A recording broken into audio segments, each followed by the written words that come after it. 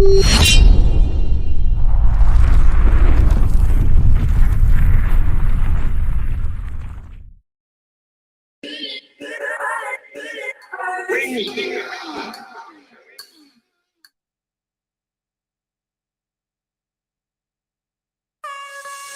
one's for the stolen voices, my people that ain't got much traces. Trapped in the belly of the beast, everywhere is beef and there's never ever peace. Every day is peak and I never get to speak. Living in the Elmos, never get to see. Sitting in a cell, feeling like you're never gonna leave, but you can't sleep because you got beef for the bread underneath of the bunk. And the truth of my speech is abundant. I don't need a reason to keep it 100. The government declared the war on the man. So this ain't a song, it's a glorious anthem to rep for the group that is normally abandoned. The poor is ignored and stranded. From Lagos to Kingston, Norway to Camden, against all odds, of course we are champions. I'm the voice of Trayvon, I'm the voice of Stephen Lawrence, I'm the voice of Tupac, with no fuck life engraved on my stomach. I'm the voice of a runaway slave, holding a blade and facing a musket. Been a victim of the system too long, we can take it that waiting for justice. The voice of Fred Hampton Sr., killed for defending the people and the right to exercise freedom of speech. We just want to be treated as equal. I'm the voice of the mums and the ones that pray for unity in the community. I'm the voice of the young trying to escape the slum, but they can't find the opportunity. So much to say, but not enough. You hear the cries calling from the skies above, saying it's okay, speak your mind, open your heart, don't let no one add you to all the voices.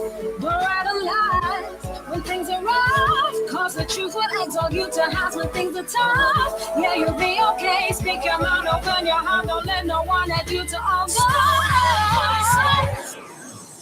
Wanna know why he's trying to flip half of his head and risking it up like his father in pen? For private school costs an arm and a leg, and a new laptop is like half of the rent. He chose crime cause no one's surviving on dreams. Through the sirens and the violent scenes, it seems like no one's hearing his silent screams. He wants to eject like a pilot seat. Hear the screams of a muted majority, oppressed by a ruthless minority, horribly abusing authority. They tell wags a dog to the dog wags a tail. We stay confused with the poverty, shooting a robbery, escaping the barrel, fighting for the same food they get rubber knees. High risk mood for the goons cause you gotta eat, so you do what you gotta do, it's a lottery. Is the whole world wearing earplugs? Cause it feels like no one hears us. My little G got stabbed 5 times, I was on the wall with empty tear ducts. I saw him laying in the hospital, asked myself his prayers are rhetorical, cause I prayed till I got laryngitis. Did anything change? Not at all. I'm the sound of the kids in foster care, to live a life so cold they were not prepared. I could tell you about my foster years, so many stories I got to share. I'm the voice of the voiceless, making noise for the traceless. Someone's playing games with our lives, our number one mission is destroying the joystick. So much to say, but not enough. You hear the cries calling from the skies above, saying it's okay, speak your mind, open your heart, don't let no one add you to all the voices. We're out of lies when things are rough, cause the truth will exalt you to highs when things are tough. Yeah, you'll be okay, speak your mind, open your heart, don't let no one add you to all the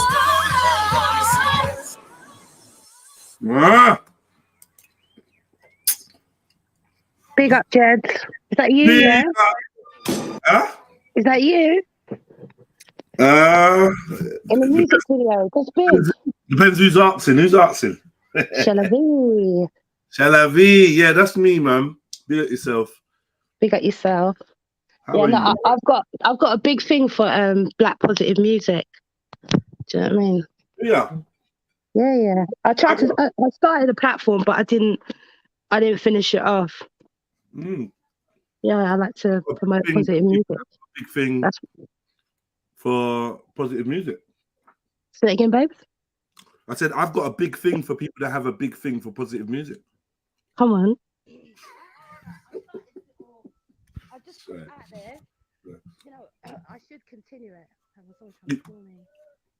I should pick back because I just wanted to promote all music that was positive from all genres, all black genres.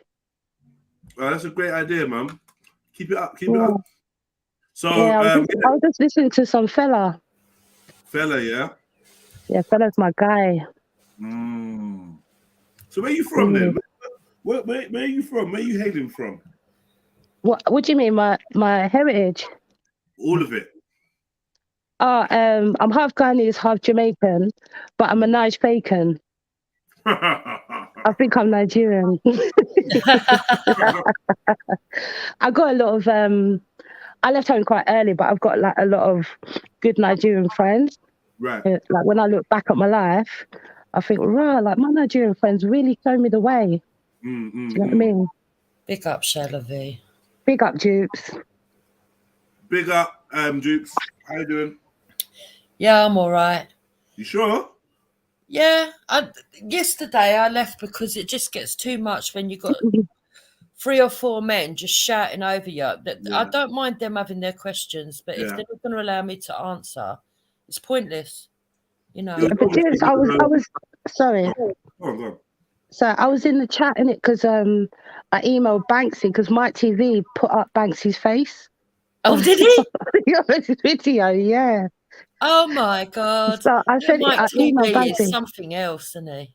Yeah, so I emailed it to Banksy and I was like, Banksy, come on, you need to roast this guy now. Come on, we can't be having this. So there was a stream. I was trying to let you know in the chat. You are so funny, Shayla V, because you can't wait for it when it goes backwards and forwards. So Shayla V, are you like a Team Banksy type of sister? Do you know what? To be fair, like I'm just touching in the space. So, you know, in COVID, when I was going down the rabbit hole with the Black Lives Matter thing, found Respect, then I found you lot's channel. So, and then I don't know everyone's politics. I don't know all the drama. Do you get what I'm saying? So, yeah. I don't mind talking to Banksy. I quite enjoy speaking to him, but I don't know his politics or anything like that. I love that. No, big up Banksy, man. He's pretty. Yeah, we're all. I think everyone's an acquired taste, so I'm not gonna try and diss anyone to anyone else. But yeah, Banksy. No, because you said you like folk, conscious music and stuff like that. I don't know everyone's politics. I just enjoy talking to him. So let's just leave it. Yeah, okay, say nothing. I don't think you would agree with his politics because he's a bit manosphere, and you're not into the manosphere, are you? I mean, you watch it, but you don't agree with it. I find it interesting. I think there are some good points, but I just think it's just a clown world in a minute. So yeah, you're like me. Yeah, they do raise some topics that are good, but I don't agree with the MGTOW or the incels. You know? What the incels? They're just the brothers that can't get pom pom, right? Oh, okay. Yeah, yeah. But the way they go on and whine and all their shit just gets on my nerves. But that's a symptom, isn't it, of not getting pom pom from men, isn't That's it? why they can't get it. You can always identify an incel, can't you? They're always angry at women. They even walk stiff and they're just moaning, innit? Yeah. I can't have incels as friends, male friends. They even walk stiff. They do. They do. So yeah. So what was Mike TV saying though? Do you know about Mike TV? Yeah, I mean, he had some content on Pearl that we was going to review, and then when I heard his voice, I was like, you know what? I'm not reviewing this guy because I know what's going to happen. I'm going to end up just dissing him, and furthermore, he seems a little bit unstable. Seems a bit femme, and I just didn't want to promote the energy that was coming from his stream. So I might have got that or whatever, but I just seen him as some dramatic, feminine kind of dude that's shouting and weird. He's a troll. I wasn't really feeling him. Yeah. But only what one piece of his content. Okay. So do you know all the drama that's been going on? All I know is G-Block and well, yeah, Veli tried to bite at him and got bitten. What's going on? What's happened? Well, Jupiter, you went on there as well, wasn't it? Yeah, so but basically this is my perspective, and then Shayla V can say hers. I noticed Sarah Garvey's video. I played it, come over here, had the conversations with you. Then Shayla V, I did some bits and pieces on my channel. Shayla V turned up. She said, go over and check this one and that one. And then Ola turned up. Have you met Ola yet, Jedi? I'm not sure. I think Ola came on when Sniper was it Friday? When Sniper was running the chat. Okay. So Ola come on and Ola was like, oh, you've got to go over and you've got to listen to this Mike TV. And I'd never heard of him. So I was like, okay, let me go and have a look. So I went over there. When I got over there was Ola on there telling this Mike TV that he needs to investigate me. Wow. I was like, what the fuck? So I went up on the panel to ask what's going on. So you went onto Mike TV's panel? Yeah. Oh, yeah, go ahead. Yeah. He was just arrogant. And I thought, now, in my head, I was thinking, right, I can play this two ways. I can fire back and then get into a fucking big troll fest. Yeah. Or I can just make out that I'm as daft as arseholes and let it all go over my head. So that's exactly what I did. Didn't bite. Just left. I thought, right, well, I ain't getting involved with that. I don't know what this fella's about, but he's a bit weird. He's definitely a troll. But Lady Divine was a big fan of his. So she convinced Velly to invite him onto his show. And he went on there and Schiffer turned up. And do you want to take it from there, Shayla V? What happened? Yeah, Schiffer turned up, and then Schiffer was, you know, trolling him a bit, asking him if he's a black man and that. It was hilarious. And then, because this guy, he knows how to roast, you know what I mean? So he started roasting, and then Banksy turned up, and he just went for him straight away. Like, he weren't having it. He just was calling him. Banksy went for Mike, Big Mike, Mike TV. Yeah, he just started just licking. He just started just cursing him out. He just dissed him out straight away off the back. So Mike TV cut the ump. And then calling him an Arab. He used that stream to say that what did he call them? African immigrants, crazy African immigrants, or something. Yeah, he's just very divisive. And this is an issue I have with the Black Manosphere. They start doing this FBA nonsense and start calling Africans tethers, and then us UK blacks tethers. Well, this is my TV anyway. He's just so divisive, and he's an idiot. So basically, Banksy kicked off on him. He did curse him out good, and he kept cursing him about being an Arab. Called it an Arab. Oh, that's right. He told Hector to get back on his banana boat. No, who was it? But you had a go at him, didn't you? Who was it? He said it. Oh no, it's Schiffer. And you lost your temper with him, yeah. So then he done a stream covering the G Block, and he put Banksy's face on it. Okay. That's good advertising for all of them. Banksy, all of them over on that side. That's lovely for them. Must get more views and that off that now. I don't really think so. His target, he seems like his demographic is FBAs, them ignorant black folk. Yeah. I still think it's a good look for Velli and all of them over there. You know, Velli, he's a plumber and a crypto man. He's not really on the live streams, but obviously he's back on live streams now, isn't it? And this is great content for him. It's amazing, man. Big up everyone that was over there taking part. Schiffer, Velli, Dupes, all of you lot. Yeah. It's how it goes, isn't it? People come over and like him, innit? Would you invite people on the show, Jeds? Special guests? Would I invite special guests to the show? Yeah. We have special guests all the time. Oh, okay. I'm just learning you guys telling me now still.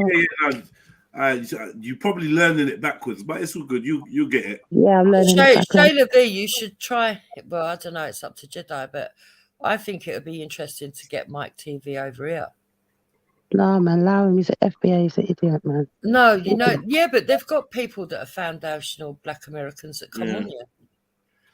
No, I mean, like, generally speaking, when I went to play his video and review it, and from the way he was speaking, it made me say, you know what, I'm not going to review this guy's video on here. I'm not going to promote him, because I kind of feel like our energy is going to be opposed, which is cool. That's great. As a guest coming on there, yeah. I think anyone that wants to get on live streams and have conversations should definitely come to Trilluminati Live.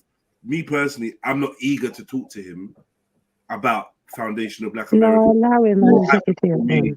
Or have him tell me to stay on my banana boat or whatever it is. So I'm not that gassed with chatting to him, but I'm sure there's other panelists and people that would love to hear what he's got to say and converse with him. You know what I mean? So for me personally, no. For the channel, probably yes. It's my opinion. Yeah, bring him. See if you can get him to come over, Shayla V. No, I ain't got time for that, babe. Ask Ola. If Jenna asked me to get like, you know, some heavyweight that's doing black positive music, then yeah, I don't mind looking for people. I don't mind like talking. that. Bring them. Taylor, we don't mind talking to anybody. We genuinely don't mind talking to anybody. So it's whoever wants to come over and chat, they can come over and chat. I think the only person I would get is there's a Nigerian dude called Duke the Don, and like he's stand up. He's an American guy. He covers the manosphere. I prefer him. Like you guys will have a constructive conversation with him. Do you know what I mean?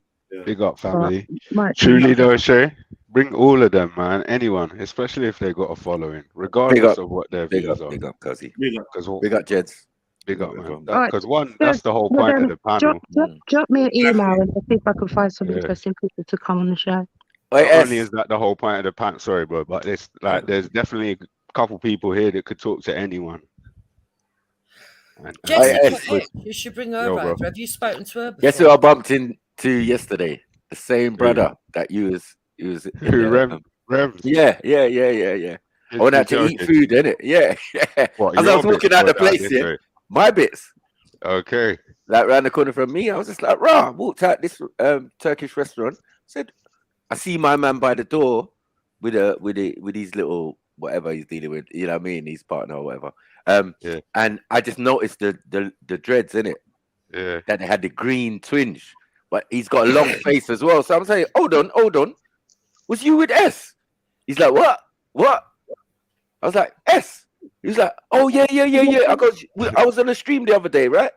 You was on the stream, watching the stream. He said, yeah. I said, oh, big up, man. Yeah, man. He's a Small world, a good though, youth, man. He's a motivated youth as well. Mm. Like when I don't know if I'm hijacking the thing, but back in 2009 when I did that little bit of youth work, where it was like some funding thing, he was one of the youths that was on the panel that got to go through the proposals and make decisions. But all of those youths were like referral youths, like whether it's police triage or school referrals or whatever.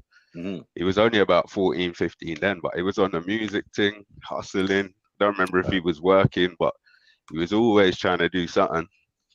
And won some little award like Young Person of the Year under that whole little bad breed kids section, you know what I mean? Come on. So, yeah, I was like a day later. How is that possible though? Like I know it's mad, isn't it? That's the way the world works. The next day, I was like, rah! Nah, I truly never jumped on yesterday.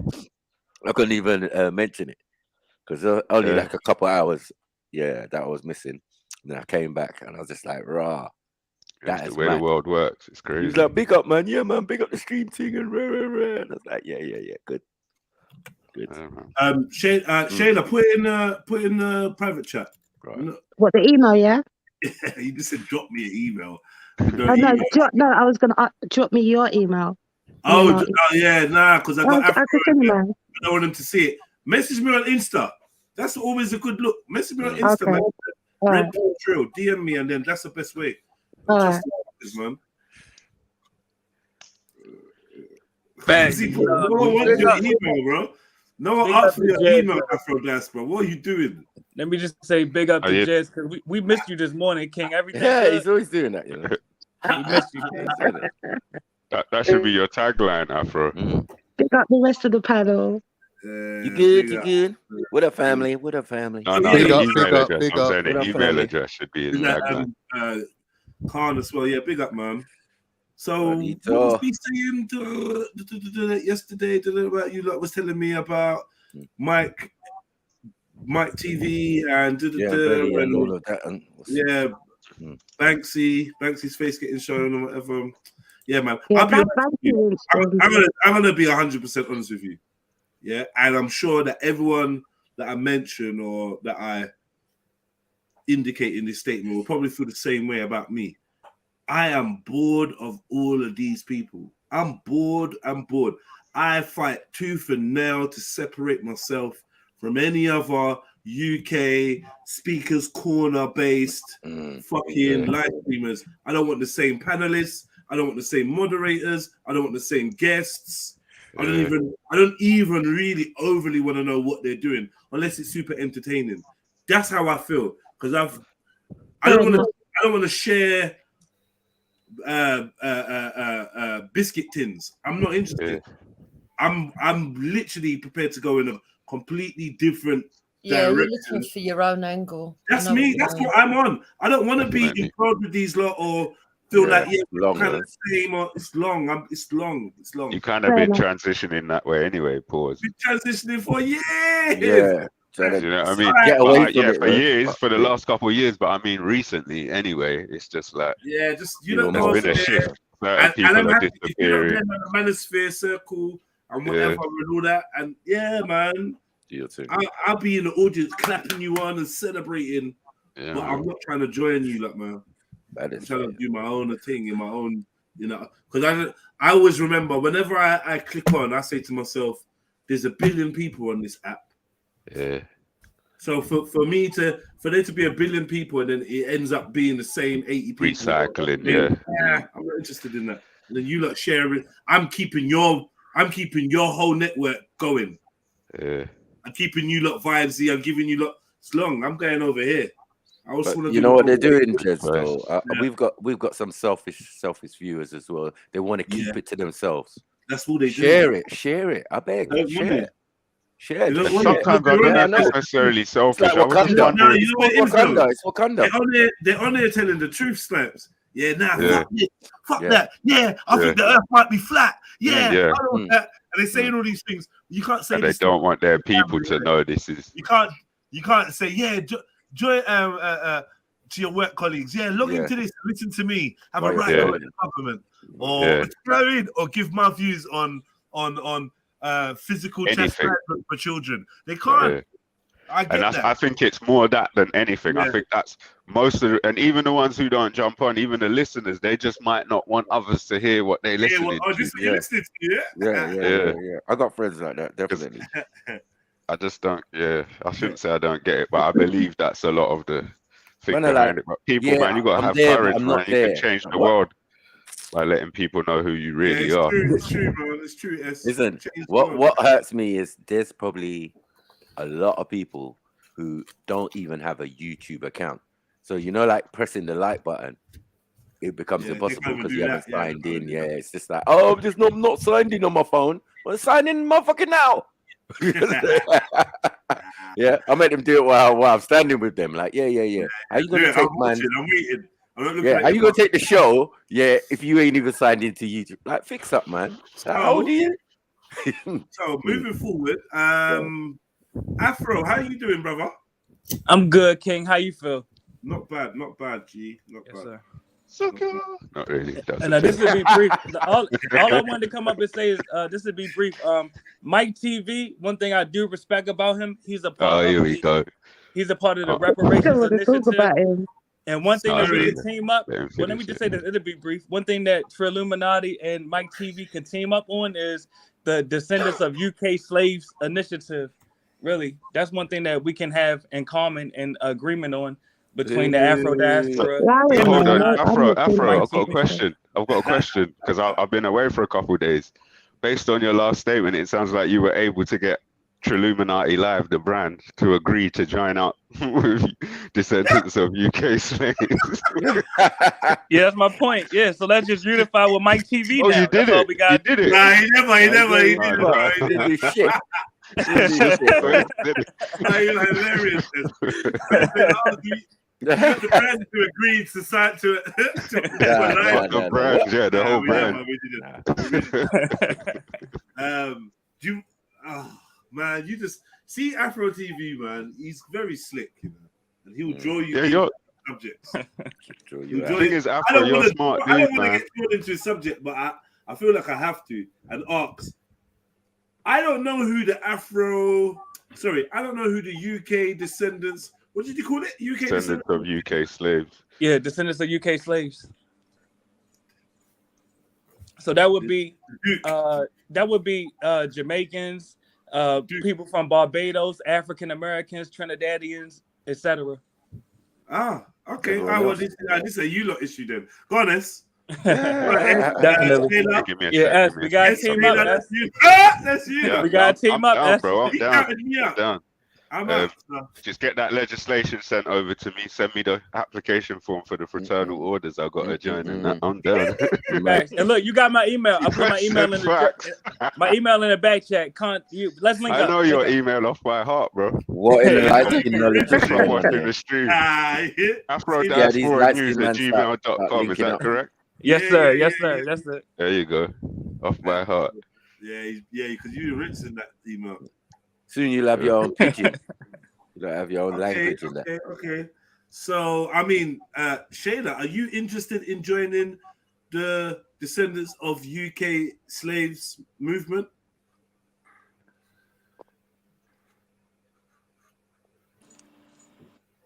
Shayla? Sorry. Yeah. So what is that all about? Oh. Yes, it's a reparations initiative, and we are fighting for a number of things. And really, we would like your input, but right now we are fighting for not just checks, not just cash, but also land trust allotments specifically for descendants of UK slaves. Also, and this is the third thing I'll say because I don't want to list everything, we are also fighting for UK citizenship by descent for all descendants of UK slaves. Yeah. Jubit was like, what? Fighting for citizenship by descent. This could be you, Jupes. No, this is all of us. They want to fucking come over here now as well. Yeah, descendants of UK slaves. Yes, that's everybody. You got that's one drop of black blood. That's you, Jupes. That's anyone. Anyone who's been colonized. She can't prove it. She ain't one of us. Slavery. She can prove it. Ain't you seen her picture? She's clearly mixed race. Until I see the documentation, I ain't believing nothing. We fighting for. That's what I'm saying about you. UK citizenship by descent for all descendants. Okay, so obviously, what about descendants of Portuguese and Spanish? We got Shayla and S who could qualify. Yes. What do you need them to do? Well, I'm glad you asked that. Really, and this is a serious response. Really, you could start the day by literally calling the members of parliament that represent you, also calling the members of parliament that are descendants of UK slaves themselves, and such as Helen Grant, and she knows me by name. And what's the other one? Deb, I forgot her last name. Y'all know y'all parliamentary elected representatives. Yeah, so call them. That's my point. Call them. Or Diane Abbott. Assist. Exactly. That's another one. Matter of fact, I'm glad you said that. That's another one. Oh yeah, Diane Abbott. Yeah. Who is the lady? Listen to what I'm saying. Listen, when you call these offices, ask how you can assist in drafting legislation for reparations for descendants of UK slaves. And I do this on a daily basis. Of the population. Let me say this respectfully. You have it drafted already, though. Sorry, I already started it, brother. That's why I said they know me by name in these offices. Why are you going to ask them to draft something that's not really going to be in their favor? Brother, these are hold on. It's almost like you're not listening. These are themselves descendants of UK slaves. How is it not in their best interest? Yeah, who is the woman who stepped to? You're saying Rishi Sunak. No, you're asking them to help you write legislation, right? Or point in the right direction. Well, look, let me say this. I drafted the legislation myself, but what I'm saying is, why don't you do why don't you ask them to do themselves? That's my point. You can call and ask how you can assist in drafting legislation for reparations. No, why are you trying to assist the government? Why are you trying to assist the government again? No, the legislation is for descendants of UK slaves. Are you not listening, brother? Yeah, but it's not for the government. Okay. It's not reparations for the government. No, but they're writing the legislation. They're going to help you write the legislation that is going to be against them, right? No, it's actually the opposite. I'm saying the opposition to the government, right? Who's the opposition? Two sides to the government. One side's in opposition to the other, right? Not exactly. No. I think I think Afro's saying if you talk to your MP, they can point you in the right direction. That's what was that Prime Minister's question time? Or help him with the legislation. Help them. Yo. Who is the woman who stepped to Rishi Sunak and said to him, "What's going on with reparations this week in the government, in the parliament?" Can you show us your African card quickly? Just pull that, man. Said it with a bit too much passion, man. Literally, and this is not even up for debate. Either you'll do it or No. you won't. But listen, if you're a descendant of UK slave listening, you have the right to call Parliament and demand that you assist in drafting the legislation. Assist and direct in the legislation. That's exactly what I just said, right? Yes. So you're asking them to help you draw up legislation, right? It's actually the opposite. We're demanding that we be included in the process you're of drafting demanding legislation. Okay, you think being included, the illusion of inclusion is going to work in anyone's favor? You think that? I mean that's a talking point, or we could just let the reparations not be allocated as we've been doing. We could just say, I'm just saying, like you see, like you're doing it yourself. You're writing up the legislation, and then you put them on notice, right? Because you're not trying to work with the system, right? So why would you want assistance or anything from them? I think the legislation you're writing up, you're looking to try and get that legislation passed and enacted, right? Right. Yes. So that's working with the system. I mean, clearly, does this unclear? Do we not pay taxes to the system? No, but I'm just clarifying that point. Yeah, that's all. Clearly, we are dictating how our tax revenue must be allocated. There's nothing wrong with that. Now, what they owe you is much more than tax revenue. So, like, you say it's not about money. Question. I don't really know how to phrase this next question because I don't want to sound negative about what you're saying. But how do you dictate how one specific group's tax money is spent? Is that would that not be classed as discrimination? No, and I'll tell you why. Because we are not speaking about race. We're speaking about an aggrieved people that are entitled to reparations. So it has nothing to do with discrimination. We're speaking about a justice claim of a specific aggrieved people. So isn't it? Wouldn't you have to perfect the claim first? That's you why can have the legislation ready, but don't you have to perfect the claim first to? That's why I'm literally, and I'm not. I will repeat the same thing I said before. We must perfect the legislation. That's why I'm respectfully encouraging you all to use your brains and assist in drafting the legislation so we can come out with the most ideal legislation. There you go. There's no need to go to the system itself and ask for any help or nothing. No, write up your own documents, your powerful documents yourself, what you want, manifesto, you name it, throw it all in there, and an affidavit of truth or whatever, and then hand it in where it needs to be handed in, or get the descendant of UK slaves to do that bit, in handing, passing over the legislation or what you want done. So Afro, so for the US, because obviously you probably know this answer to the US. So say you got your legislation all drawn up, right? You're happy with it.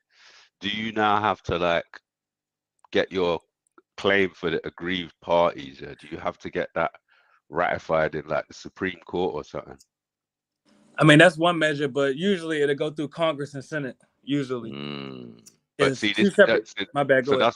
So that's my point. So if you draft the legislation and try to put it through the normal process, then it's like, Sorry, let me finish the question. Does Congress and the Senate aren't going to recognize the aggrieved party as confirmed aggrieved if it's not ratified in public, like the body of public law? If that's what, if you understand what I'm saying. Yeah, like the court of public opinion. Yeah, I get your point. No, so the court of public opinion might say it's an aggrieved party, but legally, there's no legal agreement between the government and the claimants that the party is. We agree it's that they're aggrieved, and bang, the hammer's gone down, and the judge. No. We proved. No, let me say this. We proved that we are aggrieved through evidence of enslavement, Jim Crow, redlining, mass incarceration, etc. We prove through evidence that we are aggrieved. It's not just about saying that we are an aggrieved people. So is that agreed in the, like, do the government speak in that language that's been proven now? Is what? Yeah, I mean, I can only give you examples of what we have actually done. If you look at, for instance, the California Reparations Task Force, not only is the state of California admitting that they are culpable, they have decided to assemble a task force to allocate the reparative justice right now. So anybody listening, you can literally look up the California Reparations Task Force, and some of the solutions they came up with is land, money, non-taxation, free education. It's a few more I'm leaving out, but yes. Yeah, but didn't know when they worked it out, they realized that actually they couldn't afford it. No, that's not true. And anyone listening, you could literally look up the California Reparations Task Force or the San Francisco Reparations Task Force. You could look that up. I mean, it has not been decided that they cannot allocate the funds. That has not happened. So you haven't had nothing yet. So basically, it's just you're on a promise, right? Whether, no. What you're saying is no. So who made up the task force? I can give you examples. I'm trying to give you examples. Actually, who made up the task force? I'll give you an example, bro. I'm trying to give you an example. Like in task force, California, you had Bruce's Beach that was stolen from an African American family by Los Angeles County. This is a fact. That land was literally given back to the African American family. Now, it's not a great ending to the story because that same goddamn family sold the land back to LA. But my point is, they got it back. So it's not just a mythology that that's not a great example. It's not a great example. We know better examples. No. My point. No, it's a great example because they didn't have to sell it back to the crackers. They chose to. So it's a great example. Matter of fact, it's a teachable moment. They still sold it. That's my point. It's a teachable moment. Are you not listening? It's a teachable moment of what not to do once we receive reparations. Yeah, but let's just receive reparations first. You know what I mean? Clearly. Yeah, but what I'm saying is, and that's been in the process for longer than any of us existing on this panel, right? Afro. So big up everybody. Oh, big up everybody. Big up Reggie Samuels. Big up. Yeah. Reggie Samuels. He wins. That's what someone called in the other day, isn't it? So I'm gonna put that on him now. You're gonna have that, Reggie. You know, like Kevin Samuels. Oh, Reggie, don't do that to him. Didn't have a 100% record. Like he was like, wasn't fully like man them. He was like a bit like you still. I can see the similarities. Yeah, I don't know the guy that well, man, but yeah, from what I heard, he's. I wonder what you was doing at uni. Anyway. Mad thing. Yeah, exactly. But you accepted it. It's all right. Go on. Did you want to ask a question? I'm cool. No, Afro. Am I right in saying that you're a descendant of Portuguese colonizers as well? Yeah, definitely. All right. So, like, would you describe your ancestors as crackers? I think you kind of is the word that you consist with. I mean, they definitely raped my ancestors and whipped their backs. How are they not crackers? But also your forefathers, meaning. Yeah, which part have you done that then? They rape themselves in. It's like Spanish, it's like your brain is. Hold on, let me ask you and this. the Portuguese side. Yes. So you saying that I should respect rapists? Yeah, but you don't know whether you're. You don't know whether. Whoa, slow down. I took a DNA test. Great. My brother. Oh yeah, you're right. Great. Are you saying that I should respect rapists? I'm asking. No, I'm saying you don't know whether your specific ancestor. Well, you don't know. You might have that in your genes. You might have that. You don't know that I don't know that. Hold on. You don't know that I don't know that. I took a DNA test. It shows the actual ancestors. Yeah. My ancestors that are Spanish and Portuguese were actually slave owners. This is a fact. Okay. So then, are you going to pay reparations then on yourself to the people? Let me respond the people to that have been affected? Yeah, let me By your respond. family. Yeah, and I know you're trying to make it comedy hour, but we're talking about the product of rape, so it's not a laughing matter. So I'm talking about reality. Who is that? You? Is that what you're saying? You are descendants of UK slaves, descendants of US slaves. Yes, we are the products of rape. You don't know that? No, I don't. Well, I'm telling you, that's reality. We not always true, though, is it? It's not always true. You can't. But what I'm saying is, when you look at our family line, all of us, universally, we have rapists in our family. That's documented. So I don't. It's nothing that a Caucasian from Europe can tell me, or an African from the UK can tell me. I'm just saying, Trilluminati clips, man. Yeah, but you can't say that for sure. Clip it up. You can't say. Yeah, clip it up. You said it yourself. You've got grapist genes. Is that what you're saying? Right. Grapist. Yeah, grapist. You got grapist DNA. Should I be ashamed? No, I mean, but you don't know of you. No, I'm asking. Should I be ashamed? I'm asking. Should I be ashamed? I don't know. Ask yourself. I'm not ashamed. I'm not ashamed. So, what's your point? You're not ashamed of grapists in your own DNA. we were victimized, and then we became the victors. We killed the rapists. So no, I'm not ashamed. I don't understand. So we killed the slave masters. What part you don't understand? I know you don't understand. Are they I know your you don't understand ancestors or because not? you're African, brother. I know you don't understand because you're African. No, sorry. Do you have master? Yes. Sorry, man. Afro, do you have, I think there's Africans Spanish who would and understand. Portuguese history? I'm sure you know that. Too. That goes with yes. that When you look at DNA, or is it just? When you look at the history of Spanish colonizers in Latin America, they definitely got killed in slave uprisings. When you look at the history of Portuguese colonists in the Americas, they definitely got killed in slave uprisings. I don't know why you're. They definitely bred in with a section of. I just told you that. I told you that. So what part are you confused about? I'm not confused. I'm saying you're confused. Why are you repeating the same point? I'm saying you're confused. You're half fighting. You've got a reparations case against half of your DNA. Not half. No, not half. No. Yes. Afro. No. So I'm saying like you're half African American, and a quarter. No, you don't know the math. That's the wrong math. Let me respond. Portuguese. No, claim. Listen, the claim is against slave owners, not all Caucasians. Does your brain not work? Yeah, but yours was owners, right? Clearly, I said that. Are you not listening? Are you not listening, bro? As well as rapists and whatever else. Yes. Afro. So you've got a case against your people. Should they not be held accountable? I'm asking Marku. Should they not be held accountable? Yes, they should. So what are you questioning me about? So I think you need to sit down and write a manifesto, but don't let the other side of you know. What's going on? You see Juke the only one laughing. No, I'm just saying it's just like the other side of you can't know what the other side's doing, because like let's move forward. Yeah, because everyone knows that. Why I'm laughing, right? Where did the Portuguese? Well, you know we don't need Juke's input. We don't need Juke's input. What I'm saying is we all know that. What you mean? I'm asking you a question. So hold on. So you could be related to mulattoes not slaves? Like what is going on? Were mulattoes could be your auntie. I'm asking, were mulattoes not slaves? No. You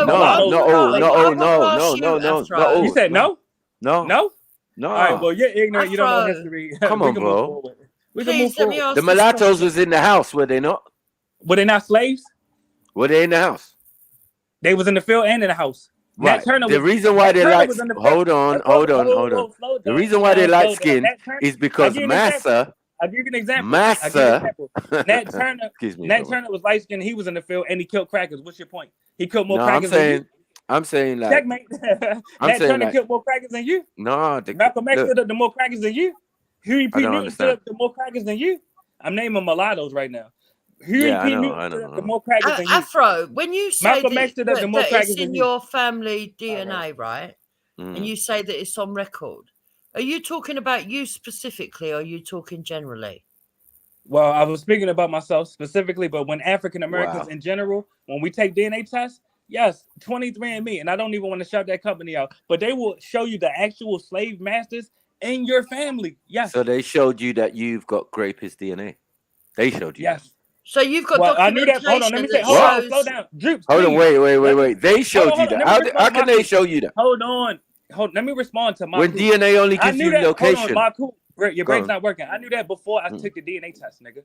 Okay. All right, you knew that before. So back to the focal point. Right. It shows you the actual crackers that owned your family. Matt. That owned your family. No, I understand you found. I feel uncomfortable talking to you still. Oh my God, but what I'm saying is, why you keep addressing me then, Maku? I didn't address you at all. I'm joking. I never addressed you at all. Yeah. Just keep that rapist DNA over there, man. Like, whoa. When you went to that country to live there. What are you talking about, man? Checkmate. You in UK living there. You didn't live in checkmate Africa. When it's in your DNA. You didn't live in Africa? You don't live in Africa? You checkmated yourself. You do know 98% of us over here. You checkmated yourself. You said it's in your DNA. Hold on. Hold on. You want to stay away? Look, you said that. You see it calm. Should we rewind it? Should we rewind it? Should we play it again? You said you want to stay away from the colonists, but you live in the UK. You live in the UK, but you want to stay away from colonists? Hey. You hold on. With your Spanish. Hold on. Wait. Whoa. Why is your no? Listen. Listen. Hold on. You want to get away from colonists, but you live in the UK? How does that make sense? You live in the UK, but you want to get away from colonists. How does that make sense? No, I was born in the UK. Not get away. I didn't. So if you want to get away from colonists, why I didn't flee nowhere. Hold on 1 second. I was born here. 1 second, bro. If you want to get away from I was born here, and when I'm ready, so why are you still there? Like I do, I go to my country though. That's checkmate. Why are you in the UK if you want to get away from I ain't in colonists? Mexico talking rubbish. Like, what are we doing? Yeah, that's checkmate. All this California stuff and all of that, and you're in Mexico. I'm gonna mute up. Go ahead. Yeah, please. Thank you. Let me respond now. Now, you just got, if you want to get away from colonists, why are you still in the UK? No, that's not the point. We're having a. We're talking about your. We're talking about your DNA, bro. If you want to get away from colonists, why are you in Europe? Bro, listen, I feel uncomfortable. Yeah, talking to someone who just. But you live in the UK. You're not uncomfortable in Europe, though. Very questionable DNA. Why you not uncomfortable? I'm not comfortable with that. Yeah, why you not? And the way you said it so aggressively is what's scaring me, my brother. That's checkmate right there. You live in Europe and you want to get away from colonists, though. Yeah, you live in Europe. Right now, I feel like I should be calling someone on you. All right, we can move forward, family. Let's not lose any more time with this back and forth. Let's move it forward. So let's move the conversation forward a little bit. You know? Yeah, I was thinking. Look, regardless, the paperwork. Yeah, he's saying that we've got to deal with the UK government, but someone was asking, are you dealing with the Portuguese and Spanish, which a lot of the American slaves? Oh, you're not dealing with the US government then? We are dealing with the US. We're dealing with Spain, Portugal, France, the UK, etc. Okay. No, that's all in your claim. So which one is it? Is it? It has to go back to a source. Because there has to be an original country that you're dealing with that affects you, especially the ones that are in your DNA. Let me respond to this. And this is why Africans don't need to be involved in this discussion, because you're confused. You should just listen respectfully. We are placing claims on the countries that are culpable for the slaves that they were complicit in human trafficking. So, sorry, Afro. All right, man. Go ahead. What's your point? Sorry, Afro. I don't taking you back, but just for those who are like myself and not really that clear, you are saying that you are a victim of ancestral rape, and this is confirmed, or is it speculation? Because I don't know. How do you actually go about? How does this work? I mean, how do you confirm that? He said that in the DNA. I mean, literally, it's in DNA, bro. It's in the DNA, bro. If you had a Caucasian slave owner, let me just say this. If you had a Caucasian slave owner and your African ancestor was their slave, you tell me, was that consensual? Are you able to consent as a slave? No, I would say no. All right, then. So that's how I know, brother. So we can move forward. I don't know. Because as I said, there were some people born out of the master's passion of sleeping with mammy or one of the sleeping with slaves, brother. They were sleeping with slaves. Regardless, because that child ends up in the house, and he's half slave master or the field and half field. So, you don't know our history, brother. Hold on, Juice, hold on. Please. I'm just saying. My cool. You don't know our history. The mulattoes were also in the field, brother. It's not just in the house. That's a myth. Yeah, brother. but white slave owners were allowed to marry their women if they wanted to. It was only white women, if they married black men, that had to go drop their lineage and go down into slavery. So a black woman could. That's not true. That's not true. It is true. It is true. In reality, and that's what I'm saying. That's why we don't need your opinion speaking about our history. It is true. Really. The truth is, I'll go if you was born, drop it in the back in a minute. It's true. The truth is this: if a Caucasian, how you gonna tell me, Miss? How you gonna tell me? Wanted to marry the black slave, he could. All right, that's not even true. Well, he could do what he wanted, to be honest. Yeah, that's my point. Yeah, that would have been illegal in some states. I'm sure, Jude. You gotta be wrong about that. That would have been. Well, no, not in the deep south, I suppose. All right, hold on. Descendants of UK marrying as well. Hold on, Maku. I'm thinking more. The only he can do what he wants. All right. But hold on. Just for the listeners, Maku is not a descendant. Maku is not a descendant of UK slaves. So he's not an authority on this issue. I would rather his Shifa or the other sister. What was her name? Shava Lee? Whatever the other sister name was. I would rather hear their input. We're all on the panel. There's nothing you can do. Clearly, about me. but you're spewing disinformation. I'm not. Really. I Right, didn't let me say see if I anything. can go Also, and You're the find one something talking, on bro. this. Let me see if I can go. It's and you find and Juke that while are. You're the one talking. talking, bro.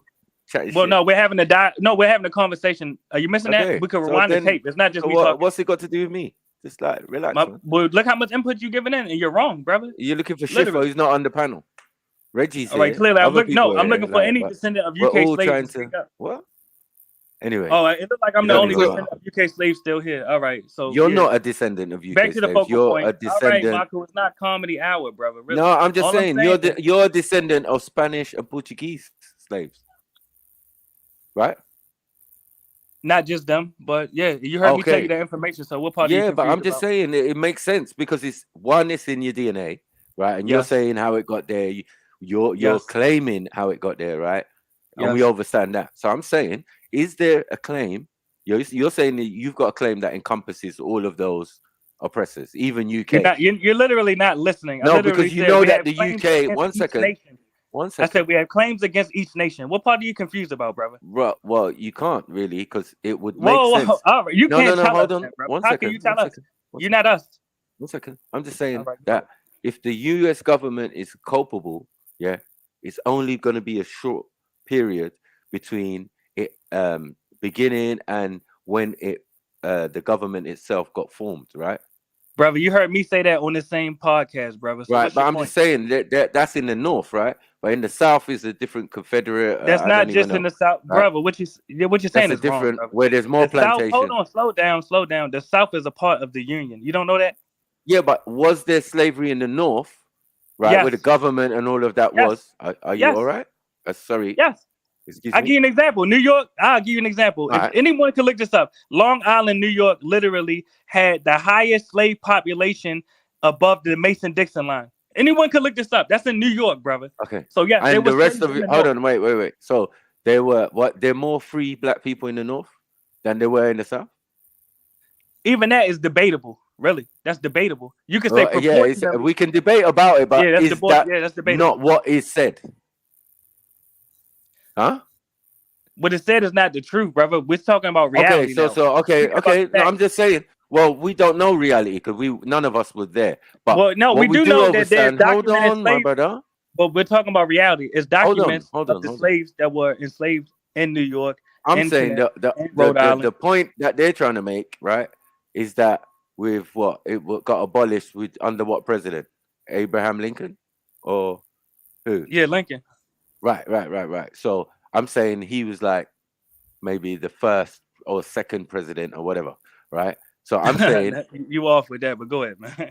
yeah, but I'm saying even in that land where they were, right? Because to even have the Civil War, they had more free people. Because remember the runaway train, where are they going? Where's it going? Is it going more deep south or is it going to the north? Because I'm of the No. understanding. Let me respond to that. No, okay. Actually, more went south into Florida and in the Caribbean and into Mexico than went north. Really, more went south on the Underground Railroad. And I'm saying this, I'm from the state where the Underground Railroad is at. I'm from Maryland. More of us was going south than north. A lot was going north though. So let me get it right. So the 12 years of slave was a lie, yeah? Is that what you're saying? All right. What part did I say that literally contradicts 12 years of slave? Please tell me. Well, I'm saying, are there free people, free black people, yeah, walking around free as a bird in funny suits and all of that type of stuff in New York, in, I don't know, Washington or whatever? Do you get what I'm saying? Yeah, you could have also said New Orleans. That's in the south. No, but I'm just saying, said Florida. You could have said Charleston. We got to say the kind of places where the government and the original part of the North, what we're saying, which is gonna, they're gonna do the whatever. But Marco, that's my point. It was always free blacks in the South, though. It was free African Americans in the South called freedmen. That always existed. Right. So you're saying in the South where they were definitely invested in the slave trade, right? Definitely. They went to war because of it, right? Civil War, right? Yeah, right. Listen, go ahead. Is that not correct? Yeah, there was American Civil War over it, right? Clearly, brother, I'm listening. What's your point, Right. though? So that's my point, that the South and the North are two different, right? They're supposedly telling us they're two opposing factions. One has abolished slavery, the one in the South saying, nah, we're not having that. That's our business, that's our livelihood, and all of that. That's the impression they give us, right? And that people from the South definitely running away from that type of area and go north where there are free black folks in the administration, in all sorts and blah, blah, blah. But again, this all stems back to the British, does it not? So I understand if you say, yeah, like you are a descendant of British slaves, but you can also be descendant of Portuguese and Spanish who predate the British in even being in that land. Right? I mean, literally, you're repeating everything I said. We have multiple justice claims against multiple colonists. Okay. Literally. So what's your one? It's not just one. Clearly, you heard me say, not only am I mixed with Portuguese, not only am I mixed with Spanish, not only do I have British ancestry, also some of my family members were enslaved by the Cherokee, and this is all documented. So yeah, we have multiple justice claims. So you've got a claim against the Cherokee? Yes, and there are some African Americans from New Orleans that got claims against the French. No, hold on, wait. You're saying an indigenous tribe in the Americas, what tribe are you, sorry? All right, look, just because I know you're trying to take it the comedy hour. Anyone listening, just look up the Cherokee Freedmen. Hold on, don't cut me though. Anyone listening, just look up the Cherokee Freedmen controversy, Cherokee Freedmen trial. All you gotta do is look it up, really, because Marco's getting on my goddamn nerves right now. Oh, really. sorry. So you're saying one second. You're saying you're a freeman then, brother? Yes. What part are you missing? Yeah, you didn't say that before though, brother. A descendant of slaves in the U.S. is a freedman. You don't know that? No, it's not. You said no? No, because I know a couple freemen. Hold on one second. I know a couple freemen. Yeah. Out here, our brother Ashley, he's a freeman, and he's saying that his people were never enslaved. So is he from the U.S.? Hold on, who are you talking about? Is he from the U.S.? He's from the U.S. Yes. And he said he's a freedman. He's a freeman, yeah. All right. Well, until you can get him up here and we can have that dialogue, I can't take what you say at face value. Communication error. Anyone can look up what a one of you saying freedman, and the other one saying freeman. Oh, say I'm saying freedmen multiple times. I said freedmen. All you gotta do is look up the definition of a freedman, and you'll see it's a descendant of United States slaves. Yeah, freed slave. You mean? So I dropped some interesting stories in the back, but there is one that I want to talk about, and this is the legislation, right? It says, hold on, it says here, and I've dropped this one in the back for you. Centuries before the same-sex marriage movement, the U.S. government in constituent states and their colonial predecessors tackled the controversial issue of miscegenation or mixture of races. It's widely known that the Deep South banned interracial marriages until 1967, but less widely known is that many other states did the same. California, for example, prohibited these marriages until 1948. In addition, politicians made three brazen attempts to ban interracial marriages nationally by amending the U.S. Constitution. It said Maryland passes the first British colonial law banning marriages between white people and black people, a law that, among other things, orders the enslavement of white women who had married black men. Okay? Or as much as diverse freeborn English women, forgetful of their free condition, and to the disgrace of our nation, do intermarry with Negro slaves, by which also diverse suits may arise, touching the children of such women, and a great damage doth befall the masters of such Negroes, for prevention whereof, for deterring such freeborn women from such shameful matters. Be it further enacted by the authority, advice and consent aforesaid, that whatsoever freeborn women shall intermarry with any slave from and after the last day of this present assembly shall serve the master of such slave during the life of her husband, and that the children of such freeborn women so married shall be slaves as their fathers were, and be it further enacted that all of the children or English or other freeborn women that have already married Negroes shall serve the masters of their partners till they be 30 years of age and no longer. So the ones before this date of this, where they amended it, were allowed to serve only for 30 years. The ones after that were enslaved for life, like their husbands, along with their children. And it specifically states women. And you see that the mulattoes were slaves. Hold on, 1 second, 1 second. Hello, Calvin. Calvin, I think they could just be talking about sex. Sorry, go on. Yo, what's going on? Where you from? Alabama, dude. Okay. Have you been on before? No, man. I just wanted to say, what about the Muslim kings that owned white Europeans from the 18th to 19th centuries? Yeah, what about them? You know, I hear a lot about, you know, slave trade, slave this, slave that. You're a descendant. Anyone can be a descendant. And I don't really like the victim mentality that I hear in some people on your panel. Oh, yeah? Which people specifically? Yeah. The ones, you know, well, you know, I'm not here to insult, but I think everyone knows damn well what you're up to. And I just want to say, you know, I show love to everyone on the panel. I appreciate your show, but I want you guys to talk about slavery from all angles. I mean, that's a deflection. Can I ask you this?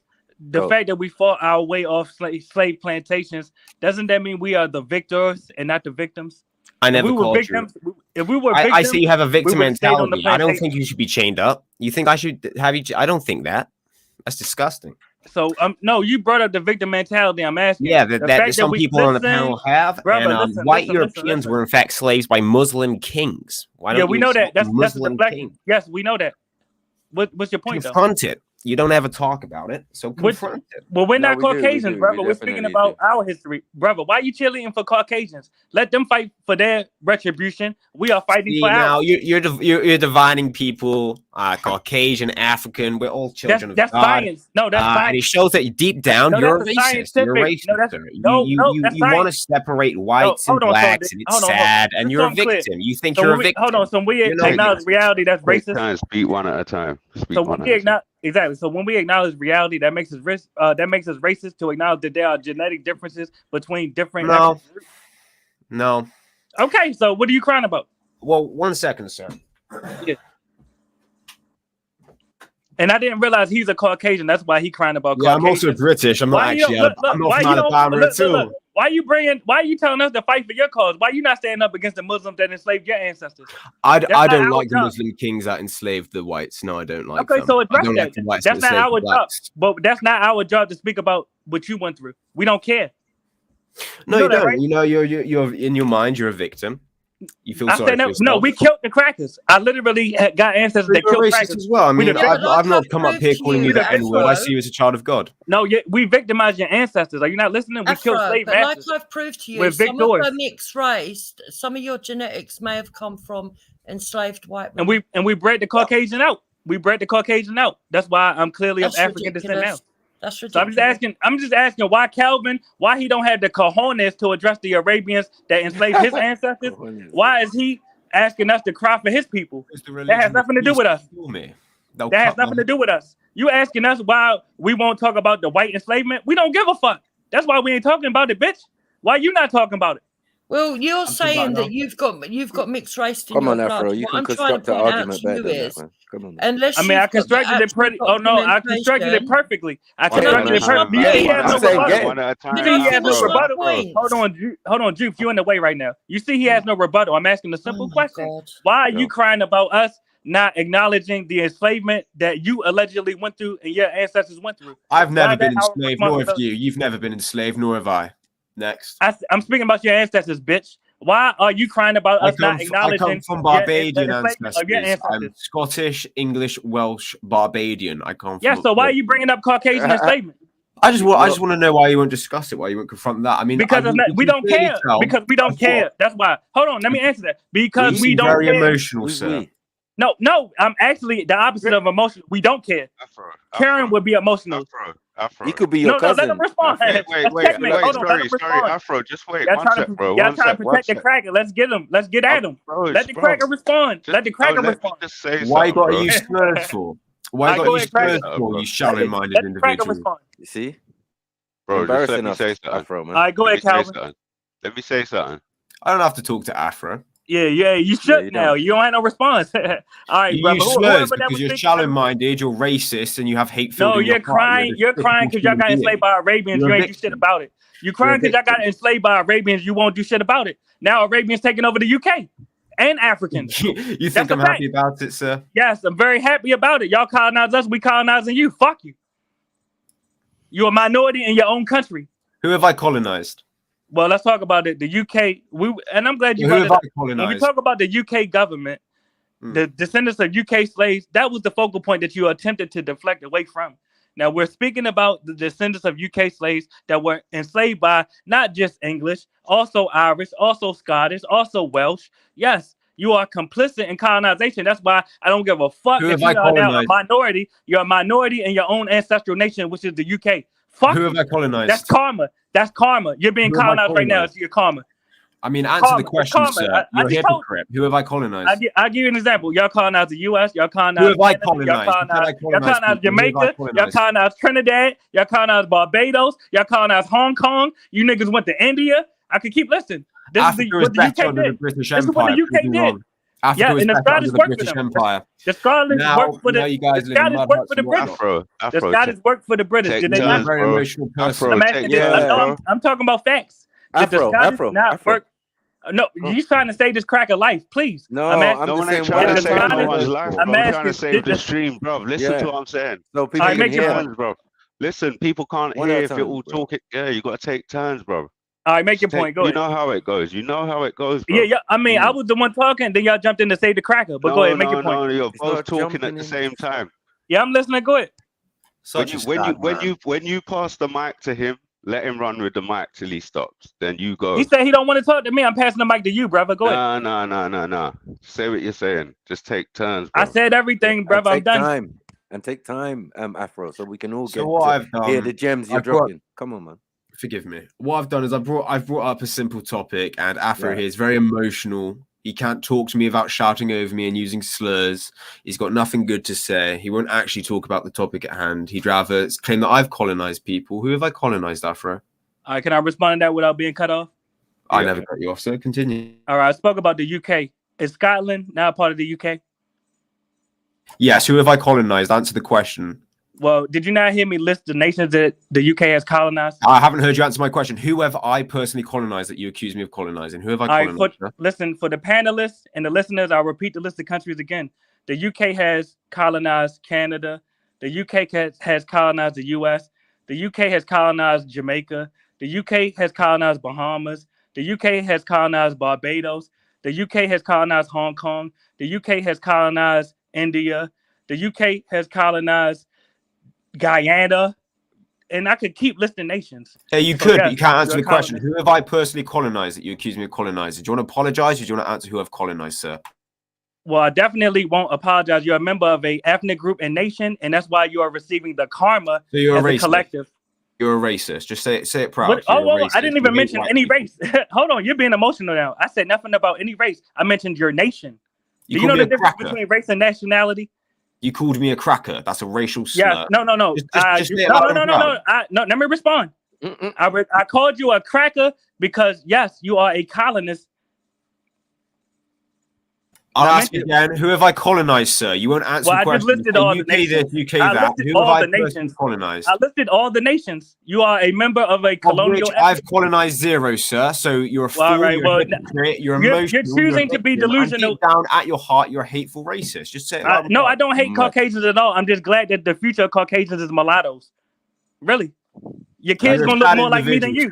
You're a sad individual. Calvin, your kids gonna look more like me than you. Your grandkids gonna look more like me than you. Your neighborhood gonna look more like me than you. I couldn't care what my kids look like as long as I raise them to be good people. Nothing like yourself, you're a racist, uneducated, vile. You're emotional now. Now you're being emotional. Back to the focal point. Straight-faced. So I've not cut you off. I'm not being loud. Back to the focal point. I'm asking. Don't you realize that it's your karma that now Caucasians in the UK are being outnumbered in their own nation? What have I done? Well, I literally just named it. Now you're being delusional. No, because I did none of that. So you're a fool. What did your family not do that? Did your family not do that? Nope. Did yours? No, but my family's taking over the UK now, though. My family's taking over the UK now, though. Okay. Checkmate. Was it a war or something? I don't think y'all declared the war, so yes, we are responding to the war that you all declared. You all declared. You enslaved us. Let me say this. I don't understand who hurt you. Your face turning red. Your face turning red. When you all, and I'm saying this with all due respect, when the UK decided to engage in human trafficking and the enslavement of people of African descent, you all decided that you did not want to exist anymore. So when I go to London, most of the people I see there, they look like Maku, they look like me, they look like Jeds. You got some Pakistanis out there. Most people in London don't look like you. Most people in the Pakistanis are raping our children. What about it? Most people in the UK don't look like Calvin, and he's upset about this. That's why he came up here. I'm not upset. Sorry, Calvin. No, let Calvin talk. Sorry. Yeah. We use different words over here. We don't say the R word. We say great. I apologize. Did you get it? Yeah, correct, Calvin. Yeah, get that together. Caucasian. Get it together, cracker. Yeah, get that together, cracker. Yeah. You're a very hateful person, Afro. Why do you allow? I have no hate in my heart. Let me say this. Let me say this. I have no hate. Afro. All right, make your point, brother. Go ahead. Say this cracker life. Yeah, Calvin, it's an open panel. Anyone can come here with any ideas, any views. Yeah, anyone. We have racists of all kinds, good people of all kinds. They come here. They can say whatever they want, and anyone's free to respond. Yeah, and you know what? Despite the views of Afro are not the views of the panel. No, that's right. But despite Afro's racial claims and racial slurs, I'm still not going to stoop to his level. I love all right, but let's get back to the karma. We see that Caucasians are now a minority. We see that Caucasians. You can't do nothing to me, cracker. What have I done to you? You say karma this, karma that. What have I done? Why are you attacking me? If you stop interrupting me, I'll tell you, bitch ass, the karma that you're facing. Now, we see that Caucasians are now a minority, not just in the UK. Caucasians are becoming a minority in every majority Caucasian nation. This is definitely divine. This is divine retribution. At this present time, we're not a minority. We know that. You see, the Caucasians are triggered. This is divine retribution because we know that by 2050, matter of fact, let's not even go to 2050. Right now, under the ages of 30, Caucasians are already a minority in the UK. Under the ages of 30, and Calvin's demographic, he is already a minority in his own country. That's why he's coming up here. He's mad. Is that a problem, though? I'm not mad. Is that a problem? It's not a problem for me. No, it's not a problem for me either. So what's your argument? Face your fate.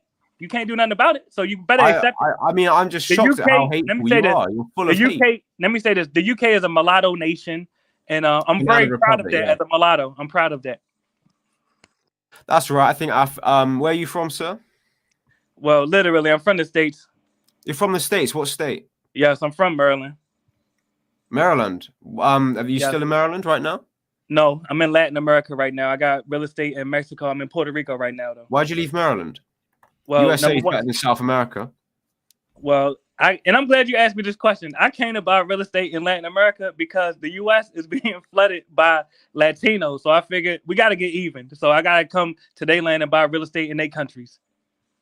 That's cool. You seem very focused on people's race. Well, no, you're bringing up race, so I'm responding. No, I never mentioned the Hispanics flooding the country, as you claimed. You said why? Oh, slow down. Did you forget the question you asked? You said, why did I go to Latin America? Did you forget that question? Yeah, and then I asked another one. I answered the question.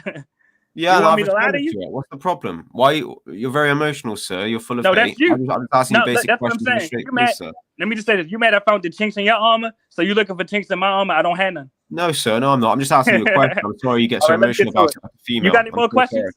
You got any more questions, Calvin? Yeah. Why not just vote for Donald Trump if you hate Hispanics so much? You want to leave? Well, when did I say I hate Hispanics? If you look, you said you left because Hispanics are flooding the United States and then went to South America. I find that confusing. Oh, are you not listening? I said Latinos number one, and if you know anything about me, I'm also Hispanic myself. I'm Afro-Hispanic. ¿Qué pasa? Huh? Someone let L run. Yeah, bitch. Yeah, you lost. Yeah, I'm also Hispanic myself. So there's no argument to be had here, sir. I'm not arguing with you. Yeah. So what's your point then, Calvin?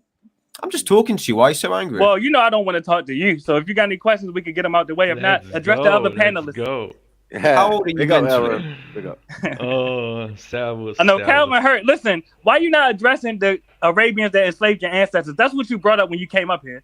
Why I don't like it. that? As well as I don't like any slavery of any kind. That's why the UK was the first. All right, so get to that. Why you didn't do nothing about it though? Empire made countries better.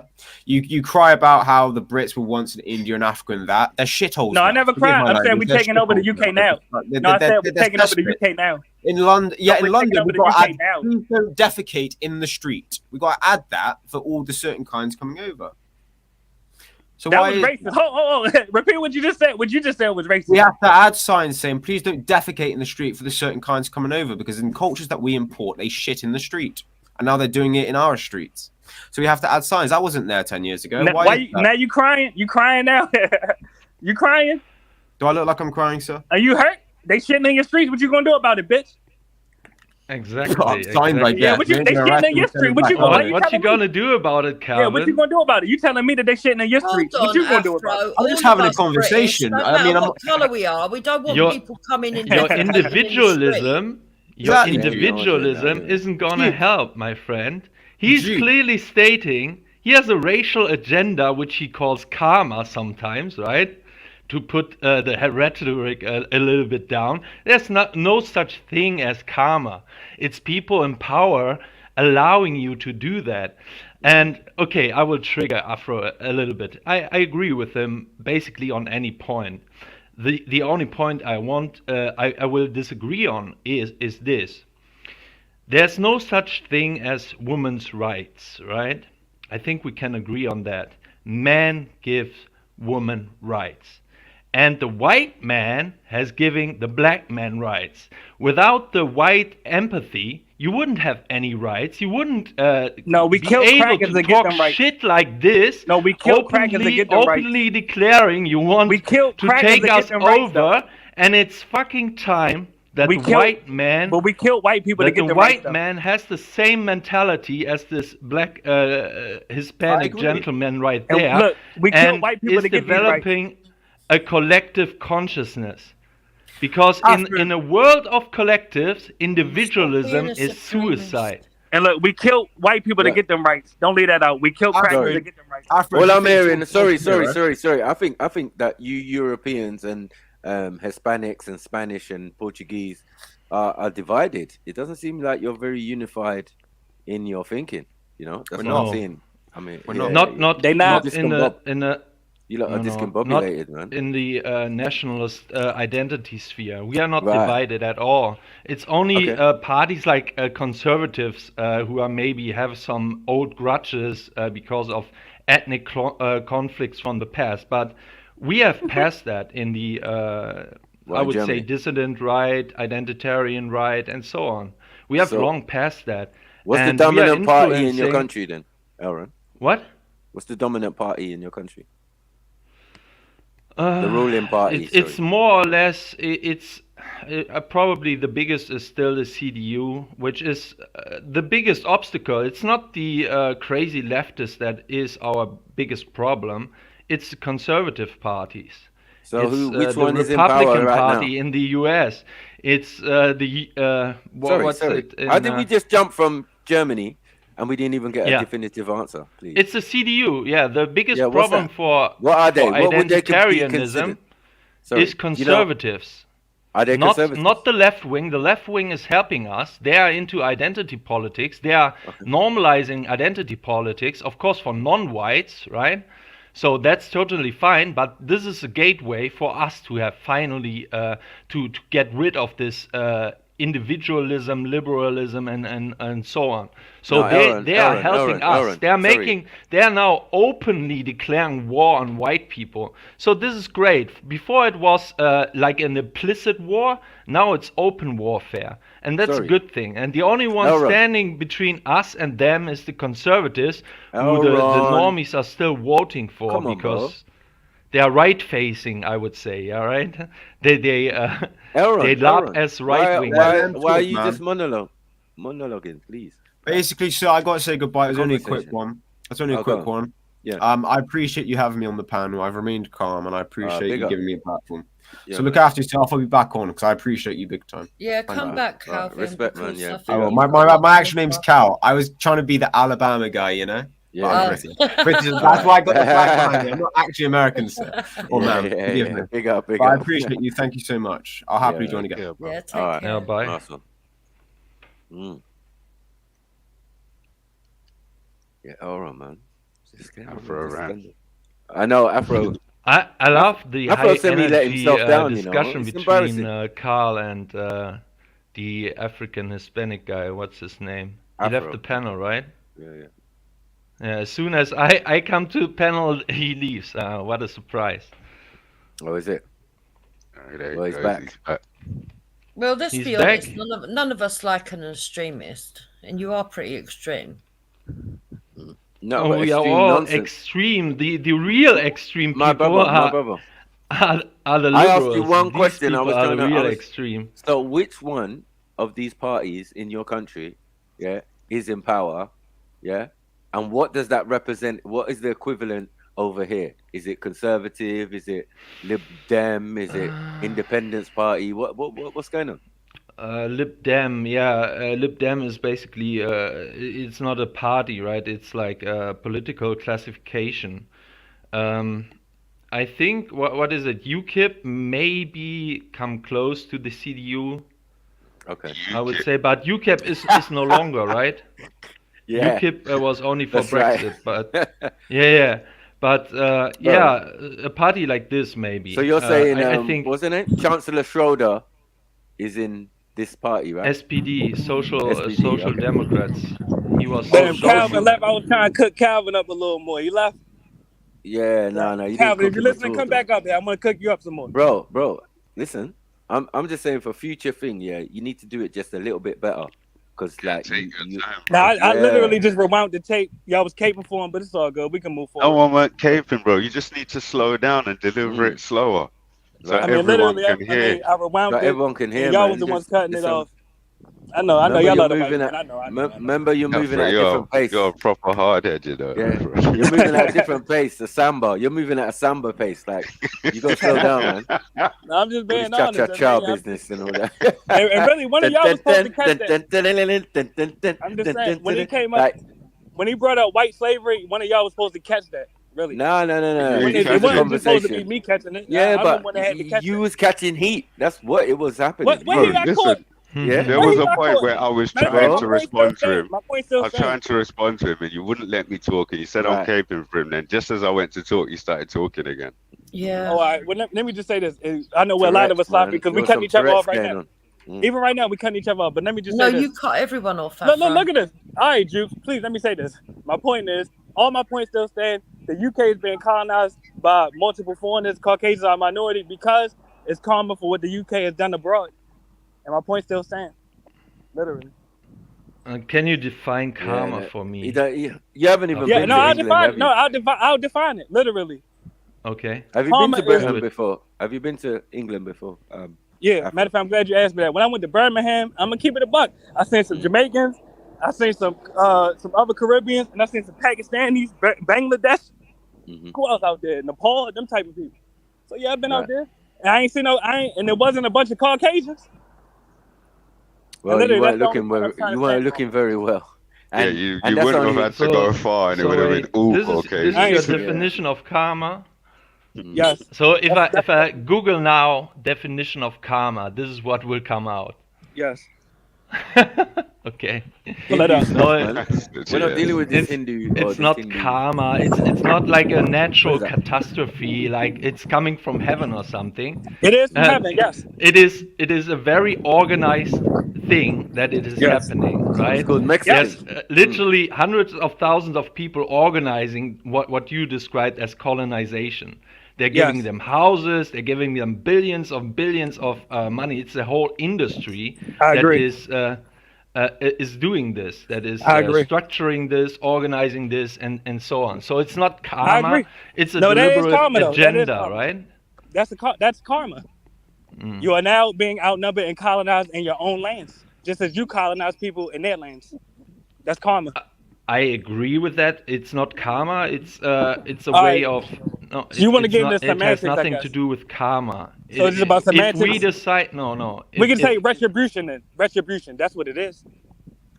no, Can you it's let him speak and what then from then your rebuff point of him? view, it's That's all right. revenge. That's what it is. It's not What's wrong with karma. revenge? It's revenge. What's right? wrong with revenge? What's wrong with revenge? There's nothing wrong with revenge. Okay then. So revenge is being exacted against Caucasians. Let him Just finish though. what I Afro, would 'cause say he's saying is he's got a let's different make it a perspective. fair fight, right? So let's make it all white people doing the same thing as you are doing. You And already then we did have it. a fair fight. You already Are did you it. up Matter for of fact, that fight? It wasn't fair when y'all came to Africa with guns. It wasn't fair when y'all came to America with guns. So now you don't deserve a fair fight. Fuck you. Oh, so there you go. There you go. We ain't So deserve one, right? Y'all we said we can't ain't deserve one. Y'all don't collectivize, deserve right? You can collectivize, but we have to still be individualists, right? Listen, you can do what you want, but you can't stop us, and we will stop you. We already stopping you. Oh, we can stop you as soon as we decide we Well, want to all right, stop let me ask you. you this. I'll give you an example. How can you stop the influx of Africans into the UK right now? Right now, we just make a sea border. We have all the ships capable of blocking the sea and you're not roads. doing it, right? We have all the military. We have the mightiest, Yes. still the And mightiest you're not doing it, military right? in the world. And you're not doing we can it, right? easily stop all of But this. you're We not, can though, right? have But you're incentives not for doing it, right? remigration. Incentives, doing for it, right? example, we can do like black-owned businesses do, right? No, look, we if you only could, you would. only hire white people from now on, right? Y'all don't work hard enough. We make incentives for you to leave. That's very Y'all don't simple. work hard enough. Y'all don't work hard enough. That's why y'all got slaves in the first place. Oh, Caucasians we don't hard work enough. hard enough. Yeah, y'all don't. So back to the focal point. If you could do what you're saying, if you could stop us, you would. You can't. Where do So you won't. live? Where do you live? In America Well, still? I got. Or? Let me respond. I got multiple residences. I got a house in I got 2 houses in Mexico, 1 in Puerto Rico, 1 in Panama, etc. What's your point? All right, because you're saying we are not working hard enough. So when you live in America, I have, for example, the statistics in America, right? If you look at the statistics in America, the only demographic groups from the racial groups who is a net positive are white people. So we are working harder than any other race. Okay. I mean, and then, I don't even know how you prove. How do you? So verify we are that? basically How do you paying prove that? for you to colonize us. That's what really is going Well, that's on, your right? that's your lack of intelligence. Then fuck it. If that's what y'all doing, that's because you're idiots. Fuck it. You No, don't get no that sympathy is for being idiots. You don't that get is sympathy for being idiots. you Y'all didn't give us using y'all didn't give good us sympathy. traits that are normally good traits, which is tolerance, which is individualism, right? That is using our good traits to infiltrate us and to take us over. That's How what it you? is. Let me ask you this: how is it a good trait when you are a colonist in the nation you're speaking about, particularly the U.S.? I agree. It's only a good trait amongst white people. That's my It point. doesn't work in a how are white people in the- no, I'm asking. multi-ethnic, No, I'm multiracial asking in the society. US. No, I'm We have asking learned in the a US. lot of I'm talking about the people US have right now. learned that now, and it's That's time my point. to. Hold on, slow down. You're having a comprehension issue. I'm asking the Caucasians, the whites that you're speaking about in the U.S., they are colonists. So I'm asking, how are you saying that they are manifesting good traits? No, you are the colonist. There's no Where am I a colonizing. colonist? No, I'm asking where No, am I colonizing? you're literally just admitted it. Where though? Where am I colonizing? I'm asking. Mexico. You went to Mexico from America. It's more Mexicans in the U.S. than it is Americans in Mexico. Checkmate. So what am I colonizing? Please tell me. Back to the What? European man. Go ahead, There's speak up. more Mexicans in America than Americans in Mexico, and that is what? That is an exchange. We as Americans need to buy more real estate in Mexico. No, that is No, colonizing. you got lost. You That said is that- colonizing. You said it. Yeah, get back to that part. What am I colonizing? Please tell me. No, you said that all the non-white races, basically, you limped everyone in. No, I That didn't. is the I said Caucasian. intersectionalism here, right? I don't put That all is the non-whites together. intersectionalism. No, I Everyone don't. against Listen, white listen, people. listen. You're confused because you don't understand. I never put all non-whites together. I was talking about Caucasians specifically. Caucasians. What is that? You spoke about whites having good traits. I'm asking, what are the good traits of whites? Everything, everything you no, value. let him answer that. Go ahead. The creativeness, technological advance, art, philosophy, everything basically. All right, if it's so great, can I ask you this? If it's so great, creating movies, right, that you like, all right, creating music. And look, if it's so great, can I ask you this? If it's so great, then why are Caucasians on a global level experiencing a population decline? If y'all so great, wouldn't y'all be able to at least sustain your population? Well, yeah, that is the problem, right? But this is a problem not only from white people. You see that in we don't have that problem. No, in almost every developed countries. What you see it in people of African East descent Asian countries. You see it even in China, right? That is supposed to be the new world power. Yeah, but they won't be a world power if the demographics in China continue.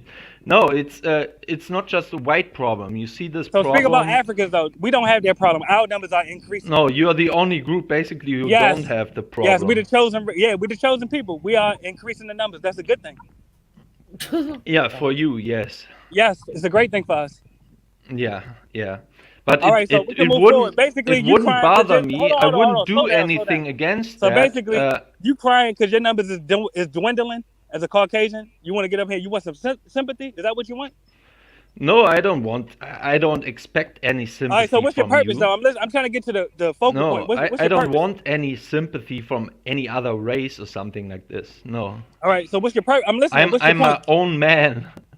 I don't need help. This is the difference, right? This is the difference between you and your race and our race. Y'all dying off. You are the beggars. Y'all dying off. You beg the white man to lift you up, right? No. And we killed all I'm saying is leave us the fuck alone. That's it. Y'all didn't leave us alone, so we won't leave you alone. Fuck you. Yo. Y'all didn't leave us alone. We won't leave you alone. Fuck you. Nah, I'm saying Afro needs a bit of moderation still, man. Like, he's talking a lot. He does talk a lot. Yeah, I mean, I was being addressed. I know. But you asked the man a question, he started answering, you interrupted. Just like try and be less animated, bro. Like that's the only way I can say it. Just try and calm down a little bit. I know you got passion and keep your passion, but you know, for the sake of it just being a comfortable conversation we can all listen and enjoy, just make your points and then just mute up when the other person's talking, bro.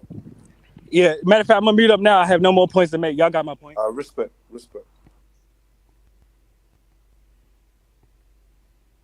Mr. White dude with the flag in the background. Yeah. He left. Yeah, he left. Yeah. Yeah, he sounded like he watches though, or he's watched before. He said he'll come back, Jedi. He said that he enjoyed the fact that everybody allowed him, to speak and that. Yeah. That's what we do over here, man. We want to hear his viewpoints. But yeah, man, let me get out of the way. I'm not trying to get in the way of the convo. No, it's fine. I'm listening. Wow. Yeah, Afro let the side down, man. Like, couldn't construct a proper argument without abusing people and being disrespectful. He needs to learn how to do better. I mean, we could rewind the tape. Everything I said still stands. I'll mute back up. I hear you. But Afro, do you Whether not it stands or not, understand it's how it's delivered, though. We want to understand what Elron's saying and what you're saying. There's no point just hearing you shouting a load of stuff over everybody because it's not going to really be conducive for people to analyse and to work out who's saying what and what they stand for. Yeah. I'll be honest, when we can all rewind the tape, you'll see actually all of you, Jukes, Maku, the other brother, y'all really been cutting me off. Really. No, but I'm not crying about y'all. You see, I don't be crying about y'all when y'all cut me off. I say, fuck it. You gonna cut me off anyway. Afro, listen, bro. The only time I was cutting you off, I was just cutting you off to say, bro, slow down. Yeah, take slow down, turns. man. When you ask a question, let him answer it. That's my point. If I ask a question and then you jump in, that means you're no, bro, that isn't what happens, bro. All right, well, you're right. Let's just move forward and let's all abide by the same rules. Let's not cut each other off. That's about yes, that. but this ain't about cutting each other off. This is about just slowing it down. Like you're delivering like a Tech 9, straight full squeeze, empty the whole clip, reload, constant Tech 9, Tech 9, Tech 9. Do it more like a DMR, like bam, bam, bam, That's internet. Aim and shoot as well. Listen to what they say so you can take aim, like bam, bam, bam, bam. Attack the point. Instead, you're just like he done killed everybody in the passenger seat and the rear. He done killed everyone in his own team. Man. I'm gonna put together a clip of all y'all cutting me off, and we see how balanced it is. We'll put it together. Okay, so I've got a question for Elron. The last time I saw you, you was at extreme right. Now you're at extreme left. Can you explain to me what the change is and why I should see extreme liberals, because that's what I see the extreme left as any better than somebody that's extreme fascist? Can you explain to me what your position is? Extreme left now. Okay, well then explain your position. That's what I thought you were saying. I'm the same who I always was. I'm an identitarian. That's what I am. And it might be extreme from your point of view, but I think that the most extreme people are not even the wokies, as people like you used to call them, right? Like the woke people. These are not the most extreme people. It's basically liberals who are the most extreme. The liberalism destroys all identity. So that is the most extreme thing that I can think of. Or people that basically, what the other thing is, what I find funny is people who are criticizing the woke people, many of them, who are criticizing the woke people because they are destroying the biological sexes, right? If you talk to basically the same people and make the same statement about race, now they are the race deniers and they say everyone is equal, there's no difference, and so on. So basically the people who are criticizing now the establishment criticism of wokeism, they are just the same when it comes to race, right? That is why you see, this is where you see who's the real extremist here. They are basically they have with their ideology of liberalism, they have made it possible that now sex is also being denied as a valid category, right? So yeah, liberals are the most extreme people I know of. Yeah, so I would say that they're extreme liberals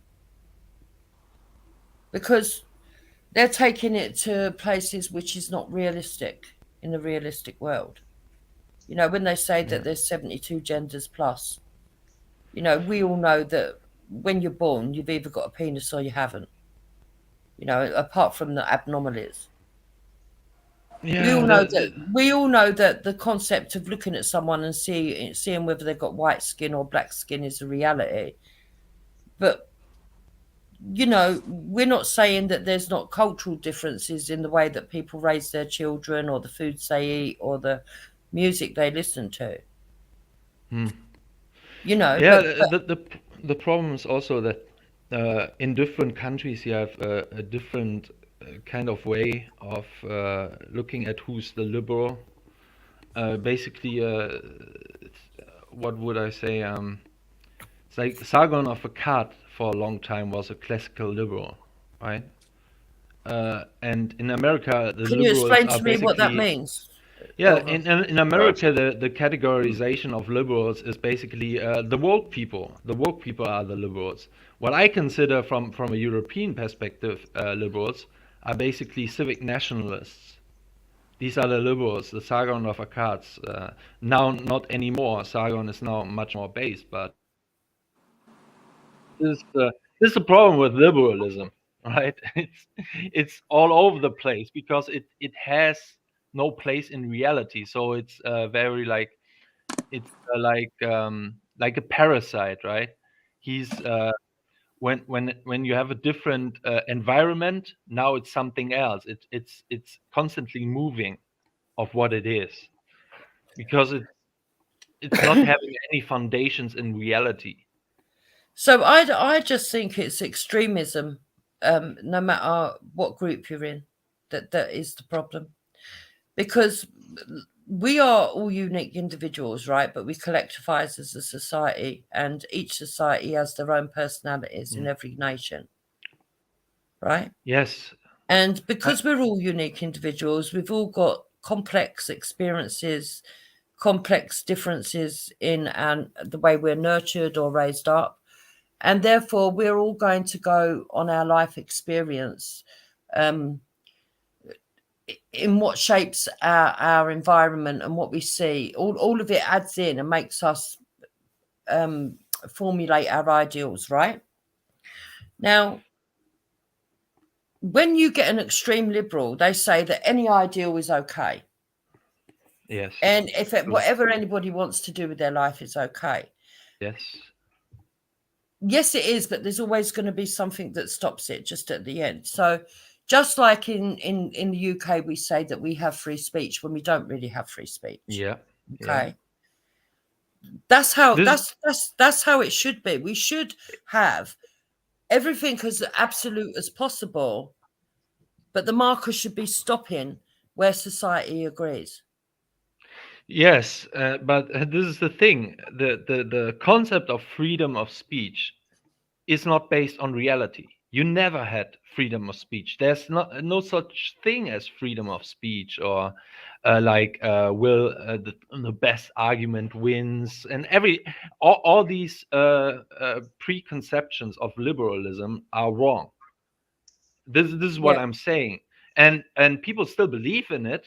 Some people, the normies, still believe in this, but in reality, it shows that there's no such thing as equality among men and freedom of speech. All these concepts are wrong, but they still pretend, or maybe they even believe in this. Yeah. So I would say this, that we should aspire to have freedom of speech to the maximum that we can, without it interfering with the society's collective ideals. You know, because we can't have absolutism. If we have absolutism, that's an extremist position.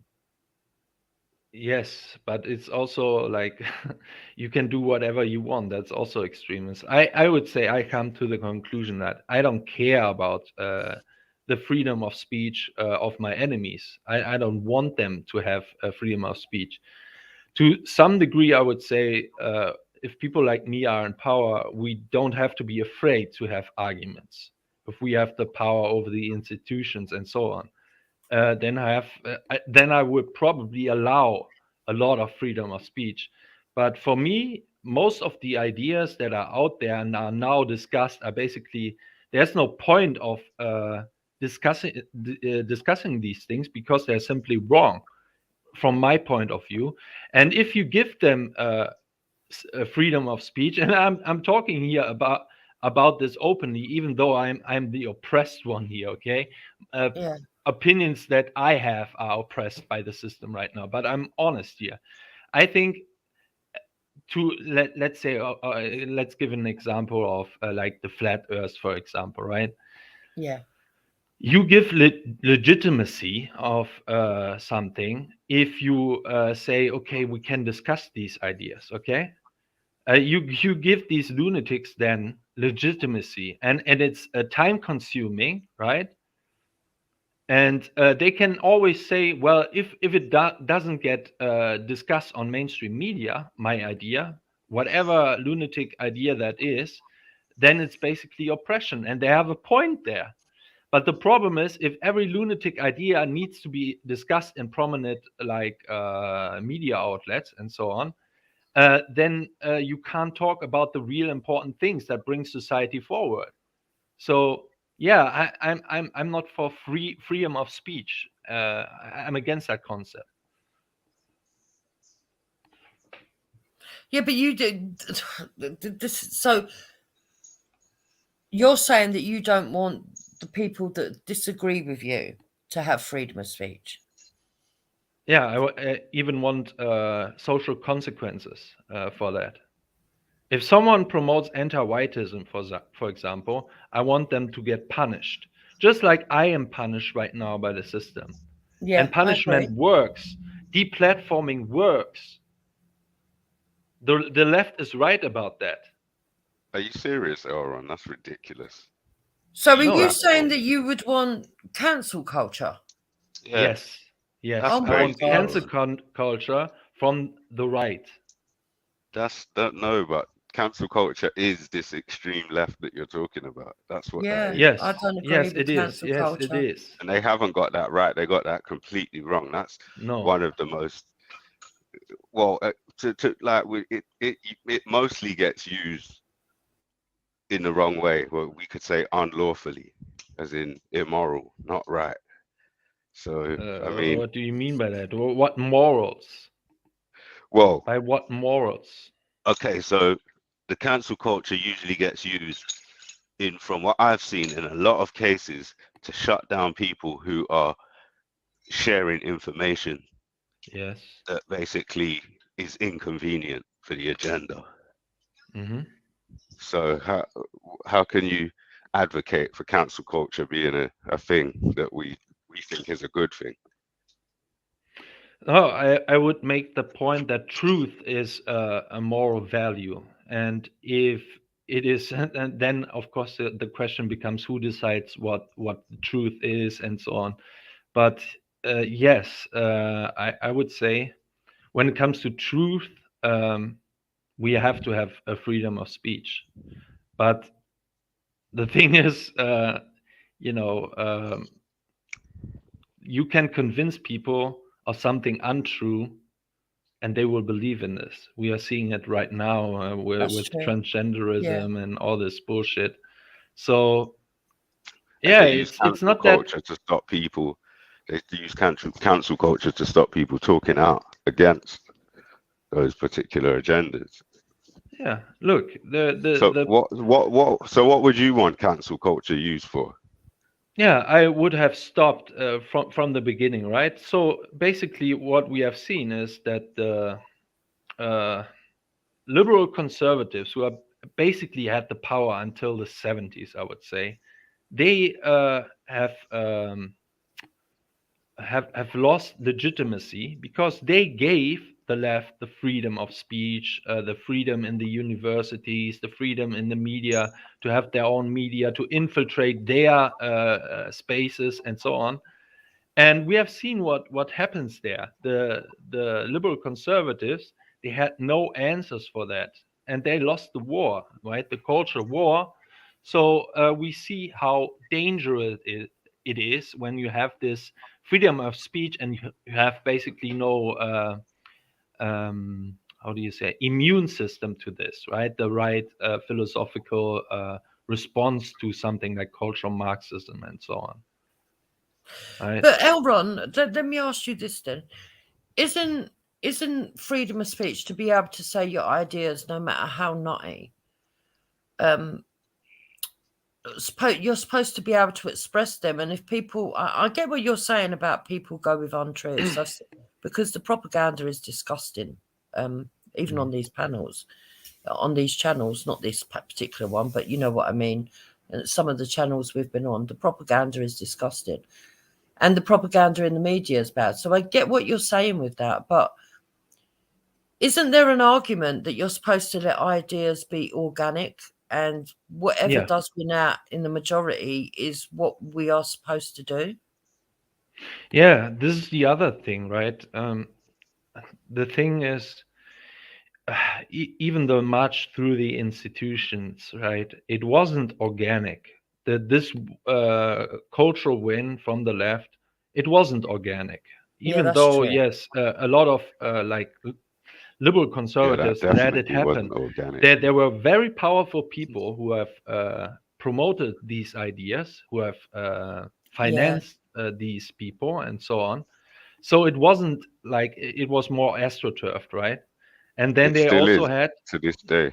It is to this day, yes, of course, and it's bigger than ever, of course. Yeah. Yes, but normally I would say yes. But even then, like when you say organic, right? Organic even doesn't have to be right. In most of the cases, I would say yes. It would be better because it still it's the majority opinion, and it's organic is like natural, right? So Yeah. I would say it has more legitimacy, but it can also still be wrong. But I would say the organic thing is probably more right than wrong when you see like an organic happening. See, I think organic growth. If everything was happening organically with no cancel culture and no deplatforming, right, and all of a sudden the money and the funding and the promotion stopped behind these agendas, they would literally just phase out in a very short space of time. True. They only exist because of the non-stop pumping and promotion it gets all over the place, even down to physical posters and all that kind of stuff. Do you know what I mean? And if that stopped, it would be gone. Now that's I would agree. Good point. Yeah, it would just be gone. No, because people aren't really into that. And those who decide to choose and make that decision this late in their life now, they're doing it because they see that there's an opportunity to get attention and to be someone. Yeah, I agree. I mean, in my lifetime, I've seen it go from organic to this organized propaganda. Yeah. Because in the past, you know, things would be like trends. They'd come, they'd go, they'd wane off, and people did it just by consumerism. Either they were into it and they would buy the things to learn about it, and then when they lost interest because it didn't make sense no more, they would just float over to something else that they did enjoy, etc., etc. But now it's kind of like being pigeonholed into the same area, and I think they do that on the channels with the algorithms. It's the algorithms that have mucked us up, really. It's almost control. And people not sharing it, and people not reposting it, and people not you get me? It's not just the algorithm, but yeah, I get you. I hear you still. Big up everyone. Big up, bro. Yeah, big up, brother. Big up. Oh, he's that shit for. Well, go on, family. We're saying Zelini. Yeah. Well, go on. I started this message. Yeah. I just see it. Can you hear me? Yeah, is my mic out? Big up, Juice. Yeah, we can hear you, bro. Yes. All I wanted to say is every single statement I made still stands. It was all facts, and I got the clip. I'm gonna put it in the back chat. Just to create evidence and awareness that no, y'all interrupted me. I didn't interrupt anyone, and I wasn't even emotional. You didn't. Forget emotional. No one's saying you're emotional, bro. I was saying Tech 9. Remember what I said? Empty the whole clip, reload, and start squeezing the trigger before you've even looked up again. And then reload again. Reload everyone again. in the car. Start squeezing before you've looked up again. Put down the Tech 9. Put down the Tech 9. Go and pick up like a M14 or something. Yeah, Dillinger. You need a Dillinger, man. Yeah, go pick up an M14 with like a 4 to 6 times scope. Stand back. You're right. Take your time. Take your time, bro. Yeah, yes, sir. No, that's good advice. You're right. Yes, sir. Get that man a starter pistol, man. A starter pistol at best. He's got 2 Tech 9s coming past on an R1. You get me? Doing donuts on an R1, just letting off the 2 Tech 9s. Like, and take out the racial slur. Yeah, stop calling people crackers. Hey, Afro, I'm surprised at you today, though, man. I'm real surprised at Afro today because you see, Afro, I'm going to be honest with you, Afro. Although you say some wild stuff, you're usually on the ball, but I think you missed the trick today. That's why I've just been listening, you know. Sometimes you got to let people talk. Because you see, but listen. Getting your message all right, and you see what it is, Afro. Afro, hold on 1 second. You see, the more you let people talk, the more they're going to say things that are going to make your argument that you wanted to make for you. You don't even need to make an argument. Just relax, brother. Listen, hold on 1 second. 1 second. I'm going to tell you something that you missed, just to bring you a bit up to speed. But can he ask you something? Can he ask you something? Yeah, 1 second. When I'm done. But listen to the boy Elron. The boy Elron, listen to how he talks about liberalism. He says liberalism is the biggest problem because it's not realistic. It presents an idea to people that's not real, but it says it's real. So they're lying to us and telling us one thing and doing another. All right, cool. But then is he not saying the same thing just about white people in general? Because you're telling us one thing, you're telling us we're equal, but we know we ain't equal. You know, like that. You're telling us that, for instance, we're in an equal society and everything's fair now, but we know it ain't fair. So you're doing the same thing liberalism's doing, and then you complain when liberalism does it. You complain. Tell you there is no equality. I get you, but I'm just saying, you complain when liberalism does it to you, but when you're doing it to us, you're fine with it. Do you not see the issue with that, Elron?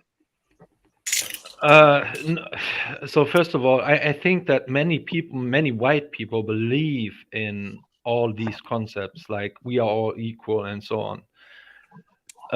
They really believe in this, and I say it's simply wrong. And I think everyone would agree that it is man is not equal to woman. There can't be no equality. Are right? black people equal to white people? No, of course not. Okay, but I'm so not making a judgment statement about that's basically what you're saying. Who is Unless superior. it's right, It's not unless it's right to you. Don't put words in his mouth. It's not a statement of who is superior. I'm simply observing that we are not equal. We are not the same, and that is something that I think everyone can agree with, because you're just out of curiosity. Sorry, just out of curiosity, though, Elron. Sorry, Jukes, one sec. Just out of curiosity, though, Elron, who is better? Yeah, question. It depends on what you prefer, right? Come on, Elron. What trades, what customs, and so on. What you white people. What you value basically. So I'm not even saying. But you would agree that everyone deserves equal respect. You're not letting him answer, though, man. Elron, you would agree that everyone deserves equal respect if it's reciprocated. No, I'm against that, because that is a concept of liberalism. Told you got him. Yeah, but if we accept that everyone is the same basically, or gets treated the same, then I have to treat basically the Muslim religion just the same in my country as I would treat the Christian religion. And what's wrong with that? And that's impossible because we have fundamentally different values. And this alone, this is just one example, right? And please allow me to say, I want my values to be the leading culture, the leading cultural values, and that should be incentivized. And misbehavior from that. Well, this is clearly why you're toxic to other people other than people that look like you. And this is a problem that a lot of white people suffer with. And we're going to have to start diagnosing that better and, helping you along your way of recovery. But Sheffer, please let me say this. It'll be brief. Literally, I did not miss that part. That's why I was saying, and I meant this, everything that Europeans are experiencing in Europe right now with the depopulation of Caucasians, that is retribution. That is karma. That's why I made that statement earlier. Yeah, it's not karma. That's specific. No, but you're not seeing that the boy's saying racist stuff to you. He's probably trying to trigger you, but it's going over your head, innit? I just don't think you was paying attention. Yeah, but see, I think Jupiter would agree with me on this example of religion, because it's a cultural argument from me, right? Of course, you can't treat every culture the same in one country. No, you can't do that, because then you have basically what you have is not like a parallel society, but like an opposing society living amongst each other. Elron, do you think that there's places that Christians and Muslims coexist, or people that have different religious beliefs, they coexist peacefully? Normally, this only I can only name you example when this is happening under a strict, very strict authoritarian regime, like in Syria for a long time under Assad. Right. Yes. All right, that's interesting. So, if I could show you certain parts of the world where religious conflict has been stirred up by outside parties, nothing to do with either one of them, and this is proof, this is fact, undeniable. That showed me that and I would hope that would show you that people can coexist quite fine when there's not outside parties that are trying to get them to go at each other. Yeah. Now, I'm not saying that people don't have their problems and issues with each other, because a lot of people do. That's just human nature. But trying to put a whole religion of people and say that they've got an issue with a whole religion of other people, I don't really see that. That people can get along in it. Human beings can coexist, bruv, innit? They have been doing it for eternity, and they will continue to do it. Yeah, when people don't want them to get along, they will find ways and means to make them not get along. Do you understand what I'm trying to say? So for me, I want to quickly answer what Elron said, because otherwise people would just assume that he's quite correct. Actually, I struggle with this area, Elron, because whilst I agree with you that me personally, I would value Christianity above other religions, and mainly because that's what I was baptized. Do I think other religions deserve to, other people that follow their own religions deserve to be respected? Yes, I do. And so it's finding the equilibrium without, and you're quite right, it's hard, because if the individual values one thing over the other, we are kidding ourselves in trying to say that they're equal in our hearts and our minds when they're not. Yeah, but just because somebody values something, I can value something and still get along with somebody that doesn't share the same values and not have to disrespect them. This is, I think, yeah, kind of exactly. missing. And that's why I find this a really hard one to put into words, because I don't like the scriptures that are Islamic, but I've met many Muslim people that I find nice. Yeah, the question is how serious you are about a thing, and to what extent you are respecting, so to say, the other thing.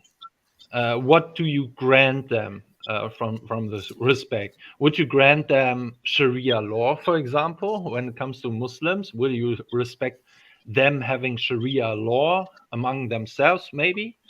Then the other thing is, it's all Abrahamic religions, basically. That this is why I have a problem with the Abrahamic faith. It's just like liberalism. It's an universal idea. So the real Muslim has the duty to spread the word and spread out, to convert the world, basically, and the surroundings, right? So yeah, they have to make, basically, when you are in this all respecting each other type of thing, they have to sacrifice parts of their religious beliefs to be able to live among each other. So it's basically, it's a sacrifice for everyone. Everyone has to sacrifice something so they are able to live together, basically. So what exactly are they sacrificing? Sorry, Ethan, 1 second. Sorry. Oh, no, I was only going to show something with you anyway and expand on it. So what exactly are like, what sort of things would they be sacrificing then? Could you give us some examples? Yeah, for example, if you live, if I go now in a Muslim school, in a school where the dominant people there, or the majority is Muslim, most Muslim would want then, like, for meal, no pig meal. Is it correct word? Like pork. Pork. Yeah. So, and then they have to make a sacrifice. That for the Christians, maybe, or you don't have to be a Christian to eat pork, but basically for the others, so they can have their favorite meal as well, right? So this would be an example. Yeah, I heard that one there, but what I would say is, in most areas there's usually more than one school, and I would also say that in the event of you had to go to a school that was predominantly Muslim, just like a lot of us had to go to schools that were predominantly filled with white people, Europeans over here, there were things on the menu that we didn't eat or we didn't entertain, but we just had to go to school and put it to a side, or you get me, just mark it off the list. But again, if I'm going to a school that's predominantly filled with a certain type of people and their cuisine is mostly this, it's a bit, I'm not gonna say silly, but it's a bit out there for me to expect for them to change their whole menu just for me. Yeah, I agree. And this goes back to your point, doesn't it? Yeah. And also, I would say that the other way around as well, Heathen. I wouldn't expect that to be, Heathen, Elron. I wouldn't expect that to be the other way around either. The majority always wins most of the time. Yeah. Yeah. So what I would say is, I would say, like most areas have now, why don't you just have another school or go to another school? Yeah, that would be a retreat, right? So you're retreating. No, not really. You're giving up territory. Yes, you're giving up territory. See, but but again, I think you're kind of looking at it all wrong. It's not giving up territory. It's the fact that I'm in an area that I share with other people. They believe certain things. I believe certain things. Some things we both believe. Yeah. If it's for the most part we don't align our views, then all right, you go to school over there, I go to school over here. Just like in certain communities in North London, yeah, that are filled with certain people. They do their own thing. And I expand that idea and say, you go to country over there, and I stay in country over here. Yeah. So your school example is basically on a broader scale. That's my ideology. Yes. Yeah, but then we can also say that about the white South Africans. We can also say that about any country that the West has gone and built a school or built a settlement. So again, that's very hypocritical and very doesn't really. No, make it's that not. much sense, I would say the South Africans. No. Actually, Elron is actually correct. Here comes white. To Europe, there we go. Preferably to the Netherlands. Elron, this is you lot's biggest fan. This is you Russia. lot's biggest fucking. He's your lot's biggest personality over there on that side. Reggie, man, shout out ML Reggie. Man. Not even. I think we oppose a lot of views, but I mean on this one I have to agree. You know, no, but this is where Motion's point links in with it though. Sorry, Reggie, don't you agree? This is where Motion's point mixes in, where he was saying before, with the outside opposing forces, i.e., the political side of religion. Do you get me? So you'll have like you know like the Muslim Council of Britain. It's a political thing, isn't it? That is also behind Islam. Do you get me? Which causes friction. You know what I mean? And that's what you were touching on there before. Exactly. I personally don't. Multiculturalism is a bit of a it just doesn't. I don't know. It doesn't seem to work as it should. Anyway, but sorry. So did it work for your people, Reggie? My people? What do you mean? You mean African people? You could class it as an African or just your family or whatever. You're saying multiculturalism doesn't work, but you're here in a multicultural country and society. Yeah, but so I'll ask you again. Africans. Go on. Say that. Go on. Sorry. No, I was going to say, so I'll ask you again. No, when I say multiculturalism doesn't work, I mean is it like you kind of changing. Are you hearing me? Yeah. You're kind of breaking up a bit. You're kind of not making sense neither. I haven't actually said anything, Sifo, so you have to be patient. But what I'm saying is that what I'm saying is that when it comes to like bringing other cultures and changing your culture to accommodate other people, that's what I'm alluding to. I'm not talking about having migrants coming over. Like it depends. Yeah, but I don't think you ask someone to change their culture. Yeah.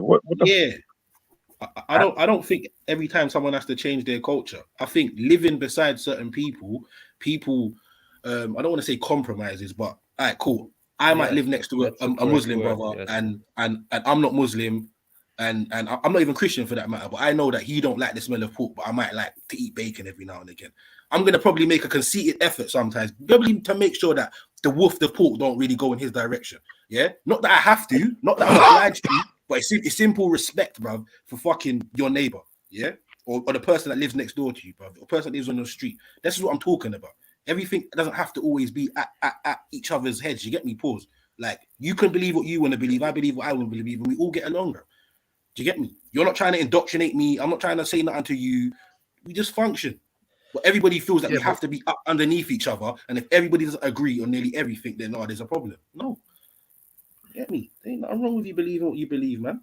Oh man, you know my friends. What if I say that now I want to come to your house and have and eat pork, and you say no, and then you want to come to my house and say that No. But see, common sense would say I'm not gonna go to fucking your house knowing that you're a Muslim and say some dumb shit like that.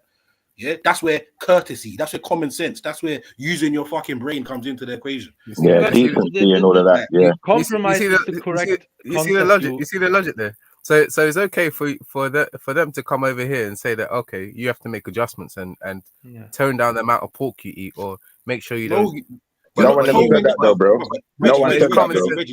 No one's telling you. No one's telling you. Sorry. Can I just make this point clear? Nobody's telling anyone they have to do anything. The whole point of what I'm saying, bruv, is if people are courteous, bruv, and actually have a little bit of fucking respect for each other, bruv, yeah, you ain't got to do these things. Because I know, do you know what?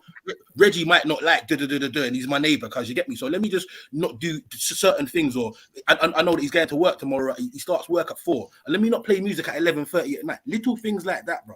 Let me ask you a question, brothers. Not because we're forced to, because we're choosing to accommodate for each other.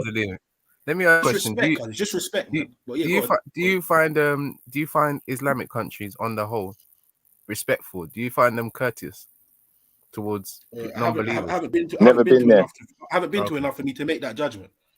Okay. I've never been to one. The one that I've been to twice, the UAE, when I was 7 and 9, because my uncle lives over there. Obviously, I'm a kid, you get me, so my perspective is going to be different. But yeah, I didn't. It's normal. I see nothing out of the ordinary. But again, like I said, you don't even have to go to an Islamic country to understand that Islam is not respecting the West. You don't have to go to an Islamic country. Of course, Elron. Everything you're about to tell me and you're about to say, and every bit of information you have has been given to you by the same propaganda merchants, i.e. the West, that have their issues and have their fucking objective, hence why they've even drummed up this whole issue with certain religions in the first place, yeah? Let's like brother, unless you've been to all these countries yourself and you've touched feet on fucking ground and you've gone around and done your own inspection, fair enough, then I'll start up, bro. But I doubt you have done that, innit? So again, all you're speaking of is the propaganda you see on BBC One or German TV or whatever it may be over there. Yeah, I have. You have to be very careful. You have to be very careful when watching TV images of certain places. Because I'll give you an example. Can you be allowed to respond? Yeah, 1 second. Guys, can I just chime in on fucking monologues, bro? Like, you get me? Like, 1 second. Can I just chime in on the Muslim countries? Because I've lived in Dubai and Turkey, and I think they're quite respectful, to be honest. Like, and Malaysia, cosmopolitan. Would they be accommodating Muslim countries? Are they very accommodating? Shayla Viv, are they accommodating of people who want to go there and drink alcohol? Some of them, yeah. Yeah, Turkey's secular still. But... Yeah, in cosmopolitan Muslim cities, they are. They have in Dubai. Yes, Dubai, definitely, bro. Malaysia. Bro, listen, Reggie, like I said, I went to UAE when I was a youth, bro, yeah, and I remember they had like a place called the Tourist Club, you get me? Some little country club thing, but they have spots where you can go and, get me, do what you want to do. You're not going to walk through the streets drinking alcohol, hell no. But they understand if people come into their country, they're going to want to do certain things. So they make it as accessible as they possibly can. Like, yeah, well, there's British schools over there as well, isn't it? Yeah. There's British schools in the UAE. It is not now about. You know what we need to get him to illustrate? You know what we need to get him to illustrate, guys? We need to get him to illustrate what advantages the system is giving to the Muslims over the Christians, because clearly that's what he's trying to say, but he's trying to do it in a covert way. But ultimately, the system don't give the Muslim no advantage. It don't say they've got some particular Muslims don't have any. One second, brother. Muslims don't have any special practices or traditions that they can practice in this country that other people can't. If you're talking about Sikhs, maybe yeah, they get to carry knives. Yeah, they do get. But outside of that, brother, come on, man, don't talk nonsense. What's the special privilege? Just to throw it in, does the West trust itself? Do the Western people trust the West anymore? You said the Islam even let her tell us the special privilege. Rupert was trying to speak. Let her tell us the special priprivileges. That was a great point, Heathen. That was a great point. We're going to address that after as well. Let me first, before we go into this, she brought up how should I call you? Shalavi. Oh, yeah, Shalavi. I just wanted to know if he's based in Germany. And I had a question, but I'll wait. I'll wait to ask. All right. You mentioned the example like Saudi Arabia and Turkey, right? Let's go with Turkey. I know. I If said. you ask sorry, go on. a Kurdish people from the Kurdish belief and people, if they are respected in Turkey, they will tell you, hell no, they are oppressed in Turkey, okay? And can also back that up with some studies. Here, I put it in the Where's side Khan chat. when you fucking don't want him, boy? Are the Kurdish oppressed in Germany too? No, they're privileged here in Germany. They're So, privileged for there. example, let Okay, me give you okay. some. Let me give you some statistics, okay? 84% of Turkish people said they would not do business with the other group. 8% said they would not hire anyone who was from the other. Researchers conducted face-to-face interview with young people between the ages of 18 and 29. So you're yeah, talking about Kurdish when you say the other. Yeah. Yes, exactly. Yeah. That's more of a historical, political, social issue. That's not. That's more of a historical, political, social issue, though. That's not Muslim, is it? And also, sorry, Elron. Do you know how much people that they asked? Because it's like we've gone through this before. We all know when we see them adverts and it says 99% of women said da. You only asked 80 women. So c'est la vie. C'est la vie. And does he know how many Kurdish Muslims there are as well? Because he's got a problem with Muslims, but he says the Kurds are privileged in his country, so you must love Muslims over there then. Can I say that in the Middle East, in Qatar, Dubai, you cannot propagate your religion in public. That is an offense. It can be criminalized. However, in the UK, Muslims are allowed to do dawah almost anywhere they like. That's two different countries, though, bro. It's a different country, so two different countries, two different Yeah, sets but of he's rules. comparing and contrasting the Western. Comparing and contrasting. It's two different countries, so we should accept it because it's Qatar, Dubai. I don't get what. No, you should accept it because it's the rules of your country. Wait, it's the rules of the country. But this country's lost its religion Sorry, anyway. hold on. So I'm sure we've had this conversation before, Reggie. Maybe it was with someone else. You're saying in Qatar, in Dubai, in Saudi Arabia, are you saying in all of those places it's against the law to propagate your religion? Yep. Yeah. Okay. But there are Christians in Qatar, definitely. Yeah, there are. But they're not allowed to propagate their religion. They're not allowed to propagate their religion in public. You're not allowed to propagate their religion in public. It'd probably be more public. peaceful because when I was growing up, if you went on public transport, you didn't have idiots coming on, even if they were Christian, screaming about Christianity, let alone fast forward 30 years after that. And then all of a sudden you're on a bus and you'd have a Christian come on going on about the end of the world. You'd have the Muslim coming on speaking about his religion, and then you might even get a Jehovah's Witness come on. Do you know I've even been on a bus where those religious people nearly got into a punch up? Yeah, that's what this multi-faith society. My religion's better than your religion. Yeah, it was mad. The fact of the matter is, in Islam, in the Islamic countries, 6 in the morning going to work, and you've got to put up in with the Islamic countries, and this is what they're talking about. This is one culture, one religion, which is dominant and supreme over others. You're not allowed to propagate your religion. It's very hard for a Christian, not just a Christian, a Jew especially, to get citizenship in most of these countries compared to Britain. You got what I'm saying? But Muslims come here and they get. Does he not realize what he's saying? Hold on, one second, guys. He said in a Muslim country. Listen to what he says. He says in a Muslim country, this, that, the other. Hold on, and then he's making the comparison like we're the opposite. Hold on, since when was we? What are we? We're secular, brother. We're not a Christian country, so of course they can come in and say what they want. If you went to if the Muslims went to a country that was actually a Christian country, the government was run by Christian ideologies and rules, then I'd imagine it would be the same kind of thing. But we're not that, bro. So what's your problem? Just like how Christian establishments had strict rules in the past when they did rule the roost. Yeah, here we go. So we're going back to the part. Do you want to talk about the past now? We're going to talk about the present. Why are you saying here we go, bro? I was just making the point that when the religion was in charge, it was very strict, very vicious. Was in charge. But we're talking about today's society, right? We're talking about what is going on today, right? Okay, or we're talking so about, today, we want to talk about in those countries, the history. Today in those countries who have the histories that they have the rules that they have, and they don't want people propagating their religions. That's those countries. What's your issue with that?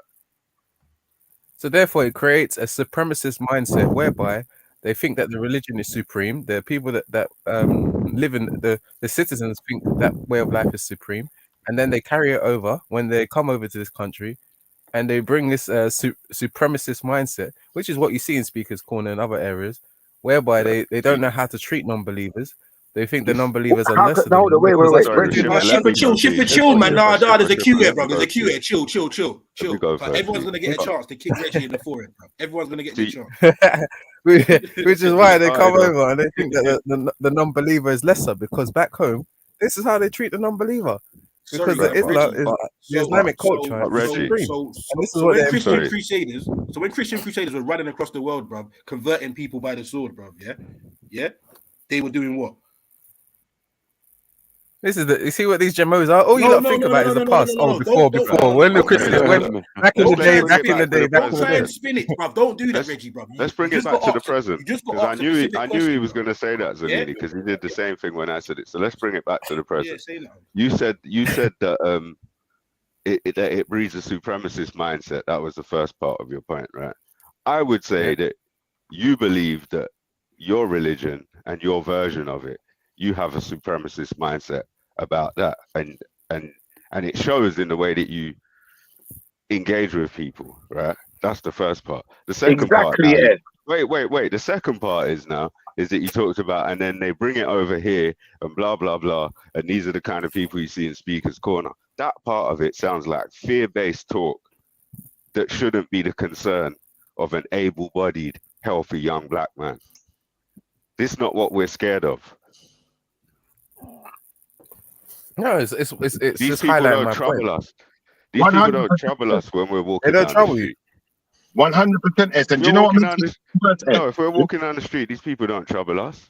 Do you know what makes it even worse, Estelle? I don't walk down the street. You know what makes this statement worse, though, brother? Or Pakistani Muslims are going to attack me. That's my point. Exactly. Never ever in the entire time I've been growing up. That's not our fear, bro.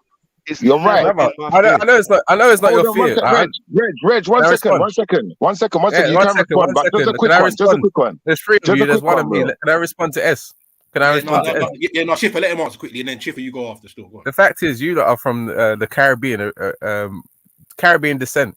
So you lot don't, obviously, you're going back to your family are the Caribbeans, or they might be here as well. It's not your problem. But for people that live in Africa, this is what they deal with on a daily basis. They've seen this culture. They've seen what supremacy it brings. They've seen in Sudan what you're seeing today. Islam versus Islam killing each other. Right. Somalia, Islam versus Islam killing each other. And these ideals are being imported here. That's why you see Somalians stabbing each other in Woolwich, etc. But you get what I mean? Like these are I agree with what you're saying about the Sudan. And although you don't see the same as certain countries having laws where you can't propagate your religion. That's not the same thing. That's a completely different thing. That is controlling Sudan using all kinds of ideologies to divide the people and use the people against each other and control the resources. That's what that is. And the video I posted shows this. The video I just posted in the back chat shows you systematic. Your video, for every one video you bring with this narrative, I can bring 3 or 4 videos. Sorry, Reg. Shows how the MI6 I know it's religion based. Personally intervened and blew up 6 ships, I think it was, in Palestine, bruv. Yeah, to basically propagate what we have to this current day. Still, yeah, this is fact. I can show documented, bruv. They ain't no if, maybes, or buts, bruv. This happened, and they do this all over the fucking world, bruv. Yeah. So again, when you see everyone's in harmony and all of a sudden they're at each other's fucking throats, bro, it ain't by accident, mate. It's not by fucking accident. Sudan hasn't been in harmony. Sorry, Schiff was gonna say something. Sorry. Shit. All right, he's quiet. Can we not forget can we not forget Heathen's question because he dropped out? So let's not forget that. He's gone now. He's gone. What was his question though?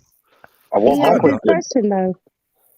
I want to make two statements. First, to a question that was asked to me. It was 1,224 people asked in that study about. You said I was next, you know. Turkey. I did still. The other thing I would say. Elron, sorry, brother. Schiffer was gonna say something, but he was on me. Go on, Schiffer. Yeah, no, I was saying that the brother Reggie says the Muslims are coming here with their supremacist mindset. Now, unfortunately for brother Reg, we live in a supremacist society. Everyone's got supremacist mindset. That's what we were born and bred on in the UK. So we shouldn't have no problem with other supremacists being around us, should we? Because everyone thinks their thing's supreme, like I said, you know. And obviously, in a Muslim-run country, obviously Islam is supreme, it's reigning supreme. So why wouldn't they think it's supreme? And why wouldn't they look at themselves in a high regard in the same way you want to look at yourself in a high regard? The same way our racist brothers and sisters want to look at themselves in a high regard and don't even want us to have a say. But I'm gonna go back on mute. Fire away, Elron. No, I agree with that statement. I agree with that statement. The only thing I disagree with Schiffer on this is, yes, it should be supreme in their country where they are already the majority.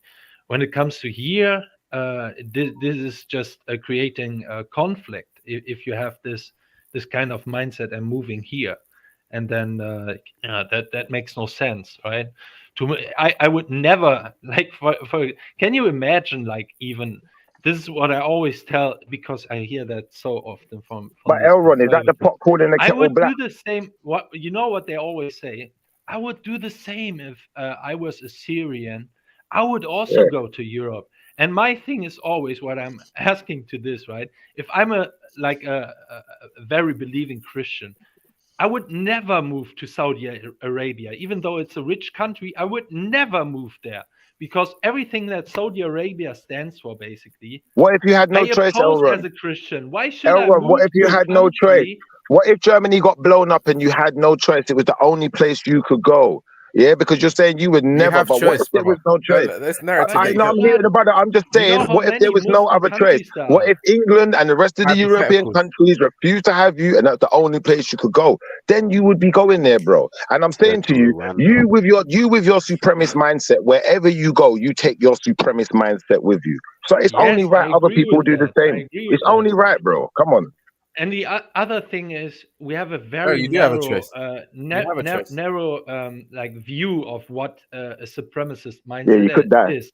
Everyone has, like, to some extent, some would make more concessions than others, and so on. But basically, I would say that almost every person thinks that his opinion is supreme above others, right? That is why you even engage. That's not the same thing. He's conflating. That doesn't mean supremacist. That's not real, bro. That's not real. Because a Buddhist doesn't think their opinions supreme over others, do they, bro? So you lied. And what it is, you want to lie because you want to make things seem a certain way to make yourself feel better about what you're doing. But you just highlighted the fact that your supremacist mindset is toxic. Yeah, because when you see it in other people, you're calling it. One second, brother. When you see it in other people, you're calling it toxic. You're saying, don't bring your supremacist mindset over here, but you're happy to carry yours everywhere. I rest my case. No, I'm saying I want to avoid conflict, and if you want to avoid conflict, because I accept what you basically admitted, that Muslims have this supremacist mindset, that their culture, their belief system, and so on. I never admitted anything. I said, why shouldn't they? No, I said, why shouldn't they? I said, even if brother, I said if, and I said, why shouldn't they? I'm not a Muslim, bro. Yeah, I'm just saying, why? What, brother? Yes. I'm saying, if you've got, brother, this is what I'm saying to you, Elron. If you've got a supremacist mindset, then why should every single person in the world not adopt that mindset? And wherever they go, carry that mindset with them the same way you do. Because you're directly the one. You're directly the one. You're the one. 1 second, brother. You're the one directly opposed to other people's cultures and other people's way of life coming around you. So what makes you think you should be able to access other parts of the world? Then you shouldn't be allowed, brother. By your standard, you should never take a holiday. You shouldn't go nowhere where the culture isn't exactly mirroring yours. Because really and truthfully, they shouldn't be accepting you. Because you're supremacist. So they should be supremacist towards you. They should be supremacist towards you. That was the you very well pointed that out. Coming around me, my country. I'm not coming. What about when you're going around around other people? And opposing. Yeah, sorry. Time out, belief everyone. Time out. system Conversation. on Time out. Sorry, Aura. 1 second. Miss Sarah's brought up a great point. There's 135 people in the building and only 66 likes. What's going on? No. Hit the like button, man. Like, listen, like, we need to see you 100 ain't getting in the no next couple of fire-free show, seconds. bro. You can't even hit the fucking like button. Have some respect, man. Yeah, come on. Next couple of seconds. Man. Yeah, but can we allow Elron to finish his Jupiter point, Jupiter after. We're getting the likes up for a second. Give us 2 minutes, yeah? Once the likes are up, we'll go back to conversation. Elron can finish. Smash that like button. There you go. Even Elron saying it, man. Come on, man. You don't get your shit together. That's poor, man. Hit that cash up in PayPal as well, man. But the like I hit the like button early, man. I hit it first thing. I was like the third person or something, bro. With Sarah, we should be 100. If there's 100, there's 137 people watching now. You can hit 100 in a few seconds. And the rest is whatever it is. But what are we doing? Trust me, man. We need to sort that out, people, man. Having to keep asking for that, bro, after how much fucking years? Like, come on, man. Do better, people, man.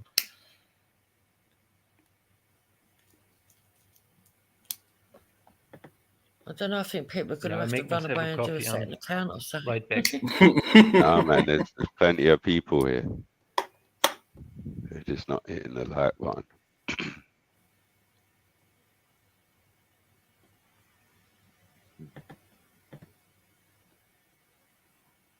Big up Moroccan always, brother.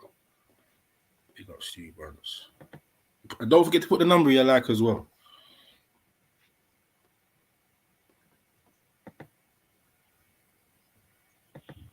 What numbers can you lot see? I can only see 74. Yeah, I think it's 74. That's on my one as well. Yeah, come on, people. It takes like 0.0001% effort. It's a thumb tap for most. That conversation was banging. A mouse click for some of you. Like, yeah.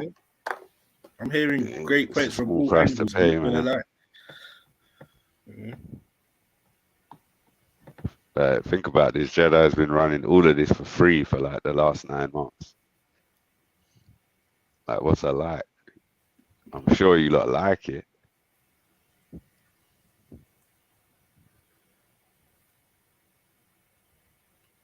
Yeah, no, if you're already liked, you get me. You don't have to say that. Don't put up your like. You get me. Trust me. We believe you. There's a bunch of you fucking freeloaders just lurking in the building. Well, there seems to be 25 people who are stubbornly not liking it. It's more than that. Oh, 50. You've got 129 people watching. Yeah.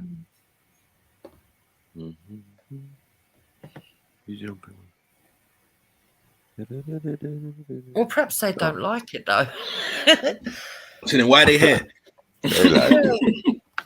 Some people like to hear stuff that they disagree with. Some people torture themselves. It's weird.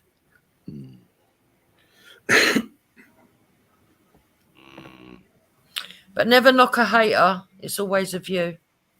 No, man, they're not haters. Most of the time, some of them might be chopping onions. Some might be driving, waiting to get to the traffic lights. Yeah, 75. Well, we managed to get another 2 up. Only takes 2 seconds, mate. No, like, well, it's like wiping your feet when you walk in your yard, man. Like, it's not something that you should have to be told to do. Like, you see the mat, you just wipe your feet, innit? Someone said, let's get to 87 so that Elron can be 88. Fuck's sake. Yeah, it's the like button, people, not the licky button. So don't feel no way. Just hit the button, man. don't think a Big up lot of everyone people hitting that button as well, man. graphic. We get in there. We done 81. Come on. We just need to hit that 100. And for all you fuckers sitting there thinking, I ain't gonna tap it, I ain't gonna fucking tap it, bro. Just All right, cool. fucking tap it. All right, cool. Bet you might not get fucking run around here until that shit gets to 100.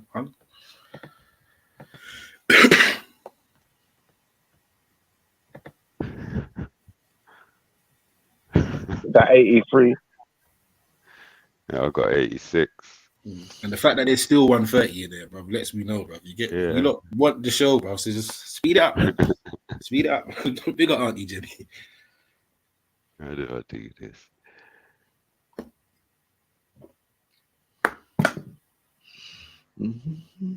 Yeah, about 15 people need to hit that button, man. Hit the button, man. Come on, man. Elevator music. There we go. There we go. Come on, people. Nearly there. There we go. Look at that. Almost there.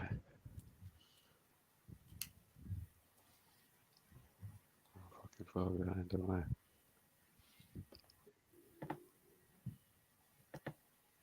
Who keeps jumping out? Reggie. Kadisha's battling him up. Today is gonna be the day that I'm gonna put it right for you. By now, you should have somehow realized what you got to do. You gotta hit the like button, or we're not saying shit about you now. Do you really like it? We're loving it like he's loving it. You're loving it like that. Do you really like it? Hit the PayPal and the super chat and the cash out. You're loving it like that. Do you really like it? I know the people in the chat will like it.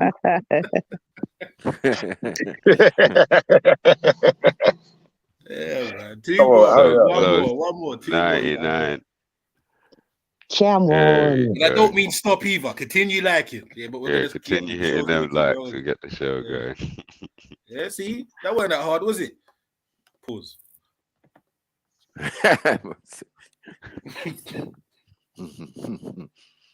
That was a good extra. You were saying, sorry, Elron.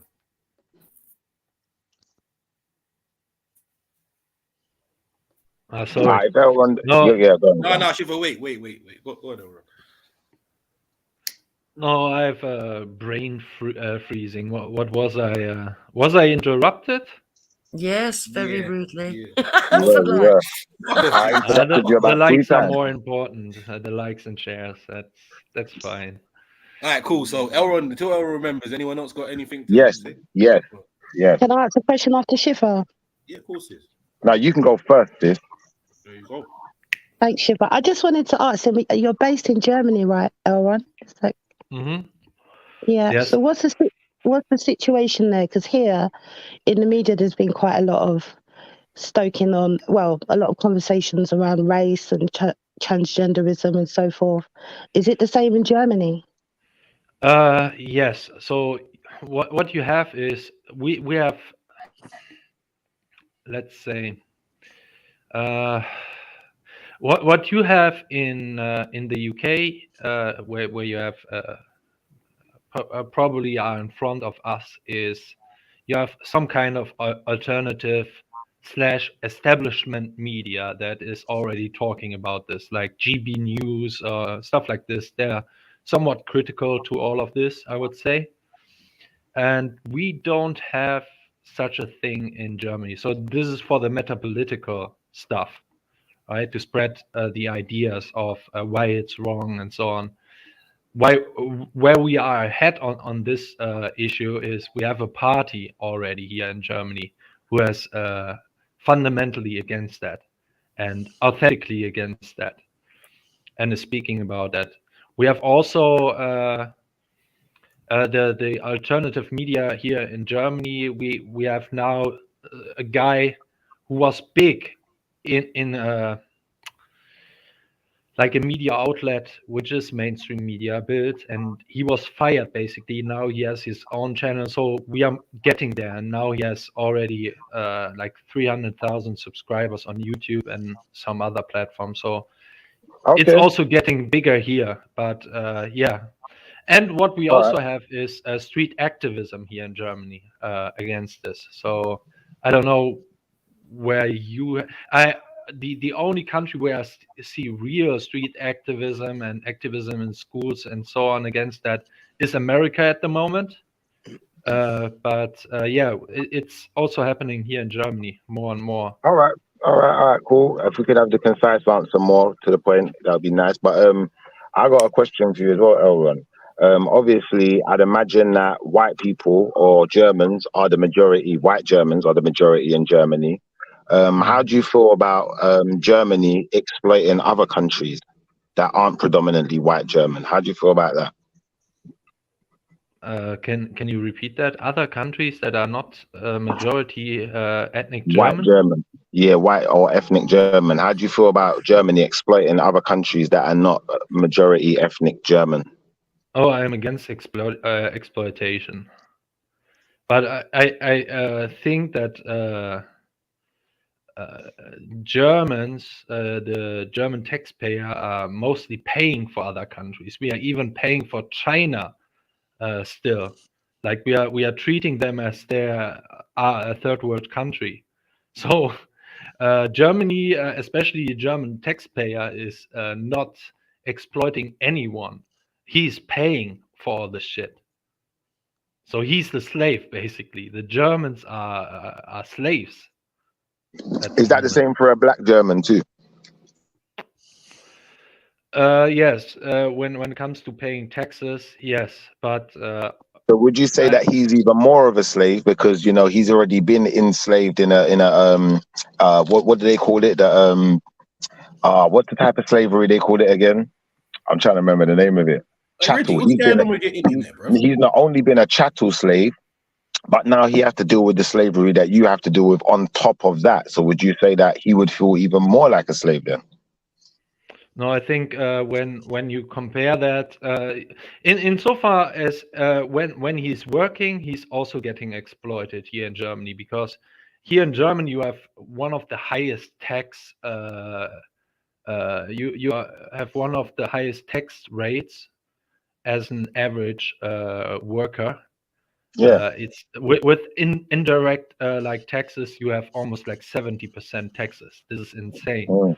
So yeah, and so far I would say then he becomes also a slave, basically. So we got it even worse then, because remember, we're coming from a worse situation. Wait. The black man's coming from an even worse situation. One second, brother. One second. Let me finish. I only can make it concise, please. Okay, so when I don't have ethnic statistics here in Germany because for obvious reasons, but we have statistics from Norway, for example, and they have made statistics based on ethnic where the ethnicities come from. They're calling it Manapt, the Manapt countries, which is basically North Africa and the Middle Eastern countries.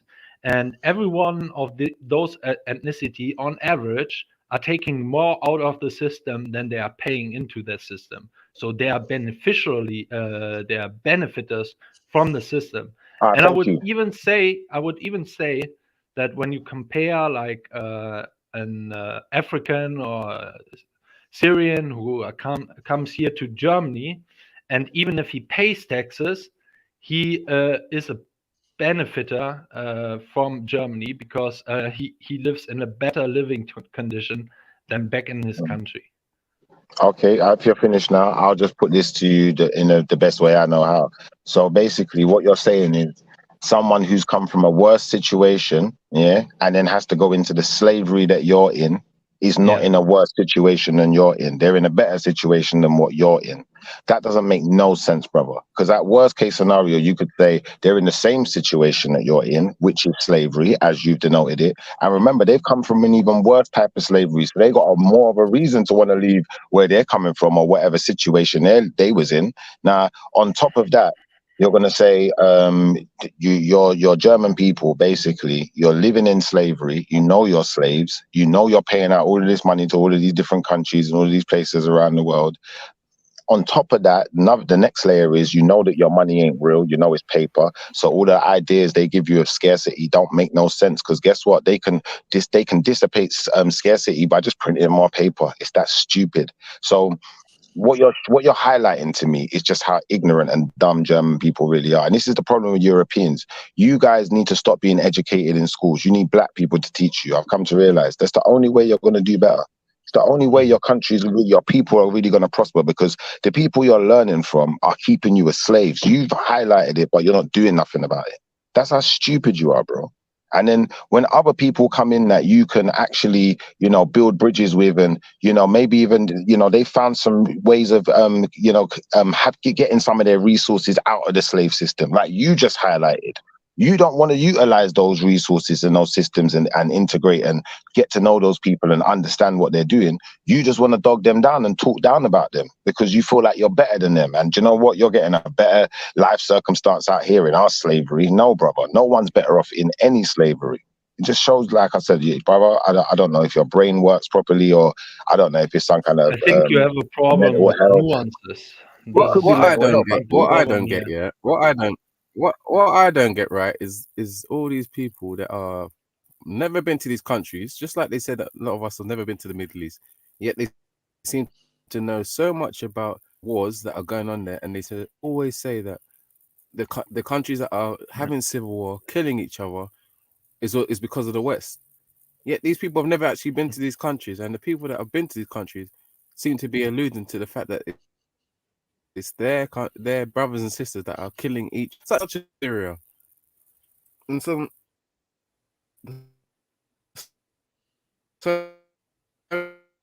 many of these other countries. You're breaking up, Reggie. Let me switch. The work of the Most High. Yeah, but I got your point. Yeah, and Schiffer, I think I had a very nuanced view. I don't view like slavery in black and white. Is that you again? Oh, Reggie needs to go out on the other one. It's the Most High, man. I'm telling you, man. The Most High is upset with him. Reggie, what's going on with your internet or your whatever your device you're there using? was two Reggies. Yeah, I don't know, man. I don't know. The other device, I think it needs to be replaced, man. I'll get another one anyway. But yeah, man, it was the Most High's way of saying you're chatting too much. But go on. No, I was being sincere, man. A lot of you that have not been to these Sudans, you've not been to Syria, you've not been to Somalia, where these lot are having civil war. Have you been to Somalia? You have such a strong opinion. Have you been to Somalia? Brother, let me finish, because when I was have you been there, brother? When we were talking you're about the saying Middle we East, haven't been. Have when you we been? were talking about the Middle East, it was very much put to people that, oh, you lot have not been to. Have you been to the Middle East? Have you you lot have not been been there? to any of these countries. Have you been to any of them? Which ones have you been to? Yet you let always him make his point, though. Yet you always seem so sure that it's always down to the UK, it's always down to the Europeans or the Westerners. Why these countries are having conflicts and why they decide to destroy their own countries and then have to come here and beg for for help, even though their nearest neighbors are Muslims. Not the case and in the nearest Sudan, places of safety are a lot of Islamic countries. You get what I'm saying? Are you saying in Sudan it's not the case that Western influences are manipulating, for example, the split between North and South and the way resources are taken from the country? Are you saying that's not happening in Sudan? What I'm saying is that the primary reason why their country is destabilized is because there are black people that are holding guns and shooting each other for their military leader, who is also black. Right. And yes, there may be a white man somewhere there that might have done something wrong, but definitely the people that are holding guns that are killing each other are very, very much culpable in the destruction of their country. Shooting it down, bro. Okay. So I agree, they're culpable for whatever it is they're doing, right? But the point is that they are like a screw in a small cog in a big machine. So, for example, in the south, I believe it's I'm sure it was oil. There's bare oil in the south, and they extract the oil from the south and sell it to the. I'm sure it was oil. It might have been something else. I'll check it out. It was a documentary I saw, and they basically sell it for peanuts to people who then take it to the north and take it off, and it gets refined in Japan, I believe, and then the south has to buy it back from Japan as like refined petroleum and refined whatever else. It's all going on, bro. You know what I mean? It's always the case. So like, you're right. Sorry, just you're right. The people on the ground do have some responsibility, but I don't know. There's people over here who are actually having their genitals cut off because of the power of suggestion and propaganda. Do you know what I mean? So there's no gun to their head.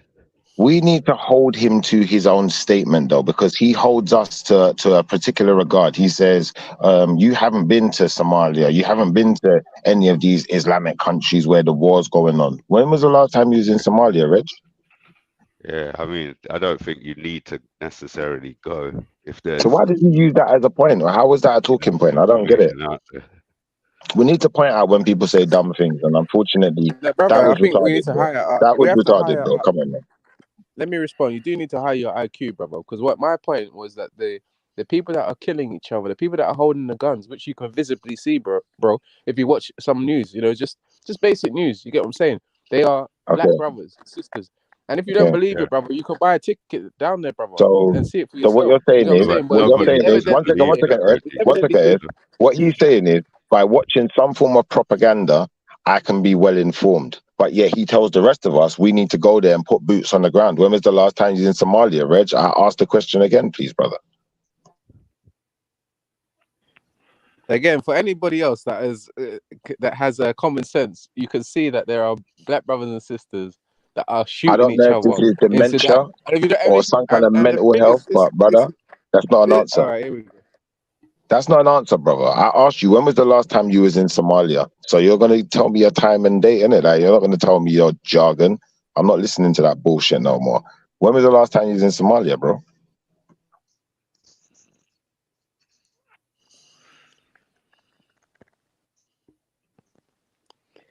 Again, another waste, man. This is what I mean. Dumb motherfuckers who can't even answer a simple question, yet they come here and propagate nonsense because they got agendas. And this is what I'm saying, S. You see, for me, brother, certain times I'm gonna have to just jump off, bro, because it's gonna piss me off. I can see these snakes for who they really are, innit? And it just pisses me off. So I'm not gonna say any more than that. I'm trying to switch to another device now, but anyway, the principal point is very simple: that the people that are killing each other in these countries are evidently black, and that is the principal point. And you people that dispute it, if you dispute it, the strongest piece of evidence that you can find to validate your point is to go there and feel for yourself and see if they are white people. I don't think anyone's disputed. Feel for yourself. Go there, feel for yourself, and see if they are white people. And disprove the news. What we're seeing on TV. I don't think anybody's disputing that. And would that be the best way to validate it as well, Reginald? Sorry, come on, man. I don't think anyone's disputing it, and it's also like an elementary point. It's like a 101 lesson understanding. Do you know what I mean? Like, we get it. That's the point. That's why it's a big deal, because they have the people divided against each other, killing each other. And yes, the people are killing each other.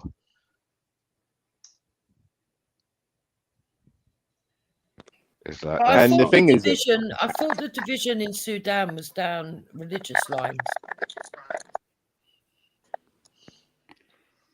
No? This is the thing now, Jupiter. I'm gonna be honest with you. I can understand you. I can understand you having an educated conversation about what may be in the news or what people may have seen or heard in it. But I treat hearsay like exactly where it says on the tin. It's hearsay, innit? And like Reginald said, he ain't been to none of these places and put boots on the ground. And when I talk to, for instance, when he talks of Somalia, for instance, when I talk to my Somalian brothers and sisters, they tell me about the way the West came in and destabilized the place and turned people against each other. they can tell it to you in their own words, where they can be very descriptive, you know, and they can tell you exact instances and the times and dates. So they got all the information down to a T. So how he believes that Western there's no governments Western tell you that as well. influence, But the way isn't that it's just like, come on now, bro. You see, this is the narrative of the what do you call it, the low IQ kind of, like, I don't know whether it's as No, it's but very Reginald, predominant they're the within people with the boots on the ground you're certain talking about. communities. They lived it. Hang on, They was brother. there, Hang on, brother. brother. Hang on, brother. What you Hang doing? on, brother. Patience. You know, this, instead of them to get treatment for this trauma that makes them to always want to be a victim. Like, the black people that are holding the guns are killing each other, and your first thing is to say that it's some other people that is not your own people that are responsible for killing each other. This is what I mean. You can't make it up. Like, you No, forever have to Reginald, we're blame looking someone at the else. reason Not why, yourself. brother. You know what I'm saying? It's simple mathematics, brother. If there's a situation, Simple what we're mathematics. looking at is called resolution. It's simple mathematics. 1 + 1 = 2. So if I know 1 + 1 = 2, but 2 is not the number I want to end up with, then I got to do some different maths to get a different equation at the end. And that's all we're doing, brother. But you're not playing ball with us. You're sitting here just trying to badmouth people when you could be looking at resolution and looking at the actual situation, talking to the actual people. Like you said yourself, putting your boots on the ground. Take a trip to Somalia and talk to them. Talk to the real people who's there, who's lived it. Not just listen to the news and read an article, because that's what people do. And then they get confused and think I that know that's it might reality. sound selfish, but I'd rather sort out the problems we've got in the West first, because that's where I live and that's what's going to impact me the No, most. Jupiter, that's fine for you, but Reginald was the one who proposed it. So that's why you notice I directed my conversation towards him. I'm not telling you to do that, because you're Jupiter, you're not Reginald. So Reginald, No, that's what I'm saying to you, but brother. I'm satisfied that even though, yes, the news tells a lot of lies, but at the core of the concept that they are reporting that black people are killing each other in Sudan, in Ethiopia, Who's in disputing that? Somalia. Are you saying Schiffer's And disputing that? primarily, if they want to stop killing each other. Sorry, Reggie. I've actually. My brother, This if they is want to annoying, bro. stop You know killing he's each other, jarring. if they want to But stop killing Reggie, each other, did you also notice? they Did have you to put the also guns down, stop notice killing each the other. different attitude of the same argument? Basically, Schiffer said, "How stupid the white people are! They are still, believing in this fiat money system and everything like this, and they are completely controlled and everything. But if black people would take over here in the West, it all would be better." Even though he makes the same argument that black people are manipulated by white people and therefore going to war, to an insane war against each other. So this is an argument against black leadership. All right. This is what it is. Yeah, you fucked up. Another You thing fucked I up want there. to say Wait, is let me go first. Schiffer. why white people right. are on average not questioning the system at the moment is because we are still living. It's a small decay, and it is an accelerating decay in the West, yes, but we are still, compared to the rest of the world, living in relatively good living condition materialistically. That is why most white people are not willing to fundamentally question the system and changing the system, because they fear that it will get worse if we have a complete shift of the system. So it's actually a point for white people. I think he's finished. So I get where you was going with that, but you fucked up. You fucked up, bro. Because basically, remember, you got different white people and you got different black people. We can't put them all into one category. When I spoke about your white people, I was talking about the Germanics. And when I say the Germanics, I also went to the British and some other Germanics that, maybe even there's different levels anyway. Long story short, let me just cut to the case. So when I'm saying different levels, I'm talking like you got your Eastern Europeans, innit? They're like the slaves of the white people of Europe. Same like the Irish, they were treated like the lowlifes, innit? So yeah, you got different levels. You got the serfs, you got all of that. Yeah. But what you'll find is that the black people you find in Europe today, the European dwelling black people, or the diaspora, as we like to call them, our wealth is growing at an extremely fast rate, and our numbers are growing at a tremendous rate. So it's only so long, because we're thriving. Remember, you're still complaining, saying you're in slavery and whatever else, but we're thriving under the conditions that you're calling slavery. We're thriving, brother. Haven't you said many times before you were the oppressed people? How can you thrive if you're still oppressed? Schiffer, that makes no sense. And also you haven't differentiated between different white people. You have racialized this issue of leadership. You have racialized that. You had no nuance when you have done that. And I only responded to your racialization there. What, that white people are dumb? White people are dumb because you sit here, yeah, and you're complaining to me about the foreigners. You're complaining to me about the Muslims. You're complaining to me about everyone other than the motherfucker that's got you in slavery that you clearly pointed out. And this is what I'm saying. You're retarded. I think you're maybe mentally ill. You may have some kind of sickness that, they maybe it's something they're implanting you. Why are we going into personals? But it's true, but I'm not going personal. I'm not talking about Elron in particular. I'm just saying in general, the white population are very retarded. I know white people who say it. I know some white people, yeah? And these white people, they're very educated. They know what they're doing. They're not taking part in the system. You can't stop them in their car. You can't tell them nothing. They got power. They know what they're doing with it. Do you feel what I'm trying to say? And even they'll tell you these people are dumb. They're zombies. They'll tell you. So it's not about black and white like that. I'm just saying that black people are growing. We're thriving in the conditions that you're calling slavery, the conditions that you sat back and accepted from I don't know how many years, how many hundreds of years. Come on, now, now, the thing is, certain people they bring onto the panels, I mean, this is probably okay for some people when it comes to content, but this kind of rhetoric coming from certain black people is obviously in the whole it's just damaging for the black community. Like, it's damaging for everyone because it's stalling the conversation. It's stalling the conversation. You're not thriving then. You're not thriving. I'll tell you what, if that's the case, I'm gonna leave. I'm gonna let you have your conversation. But Reggie, you're thriving, and that's why really and truthfully you shouldn't be arguing with me, brother. That's why you'll never leave England. You love it here. Brother, listen. You love it in England. You wouldn't thrive in Africa, or you don't believe you would, so you don't go back. So it's best you just hold your corner, hold your L. I'm going to leave and let you lot talk, all right? Bet. All right, Schiffer, I can't wait for you to go to all the black panels and tell the people who complain about being oppressed in the West that no, you're not oppressed, you're actually thriving, okay? I can't wait for these kinds of debates. That's not even a thing. I mean, he's arguing whatever he thinks is beneficial at the moment, right? He's changing the position all the time. I think he's having an episode because for me, I don't know why he's calling a whole group of people dumb. I mean, that's just he has done that before, and after he said no, I haven't made broad statements. I had a very nuanced, differential kind of opinion on white people, and then 2 seconds after he's again saying most white people, right? So yeah, he's I think he's another victim, and there's quite a few of them. It's that PTSD that has not been treated, and I wanted to ask the brother if he's actually, and a few of them actually, and when I get the chance, him, Afro, if they actually had treatment for their trauma, because the way they talk sometimes, it's almost like they've got a deep-rooted hatred, and it clouds everything they say. Everything they say is just loaded. It's just so broad, and it's without context. It's strange. They come and make statements about Africa without going to Africa. They make statements about why X person is fighting X person is always down to the West.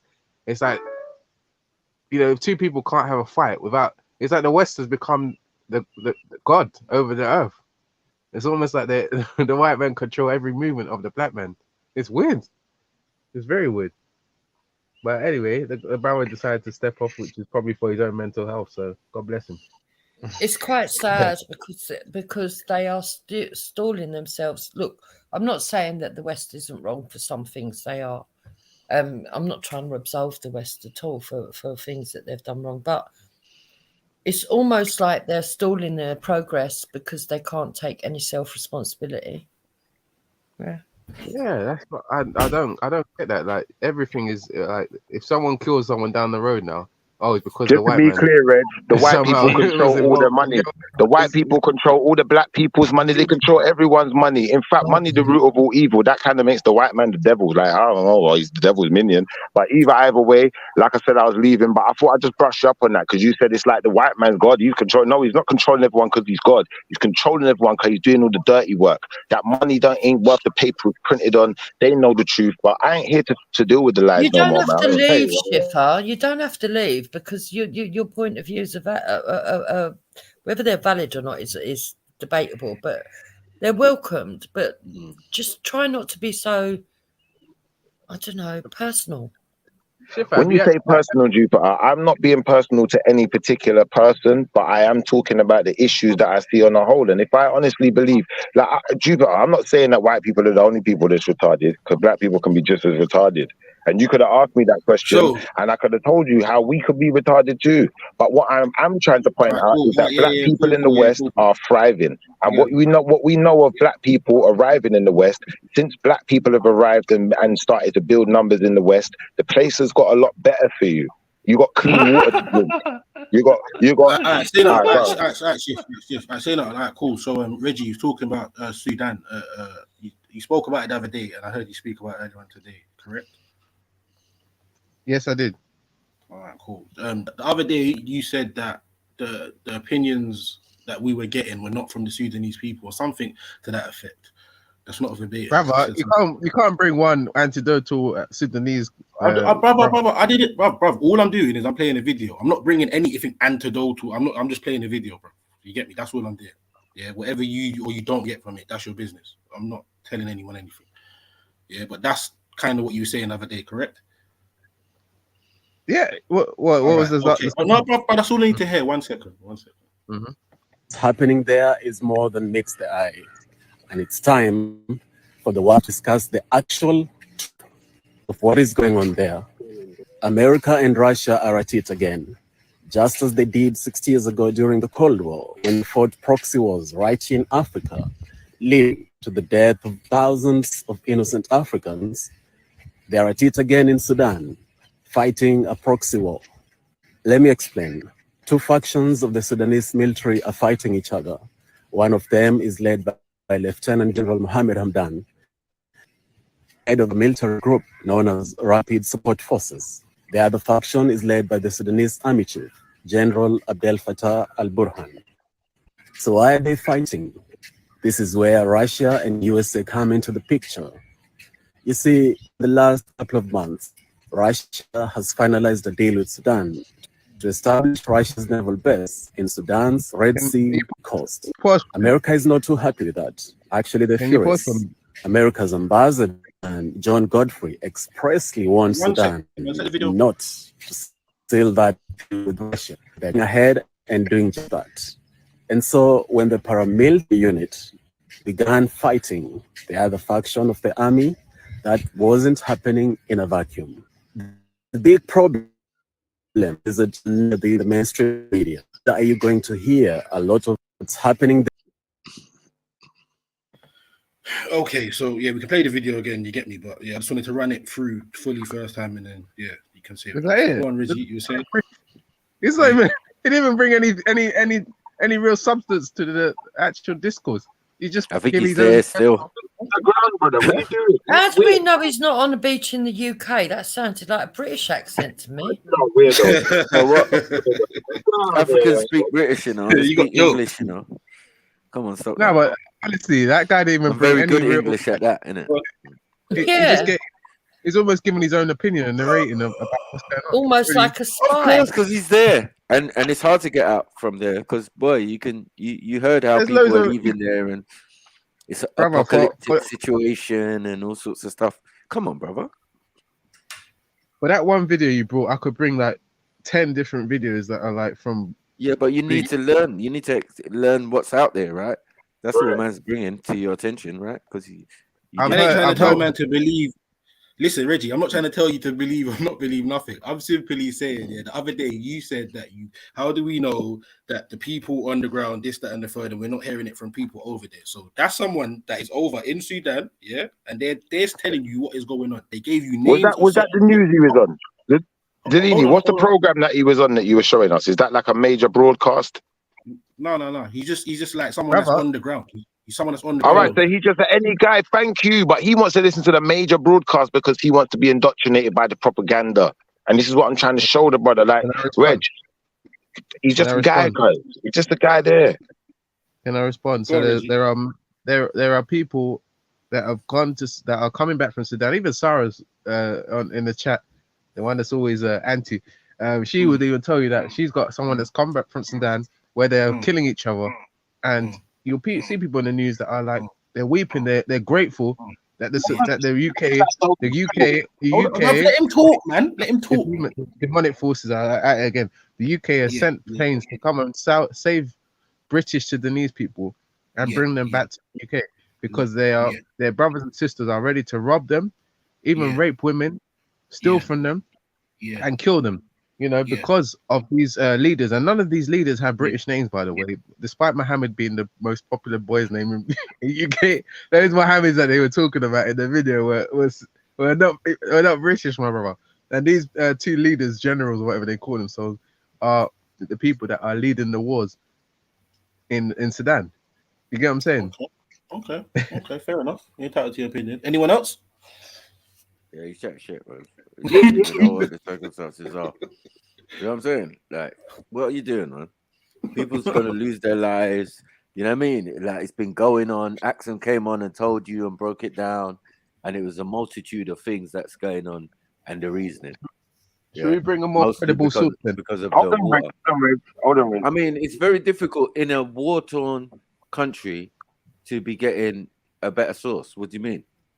Like someone there on the ground, is that not a good enough source? No. And okay, should I bring someone on the ground? Come on,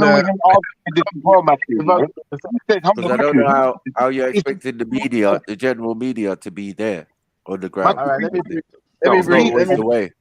It doesn't happen in Syria. It doesn't happen, it seems, in Ukraine. So I don't know why all of a sudden you're expecting our local correspondents to be there in Sudan chatting smack. It doesn't make sense, bro. Exactly. And then the dumb thing a is lot of countries, you know, they have to sneak out. You know, the journalists are the first ones getting attacked. So their own journalists have to sneak out, use their Facebook, use their social medias and all of that to get their information out. So, you know. Yeah, I was kind of going to say that. And I was also going to say that, you see what he said as well, his own words. He said, oh, I know someone who went to Sudan and they came back and they told me their version of events. Brother, they don't live in Sudan. They just went there. What they saw, they just saw something kick off. They don't know the reason behind it. They don't know the full story. So it's like you're going with third-hand information and propaganda and then trying to propagate with it, bro. You're even worse than the propagandist. Okay. Anyway, I think you weren't listening, but it's all right. You obviously wasn't present. But the fact is, there are people. I can bring examples of people as well that also would say that okay, these wars. People that lived in Sudan, yeah. Yeah, of course. Like who? Who do you know that lived in Sudan? Give us an example. 1 second. I'll bring a credible source. Al Jazeera. Al Jazeera. Oh my God! Do you know Al Jazeera? Yeah. All right. Hey, listen. Back you. All right. I don't know what Reggie's doing. No. We do know what Reggie's doing. He's trying. It's a poor attempt, but he's trying to fight his weak case here. But you get me? Like, we got to give him his chance. What he's doing. You get me? He knew someone though, Kev. He said he had boots on the ground. Go on, brother. Listen, all I know is that I heard someone say that. Well, how do we know what's going on over there? Yada yada yada. Something to that effect. You get me? Yeah.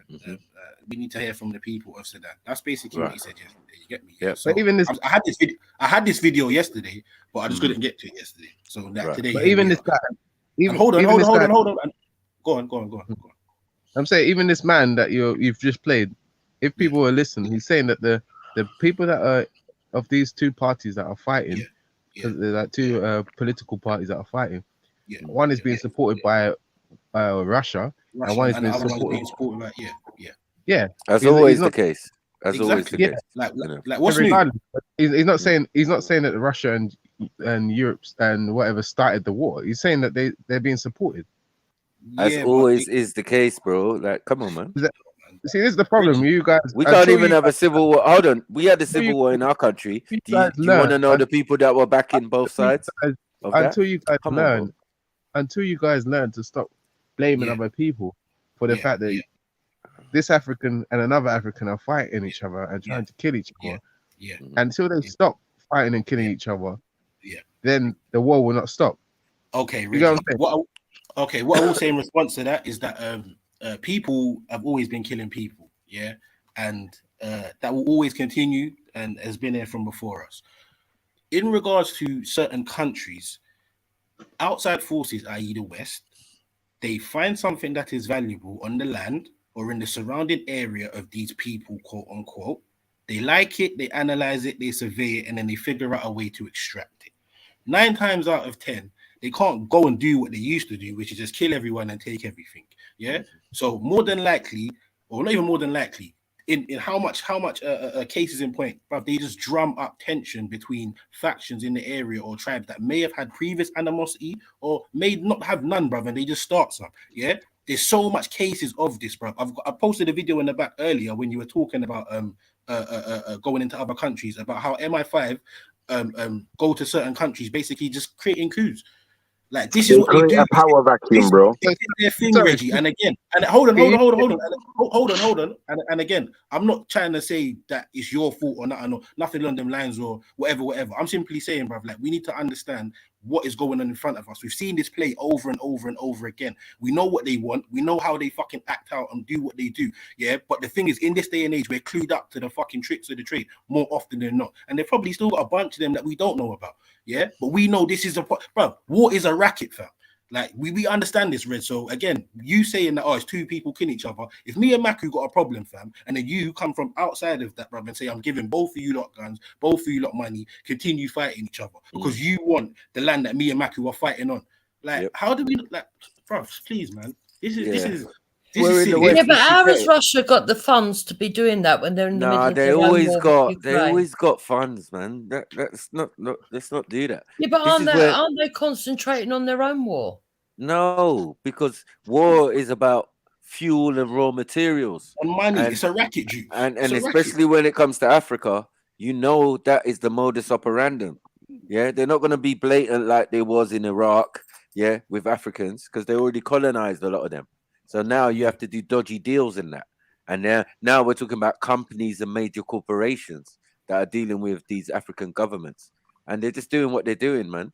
Yeah. And then we are collateral damage in between. Any of the people. Exactly. You die in other politics. Like, what happens with the dam? What happens with this? What happens with that? And as Zelini said, all the European factions just give their side, or the people who are protecting their interests, weapons. They give their account because they own the news companies, right? And they give them weapons and thing, and anytime you give aid, Jupiter, that's what they're talking about. When they say aid, it's not blankets, it's not thing, it's guns and weapons, right? And the latest technology, because I don't know how the Taliban got all this keypad rocket launching shit. I don't know, where did you get that from? When they open up the boxes, it's saying US issue. So I'm saying, like, these men are out here doing business, loads of different types of business. And unfortunately, humans will end up dying because of their business interests. It's horrible. At the end of the day, Ukraine. Elron, can I ask Elron what his take on it all is? Let me go on mute. Yeah, let's hear what his take on it is. Elron, you there? I'm not that deep into the Sudan situation, but I think all of these countries, you just can't put it on one aspect. I think just like with every aspect, it is nuanced. You just can't say it's just a proxy war or something. I can also say that about Ukraine, but it's clearly also ethnic tensions between it always was there between the Russians and the Ukrainians, for example. And I see that in Sudan as well. There is many more tribes. It's not just the Russians and the Ukrainians. You have many more tribes there, and the more tribes you have, and then also what comes on top, I would say, as an ethno-nationalist, what I always look at is demographics. And a beneficial factor for civil war is always birth rates. Can you afford, can a country afford to have something like a civil war? Can they afford to lose men? And when I'm looking at the birth rates in Sudan, it's 4.54 per woman. So this is a huge like pressure from young men, and especially when you have like a situation where it's no economic opportunities, they are more willing to go to war when you have a situation like that. So there's many factors when it comes to civil war, like contributing factors why civil war is happening. That's my take. You see, the thing is, yeah, during what I've learned about war is that people always blame another entity. The same thing Russia do, the same thing, you know, a lot of these people are doing right now. The Caribbean brothers on the panel, they always want to blame another person but themselves, especially civil war. And it's weird because at the end of the day, you don't fight. Like if you decide that you don't want to fight, if you don't want to kill each other, then you don't do it. You get what I'm saying? It's a simple. And you're saying, oh, they negotiated with Russia. Even the comments section that brother of that video you played, you see the comments that the people wrote. Why do these people why are these people doing deals with Russia? Why are these people negotiating with Russia? All right. It's as simple as that. You know what it is like, and again, to an extent, you're right. But again, what I think you kind of failed to hit earlier on is that nobody was saying that all civil war was created by them. What people were saying is that it was inflated by them. You get me?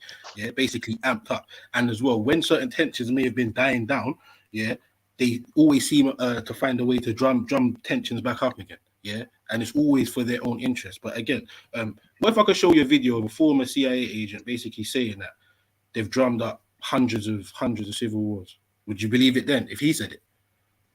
Yeah, but that's the same way that some people have accused China of trying to like, you know, when China, America had this thing with Donald Trump storming that area during the election when he stormed that parliamentary building. They said, oh, China was involved. That China did the election. You know what I'm saying? But they didn't go into civil war because of that.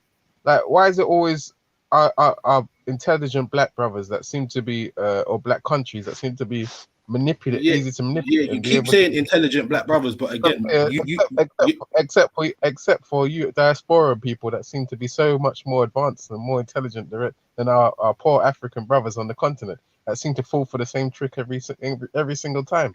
Like, what is it? What is it about our yeah, I'm saying, what is it about our African brothers on the continent and these other countries that seem to fall for this manipulation and these tactics by the Westerners? Maybe the fact that maybe the lack of education, maybe the economic climate, maybe just how they live their life. Like, how are you trying to compare how most people live in Sudan to how people live over here, bro? Like, you're a smart man. Like, you get me? You're actually from the continent as well, so you know the things that happen on there. Like, why would you even say that? No, I'm saying that even as far as I'm aware on the continent, people value their life first and foremost, and we can all relate to that.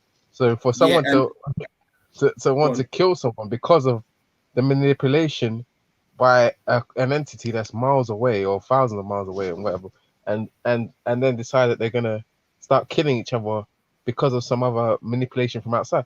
It just doesn't sit. I've never heard of, like, going to Nigeria. I've never heard of it. Oh, we're fighting in the north, and this is because of the west. Like, they don't even talk like that. You get what I'm saying? It's you know that come and are over here that speculate that this is what is happening there. That they're having a fight in northern Nigeria. It's all because of the people back all the way down here. The reason why, Reggie, people over here will talk like this is because more often than not, bro, they may have a fucking scope or a perspective, you get me, or information that the people over there may not have. So I'll give you an example, yeah? Like, for instance, we may know that, I don't know, BP Petroleum is bidding for a certain part of Nigeria, bro, you get me, yeah? but the bid may have been rejected once or twice. You get me? All of a sudden, there's a mad problem, mad tensions in that region there, bro. You get me? The people in the fucking ground of Nigeria, more time than not, they're not really going to realize what's going on here. They're not going to clock their play at hand. Yeah, but people over here that can see, hold on a second, these people have an interest over here. You get me? Yeah, and it seems to be that wherever they go and have an interest, trouble seems to arise. Yeah, more often than not. People with common sense can kind of see the play. Not everyone, but some people. Yeah, somebody that's over there in the midst, bro, that's just trying to make it day to day, doesn't probably have a TV, doesn't have access to fucking information like that. They're just seeing people are coming to fight me. I'm fighting for my life. Or the government wants to do X, Y, and Z. The military wants to do X, Y, and Z. I'm fighting for my people. That's it. Like this is silly, bro. I don't know. This is getting stupid now still. But yeah, at the end of the day, bro, there was a man from the country that was explaining to you the situation. He gave you the names of the generals. He explained what was going on, the countries that were involved. You get me, and how mainstream media will not tell you these things. So yeah, I don't. No, really he gave know. me. He's not. He's just he looks like an ordinary guy who's just been maybe in the village or whatever, and is frustrated, and has given his opinion. He doesn't sound like he's got some sort of like, information that's actually been validated or verified from somewhere, and he's come to say, oh, it's because of this one is being supported by this side, and this other side has been supported by that side. And that's his opinion. Just like you guys have come on here and given your opinion based on it. But the facts of the matter is, when we look at the images, when we get an understanding of from the people that are like fleeing and coming back here, like Sarah in the chat has verified, she's got friends that have come here because she's seeing black people shooting using heavy artillery. Bruv, sorry, you keep trying to repeat that. You keep trying to repeat that like that. You said that earlier on, bruv. You get me? And I meant to stop, but something happened there. Like, bruv, why do you keep saying that? Like, we already said people have problems. And again, if I've got problems with you, bruv, and somebody else is fueling the fire, people are going to die. There's going to be casualties of war, bruv. So someone then turning around and saying, oh, well, this is going on in Sudan, bruv, still doesn't mean that there isn't a bigger fucking puppet master pulling the strings of both parties. Like, yeah, but you don't know that. You're just speculating. That's what I mean. Like all you're doing is speculation. All right. That's what I'm saying. Like you guys are going on speculation. You're going on speculation that I spoke enough still. Dupes, Aaron, S, Snipes. You not saying? No, I mean it's obvious that the West, as well as many other powerful nations, are doing proxy wars all around the world. I mean, but what's as much as I criticize the current West, right?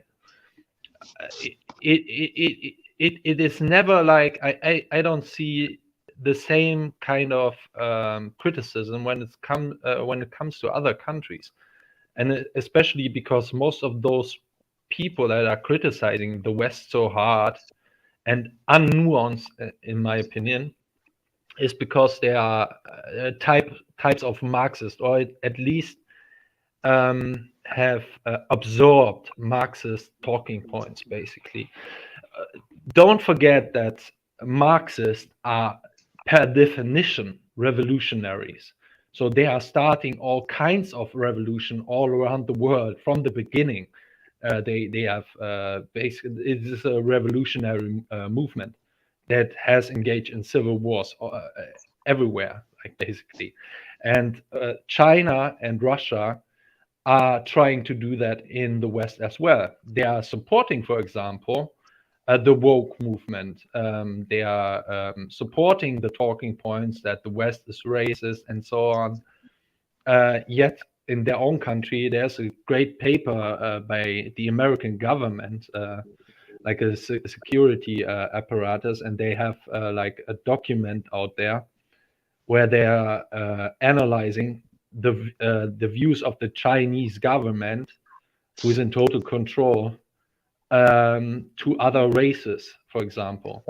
And the Chinese people are hardcore racist in their own country, yet they spread the idea of cultural Marxism everywhere else in the West, because it's destabilizing the West.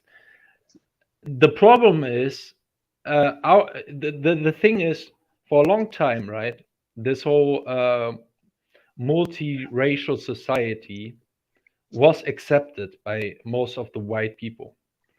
And now that the demographic has shifted, no one is accepting this anymore. Even white people not anymore, because we have made concessions for decades now, and it hasn't gone better. We are criticized now more than ever. So even me, I know that China, for example, wants these fractions among ethnicities, right? And they want a civil war. And what could lead to that is me engaging in this. However, my back is against the wall here. We are losing, white people are losing for decades now. So I have to engage in this cultural war, even though I know China wants this. They want this fraction. So what should I do now, right? I mean, I have a little bit of a ramble here, but I hope you get what I'm going with this here. So yeah, it's they haven't managed it. Basically, this is my point. They haven't managed it in the West because the material conditions and the power of the system was for a long time so great in the West. Everyone believes in the system, that they haven't managed that in the West. The Marxists from China and Russia and so on. But now there's a great possibility that even a civil war can occur here in Europe. So who's to blame first and foremost for this for if you do go into civil war? I think it's basically of course it's the people in power in the West. I mean, some say that the theory is basically they knew the Marxists were doing that even before World War II. They're trying to do that. They are were supporting black nationalist movements in the US before World War II, even exactly for that reason. And the problem is the West responded to that by saying diversity is our strength. And now what led to that is, and also then we are not racist. That was basically the response. We are not racist. We will open the border. We won't have like an immigration policy that is based on cultural nearness or closeness or something like this, or factors. No, we don't see all these factors. And now the basically the numbers that the Chinese propaganda can reach to all these different fractions here, it has increased. And now it is impossible, for, in my opinion, for the West to still signal basically this liberal idea of we don't who was the civil rights activist here? This black famous guy, Martin Luther King, right? It is not enough anymore for anyone, not for white people, not for black people, not for Muslims, and so on. This idea that Martin Luther King basically put forward and was propagated by the Western elites, basically. No one is believing in this shit anymore because the demographics has shifted so much.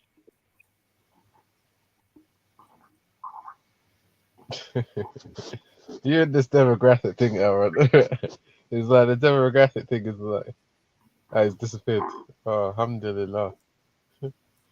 So, Reggie, let me ask you something. So, you see everything that guy said in the video, yeah? If ITV or fucking BBC News repeated literally word for word what he said, would you believe it then? I would believe that no, it's not that I don't believe what he's saying. He's saying that, okay, they're supporting these groups, just like they're supporting Ukraine. But at the end of the day, before they gave weapons to Ukraine, for example, the two were fighting. Russia primarily, you could say, is responsible. But just because you're giving someone weapons doesn't mean you are responsible for the fact that they're fighting. They're fighting each other. Like it's because they got a problem and now they're looking for ways to destroy each other.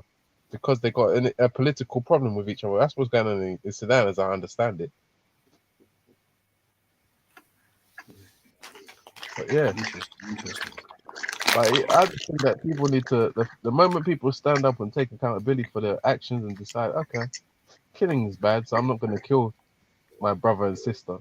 You know what I'm saying? I'm going to stay on code regardless, you know, as our brother Kel would say, and not kill each other because we've got love for one another. You know what I'm saying?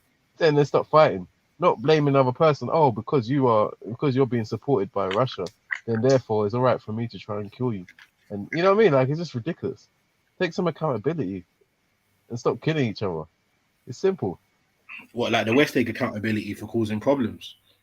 Well, that's the thing. That's another tactic that people do. They blame other people, but blaming other people and your country's getting messed up, getting destroyed, and getting in your country, you're having to flee because you're home. I often hear you say this, blaming other people. But if I do something and as a result, bruv, something happens to you, or let's say you end up harmed or you end up broke or bankrupt directly as a result of what I do, then it is my fault. I don't know if you know this, but it's my fault. We can deal with this self accountability. I should have trusted someone better, and we can deal with that crap. You get me? But I've directly done something that's led to a result in you taking it out somewhere. So it's my fault. Take control of your lives. Take control of your country. You get what I'm saying? Like, at the end of the day, if you decide to in Ethiopia, like where Axum is from, or Eritrea, you know, your country decides. Are you bringing up Axum's name for, bro? I know she's in the comments, but don't do that, bro. Just, yeah. You got the eyes and ears listening, but she needs to know as well. Like, them need to know that at the end of the day, if they decide to kill each other, the West is going to continue to thrive. And if they see that, and if you are saying, oh, the West is to blame, and they also are responsible, and what they're doing is continuously working because you said it's worked in the past, and it's continuing to work. What's the incentive for them to stop doing it? Because you are so gullible. Bastardizing everything, man. It's just common sense. Well, common sense is not that common. It's common sense. If you're going to allow them to continue to manipulate you and to take advantage of you, then why would they stop? Yeah, but you're also being manipulated in the information that you're receiving. Do you know what I'm saying? A lot of the time. Yeah, through the media. Yeah, the media is a form of, you know, deception that they're using to put ideas in your mind, and now you've got opinions on something, as I said again, that don't really concern any of us. This is the same media here. This is media as well. Just got to be careful, yeah. Manipulation goes on. Yeah, on all levels. Right. You can't be sitting in the land of manipulation talking about why are other people getting manipulated. You should know that better than anyone. Totally mad. And as well, Reggie, the big difference between the guy that made the video, bro, and let's say ITV or BBC, bro, you get me? We clearly know one has an agenda, bro, as opposed to, not saying that the guy couldn't, but you get me? It's much more plausible, bro, you get me, that a big news corporation and an agenda, as opposed as opposed to a single man taking a video telling what's going on in his country, supposedly. I think. Just my opinion. It depends on the single man, what he's being led by, whether it's his emotions, whether he's been you know. Didn't really look too emotional to me. Still, I can't lie. You know, Chinese whispers all the time. You know what I'm saying? One man, you could have one man that's like Schiffer, you know, that has trauma. Really, all kinds of like one man. Like, why are you bringing up people's names for, fam? What's wrong with you? I'm just saying, you got one man, because one man comes on here and shouts something that might sound plausible or blames another person for his for shortcomings. That doesn't mean that it's true. You know what I'm saying? No, but what we're all given, Reggie, not everything is the power of observation, Reggie. So like we can observe for ourselves things that we consider to be like information that's out there. We don't really have to take it in the same way, but we're all here to help each other in that endeavor. Yeah. So I don't know what you're doing, man. You know what I mean? Your opinion is your opinion, but it's very limited, it seems. Because we can see through the facade that they put out there and call it news, and this is what's going on. If you could, I think you can as well, Reggie. I think you can as well. But I think you just choose not to for the sake of. I feel that I don't know why you're doing that. Yeah, you got this. Or it's just a display of their programming here in the West, because we don't understand that. Yeah, that we're being programmed and we're being told one thing, and the reality is something different.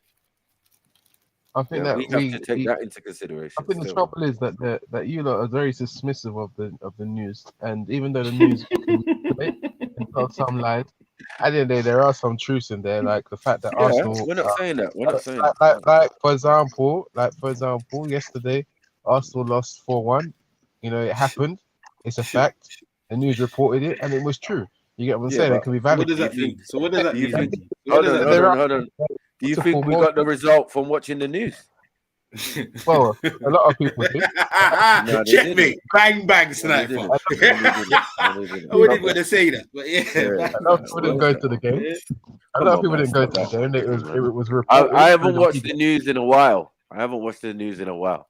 Yeah, it's only like there's little news clippings even on YouTube that will show Diane Abbott doing something, this person doing something, people coming back from Sudan, all of these type of things. I'm seeing these things, but it's not really a big deal like that, you know, my brother. Do you get what I'm saying? Yeah, like we get the information, we get that the information is out there. We understand also who's putting it out there. Yeah.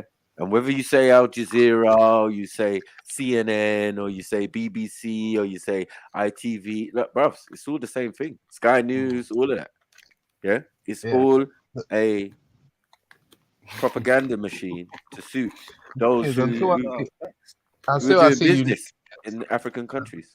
Yeah, Reggie, don't ever get it twisted, bro. Like, bro, a liar can tell the truth, bro. Doesn't get me? It just means that we have to take everything you say with a pinch of salt.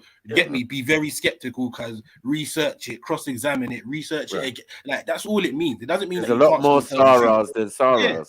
You know what I mean? So when you say, "Oh, well, the news," you think it's all lies? No, we don't. We know how these people work. They throw a little bit of truth in there, and they feed you a bunch of lies. We know how this thing works, man. The thing is, for me, everybody here is almost like a stranger to everyone. So, like, the news has just got as much. For me, the news is almost as credible as most of the opinions that we get on here. You get what I'm saying? Like, you lot, there is some truth in the news, and there's some absolute nonsense. And most of the time, they're just reporting what happens. And if we don't believe it, we can go there and validate it. You get what I'm saying? We can go there and verify for ourselves if we're really that invested. For example, Sudan is at war. You lot can go there and completely debunk what they're saying. But I've not seen one outlet, even one individual, go there and take a video and show me that the people there that are killing each other are different from what the news is showing. You get what I'm saying? See, Reggie, this is the thing, though. This is the thing, Reggie. I personally feel that even if somebody was to do that, bro, you would still have fucking something to say.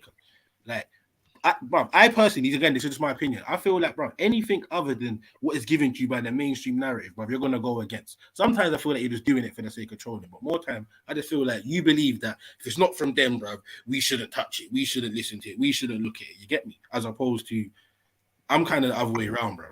You get me? And I think a lot of other people are, hence why you get the conversations you do. You know but we can't. The thing is, anybody can come on here and just spout. You get what I'm saying? Just tell us something. No, it's not the white man even. It's the Indian man. You know, it's the Indian man. Like, anybody can just come up and say whatever. You get what I'm saying? Right, and we could just believe it because what? We should just believe it because it's come from a guy called Maku or a guy called Zelini or even Reggie. Let's get back to the You know black what I mean? people Like, killing each other. We have to actually That's what we Reggie. Let's Yeah. get back to the black people being the ones who are killing each other. Yeah. Is anybody disputing that? No. No, I'm asking Reggie because he keeps coming back to that point. Like, it's a point that's being disputed. Is anyone disputing that? The Caribbean specifically, because you keep mentioning the Caribbeans, whoever they are. But is anyone, including the Caribbeans, disputing that? Nah, no one's disputing that. Okay, so could we agree that that's an established baseline understanding that we all fully get? The people holding the guns shooting at each other are our brothers and sisters. We get that part. Because we can't elevate the conversation if it has to keep coming back to that point. We get that. Yeah, it's true. Yeah, I think we're all in agreement there that it's black people killing each other, and for me, that's what's causing the most harm to the country at the moment is the fact that the people are killing each other, and that's where it needs to stop first and foremost. Like if we want people to feel safe, they have to stop killing each other and harming each other like that. Then we make progress. Okay, so do you think that when people say external influences are creating these situations, do you think that people are saying external influences have an interest, and just so because of that interest, the people just start killing each other? Because I overheard you saying that earlier on when I was off the mic. No. I think that even with the external interest, for example, in a lot of my culture within Nigeria, we have the influence of Christianity. So before the external interest might come there, you put a gun in a genuine, or even someone who just calls themselves a Christian. If you put a gun in their hand, they're going to put it on the floor and say, "I'm not meant to kill." And I would like to think, if I'm being generous, yeah, that the Islamic influence in Sudan, if you put a gun in their hand, like they can actually put. Obviously, they have a different position, but I would like to think that there's another influence in terms of their belief that they should, strive for peace, and not let a white man's ideology or white man's influence, make them escalate. I don't think war. it's the ideology. Reggie. Sorry. There's going to be actual things done on the ground to escalate violence. So, for example, like Black Ops type missions will be carried out where attacks are done against one side. It's made to look like the other side. Or something will be blown up and they'll say that side did it, and really it was the CIA or it was whoever else. Do you see what I mean? Like, it's not as clear cut as external influence, and so people start shooting each other. Also, I think the normal people, they're just caught up in it. From the documentary I saw in South Sudan, a lot of people, most people, especially men, are hard working. South Sudan is fighting, not South Sudan. They're two different countries, isn't they? South Sudan is a different country. Oh, so you're saying that there's fighting in Sudan now that's not against South Sudan? Yeah. Because South Sudan is a recent split, right? It's a young country. Yeah, Sudan is its own country, and then Sudan is another country, I think. Okay, so South Sudan was majority Muslim, and they no, South Sudan is majority Christian. Sudan it's majority Christian. Yeah. No, it's majority Muslim. Like, what is he talking about? He don't even know the ends. South Sudan. Like, what is he doing, man? Sorry, Mackie, you said South. No, he the might fight be right. is in North Sudan. Hold on, the fight is in North Yeah. Sudan, right? Mackie. And they have a different government. They have a different policy to Southern Sudan, which is run under a king or caliphship and all of that. Yeah, that's what it is. They have a religious leader. 1 second. They have a religious prime minister and all of that. So they have different roles. But as I said, religion is not the main focus, bro. If you're going to go to war or you're going to have a civil war within your country, religion ain't really got much to do with it. It's all about resources and what the foreign interests want. That's what it's always been about. Yeah. And then to find out who's on whose side is what they're giving certain information about. Okay, you're supported by the Russians, you're supported by the Turks or the British, or you're supported by China, you're supported by this one, you're supported by that one. This is what's giving us the indication that it's not just random that we're starting to kill each other. It's on the behest of someone else who's not probably around.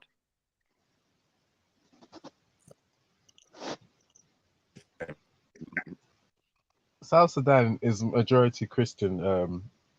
As I was saying, I don't know why Mackie is saying something else, but I believe you're right. It's like 90% Christian or something. Yeah. But they're not involved in this war. I think it's Sudan. No, Sudan. but there's Muslims there as well. Yeah, of course. But the war is in Sudan, which is has its own country, and they are. Yeah, they're like Muslim Christian though. You don't think there's Muslim Christians? Sudan is Muslim. Sudan is predominantly Muslim. Muslim Christians?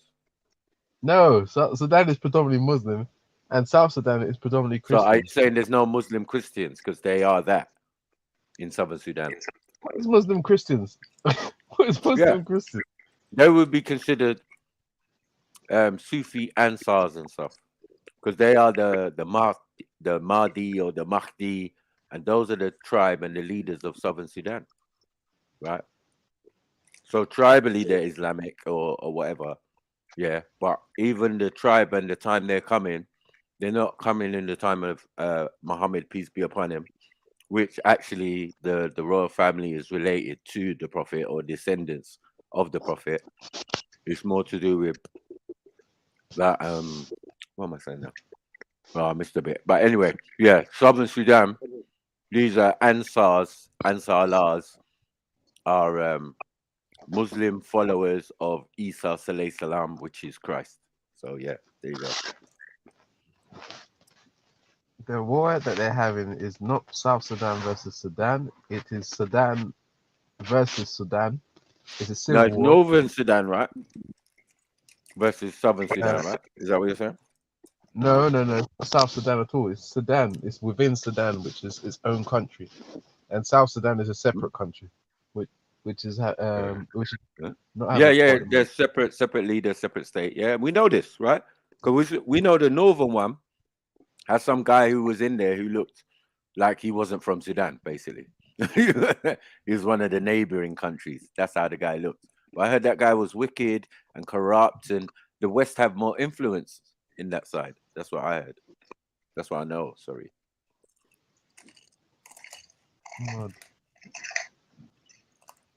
But yeah, it's more. It's a political war. That's what Axum has decided that it is, and it's not to do with religion. Man. It's not to do with religion, but it's we know that it is people that identify as Islamic, as different, as different, Abrahamic or whatever. But they're not Abrahamic. They're Islamic. Well, if you're Islamic, you're Abrahamic. Sorry, my brother. That's another debate. But it's not a debate. It is what it is. Anyway, so go on. They're just putting their actual, what do they call it again? The influence of their religion aside to pick up arms and go warring again, just like in Somalia, just like in Eritrea, and a lot of the other countries, because they'd rather be influenced by other political factors and not their religion. This blue, green, and Axon, would be nice for you to come on if you could, because I didn't actually speak to you properly, to be honest. I think I wasn't there for long. But you were kind of overpowered when you came on last time, which is not unusual. But it'd be nice for you to just clarify what this war is about. If it's all West, the white man's fault as usual, or if you are ready for. Come on, Reggie, man, don't be childish. If you're ready to take accountability for your black brothers in that area are doing. You get what I'm saying? See, again, I thought we established that baseline already. Yeah. And we were hoping to elevate the conversation. Yeah, I thought that because the narrative that should be at the forefront is that the black community should be self-accountable first and foremost before blaming other people. Because which black community are you talking about? I'm talking about the wider black community. That the wider black community should start from the fundamental and the foundation that we take accountability for our actions first. Here it is. I agree with you. That the wider black community in inverted commas, nowadays generally tends to be whiny and victimy. If you're talking about vocal, who seem to have vocal political ideas, I agree with you. But I think that's a completely different thing from what the people in Sudan are having to deal with. But the people in Sudan, I have not seen any evidence to suggest that first and foremost, and primarily, actually, that it is down to black leadership and the fact that black leadership, there's a black power struggle within a black leadership for power, and all that's happening. The only thing that the white person is doing is profiteering in the sense that they are supporting different groups. Maybe they're providing arms. I don't know what they're doing, but they might be supporting one group, another one supporting another group. But at the end Well, of the look day, at it like this. Look at it like this. You two The parties leadership of Sudan, in one way or another, are not they don't enjoy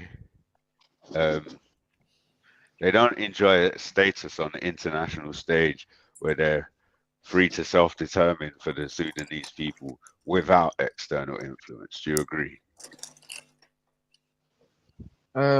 Yeah, I agree. Okay, so to go on from that then, would you agree that the leadership in Sudan are probably more aligned with the international interests than they are with the interests of the Sudanese people?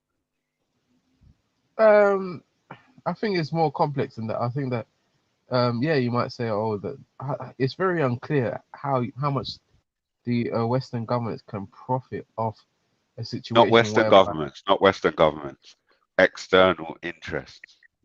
External interests can profit off such a volatile situation.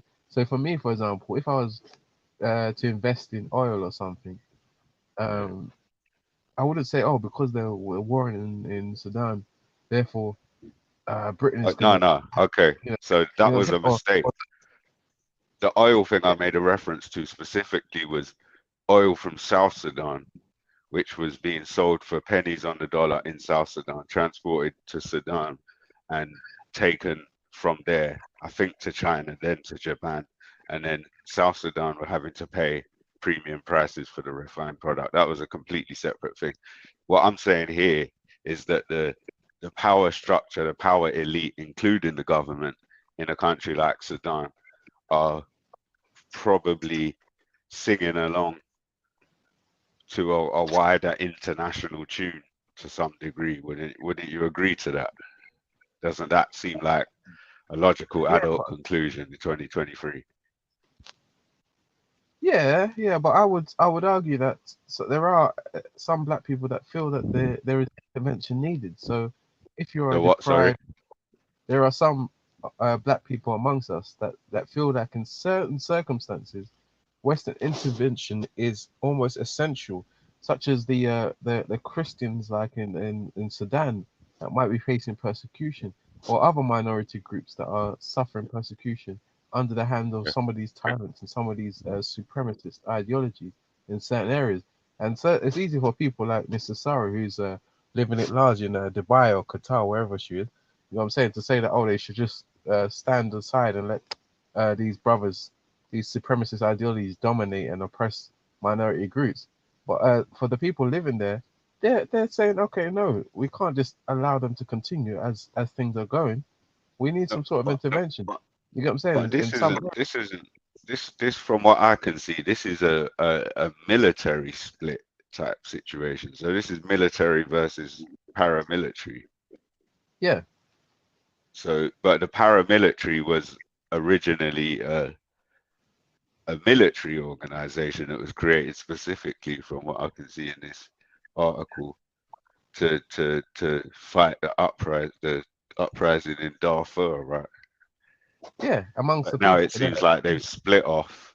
So this is puppet show, puppeteering. This is high level string pulling, and now these two military factions are warring.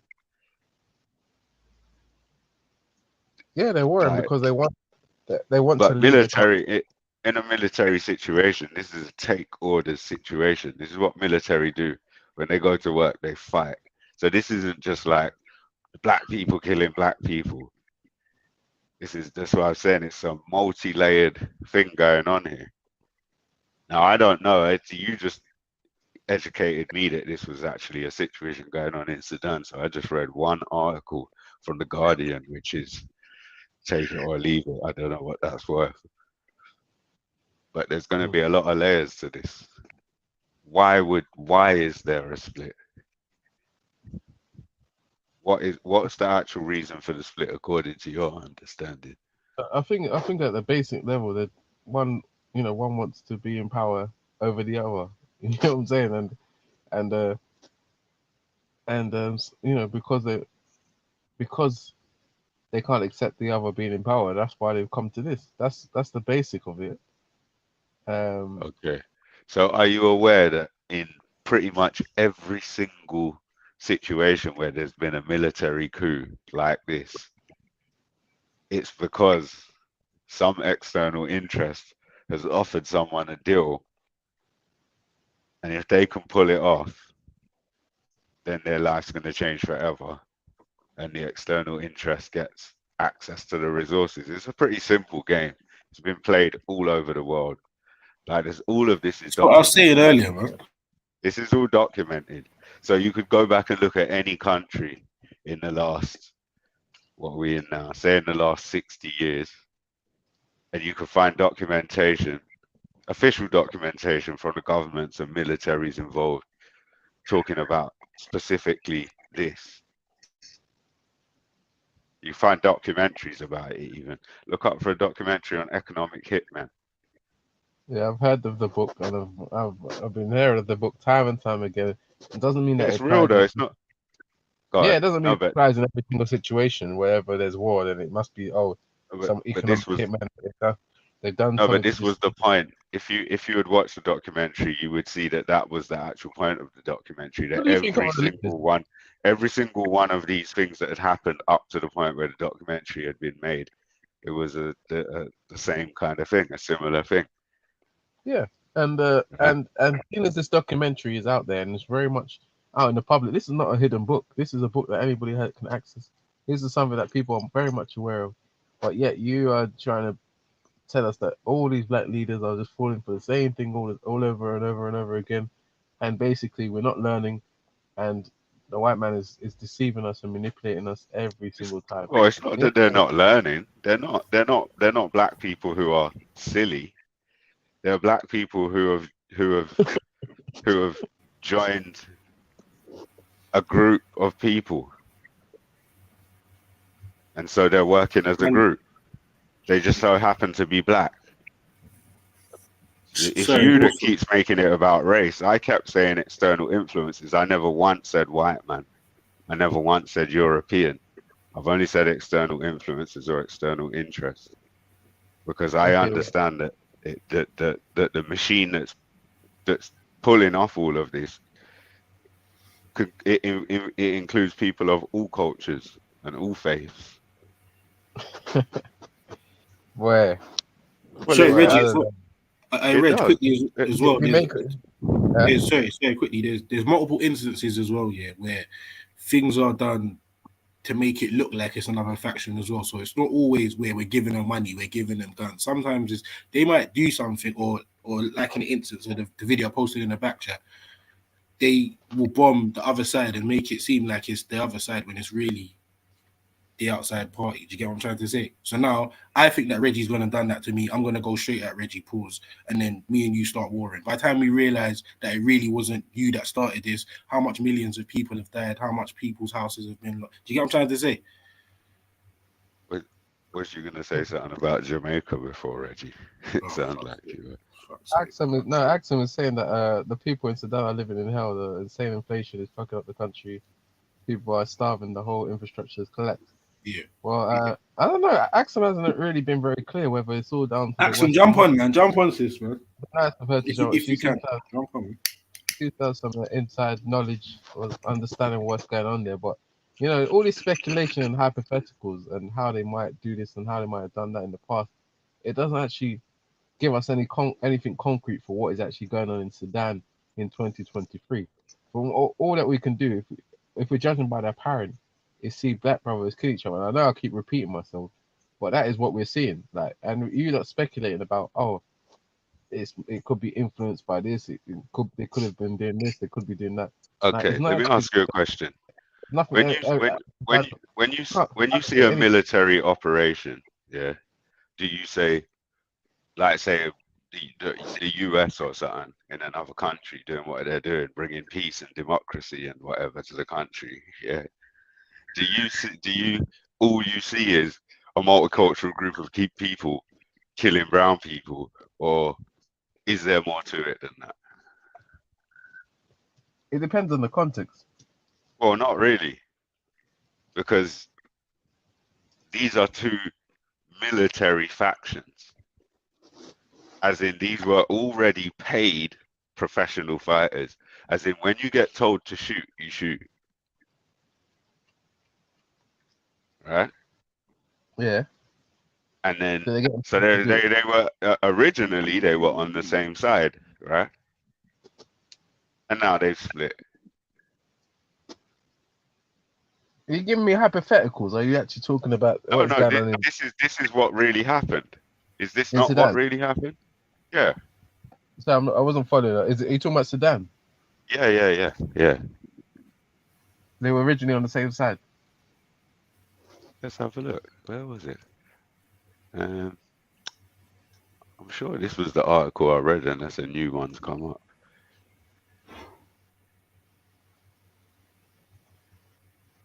Right, you lot keep talking. I'm going to find the article. You make black people. It basically just broke down. You make black people in Africa look like we're mental or retarded. Like, you know what I'm saying? Like, it's like mental? No. I mean, it's in like, okay. Oh no, that's something that you do to. Okay, so that's something that you do to someone that is like, you know, if you give an extremist a gun, yeah, or if you give someone that is like, even if you give like I think in this country, if you give someone that's 12 a weapon, even someone that is like a teenager a weapon, they could even take accountability for if they were to do something. But unfortunately, our brothers in Africa, when we do something, when we kill each other, it's almost like we're unable. It's not true. It's not true. It says here. It says here, intense clashes between Sudan's military and the country's main paramilitary force. Right? Let's see here. So the Sudanese armed forces are broadly loyal to General blah blah blah, the country's de facto ruler, while the paramilitaries of the Rapid Support Forces, they follow this other general, former warlord. Right? Let's see now. There's a bit further down where it says that the RSF was originally created. Okay, so the RSF was founded by Bashir to crush the rebellion in Darfur. This guy looks like 20 years ago. He looks like an Arab. This guy that you're giving. Okay, so 20 years ago, the RSF was founded to crush a rebellion, right? 20 years later, the RSF is now a separate paramilitary faction, which is now fighting against the main army. So no, I wasn't just making stuff up. It wasn't hypotheticals. That's what's happening in Sudan. This isn't people just killing people. This is paid soldiers being told, you're shooting this way now. Yeah, by their Arab. I don't even know. That's got different ethnicities now. I know they've been invaded by the Arabs. So this guy looks like an Arab. Oh, are you seeing external influence now? Yeah, it's an Arab influence. Arabization. You just spotted an external influence. So the whole argument's dead now. Arabization. There you go, man. Bad deal, brother. Where? That's the Islamic influence. Yeah, look, wait, yeah, no, hold on. Look, bro, don't try it, man. Hold on, let me scroll up the page. His name is even Mohammed Bashir something, so I don't know, man. No, it looks like this is the country's de facto ruler right now. This one's not Bashir. Bashir was 20 years ago. Abdul. Yeah. These are the Africans that aren't learning that you're talking about.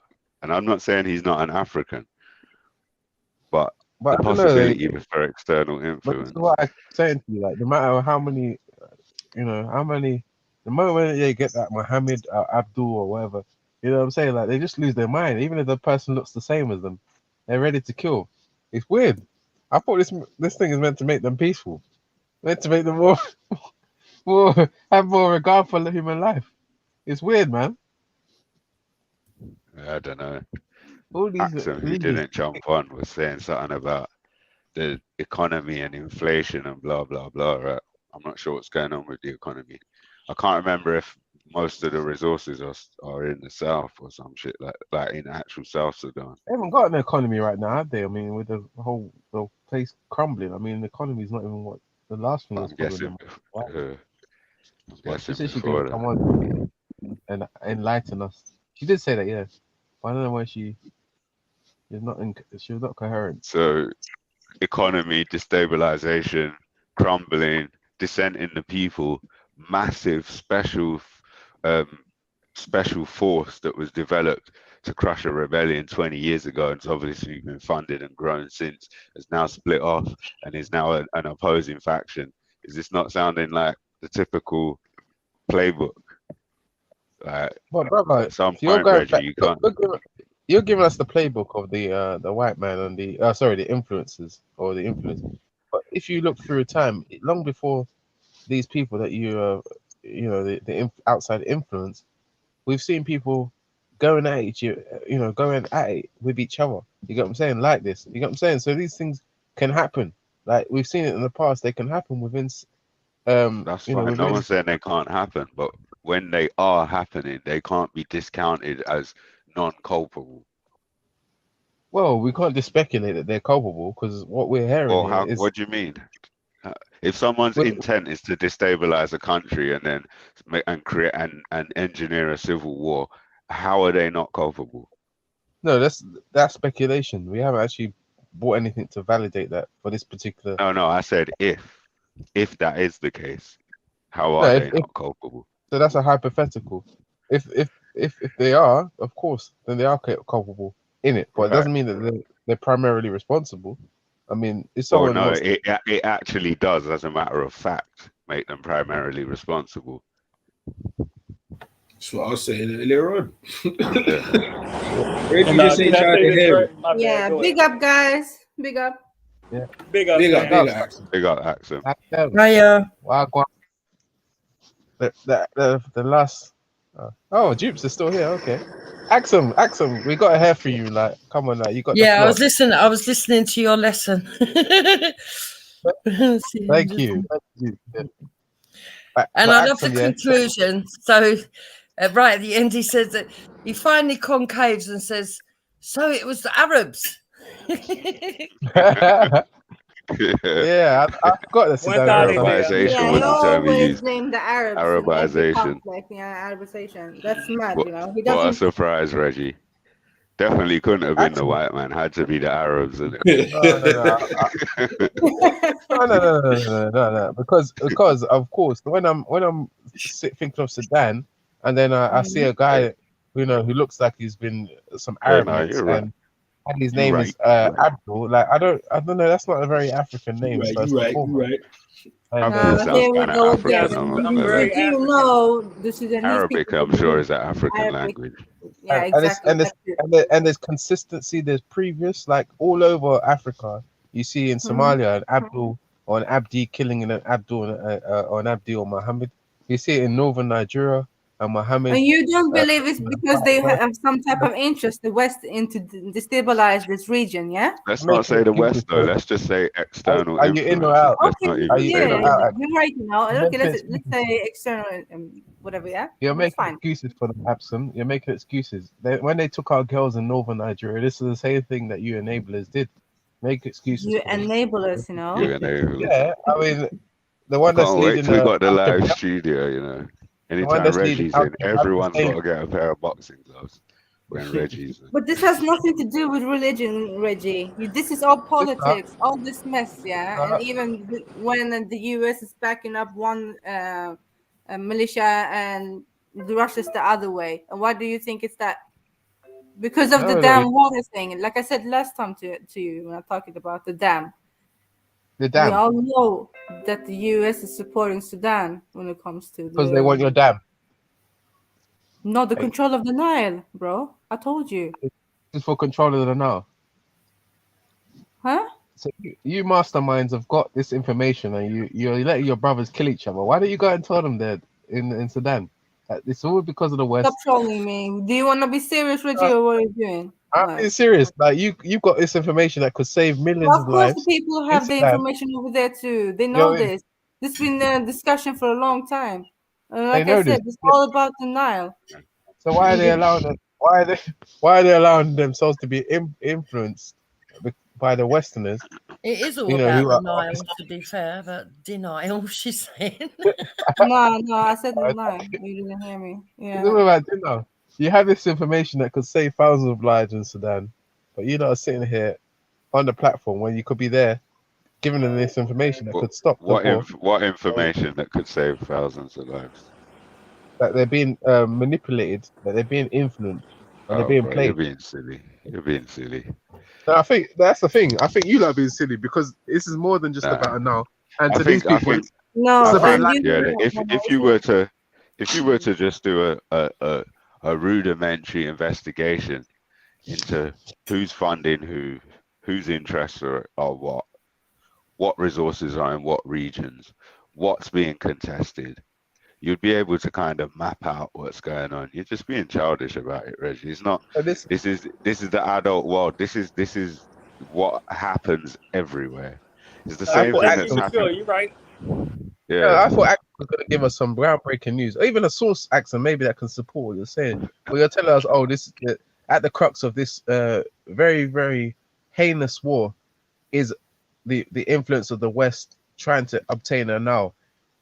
You get what I'm saying? Yeah, because they're using this as a cover-up, though, Reggie. They're using this as a cover-up. Yeah. The Okay, country is probably a mess right now, like totally a crazy situation. Like I said in the chat, the economy is fucked up after Bashar. After the Bashar, like I told you last time, when the Bashar took all the money and did the madness, they have no leadership in the country. Right. So yeah. So Axum is making good points, though. Axum is telling the truth. Axum said the truth. So Axum, who's responsible for the fact that they're fighting? Just so I'm clear.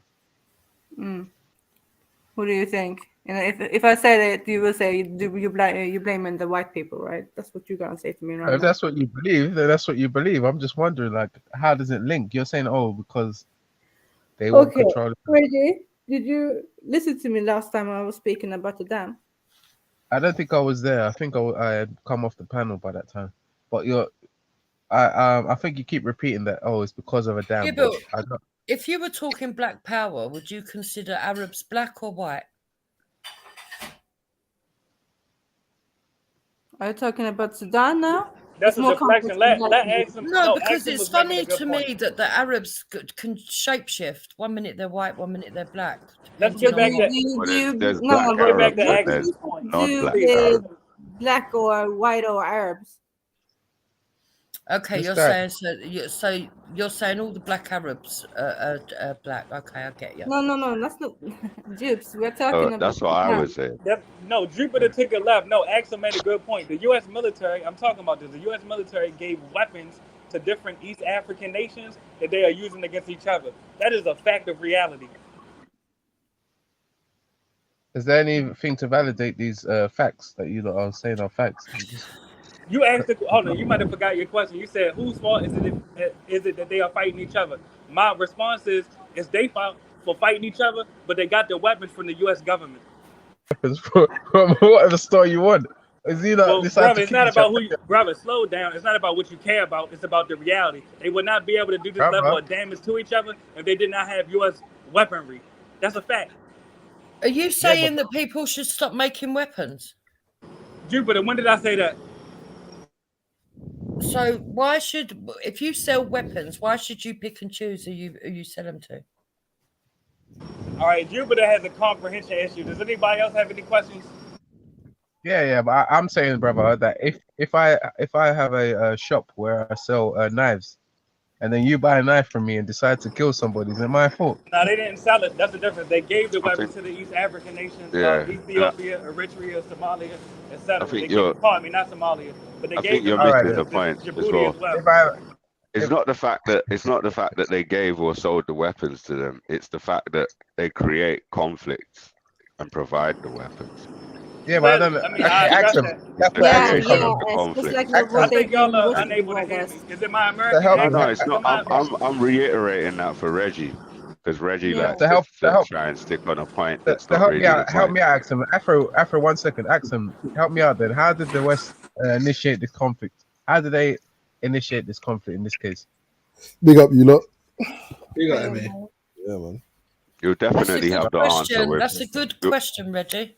You'll definitely have which the answer conflict within are the you next talking 10 to 20 years. It will be Like out this there officially. No, we're talking about the current conflict Official facts between will be in out there. Khartoum right now. You know, Yeah. the war going on between. How did the West, Axum, help us out?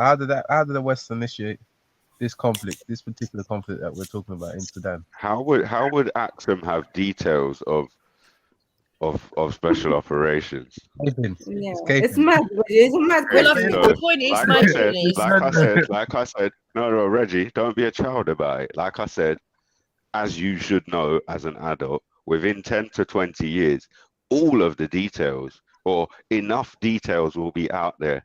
And there'll be some that's still kept secret, but enough will be out there to give you all of the details of the question you just asked. All right, but brother, what's your point? The answer is that you don't have any sources to back up what you're saying. Okay, thank you. That's just childish, Reggie. No, man, it's simple. So we want us to wait 10 to 20 years. Well, hold on. And I might have missed it because I'm in a loud environment. What is the brother's point? Axum made great facts. Everything she said was right on the money. So what are you disputing?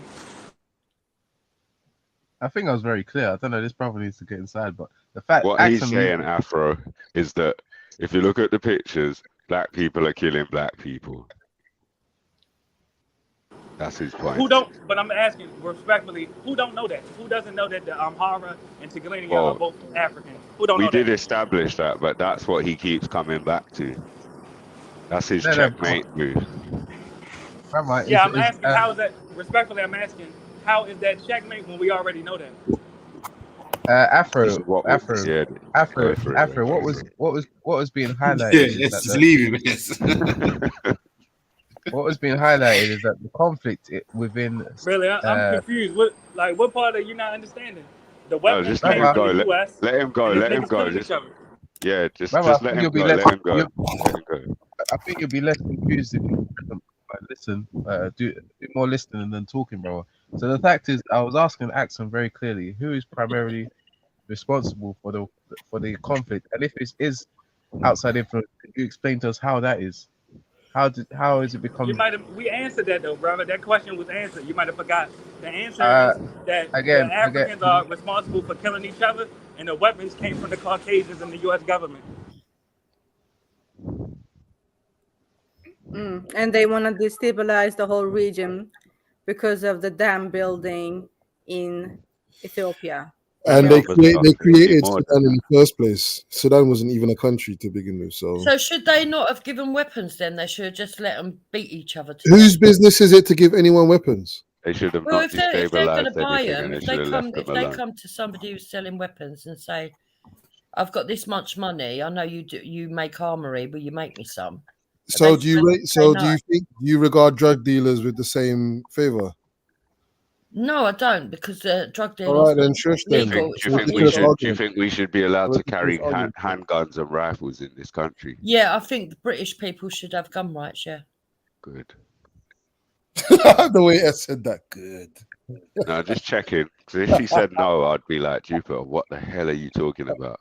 Yeah, no, I do think it should be. You should go and get tested and everything before they give you the license. So Jupiter. Say if there was a conflict in this country, yeah, along racial lines, would you support the idea that, say, if black people were being oppressed and whatnot, that we were able to get guns from the US government or from Nigeria or whatever? Do you think that that's fair?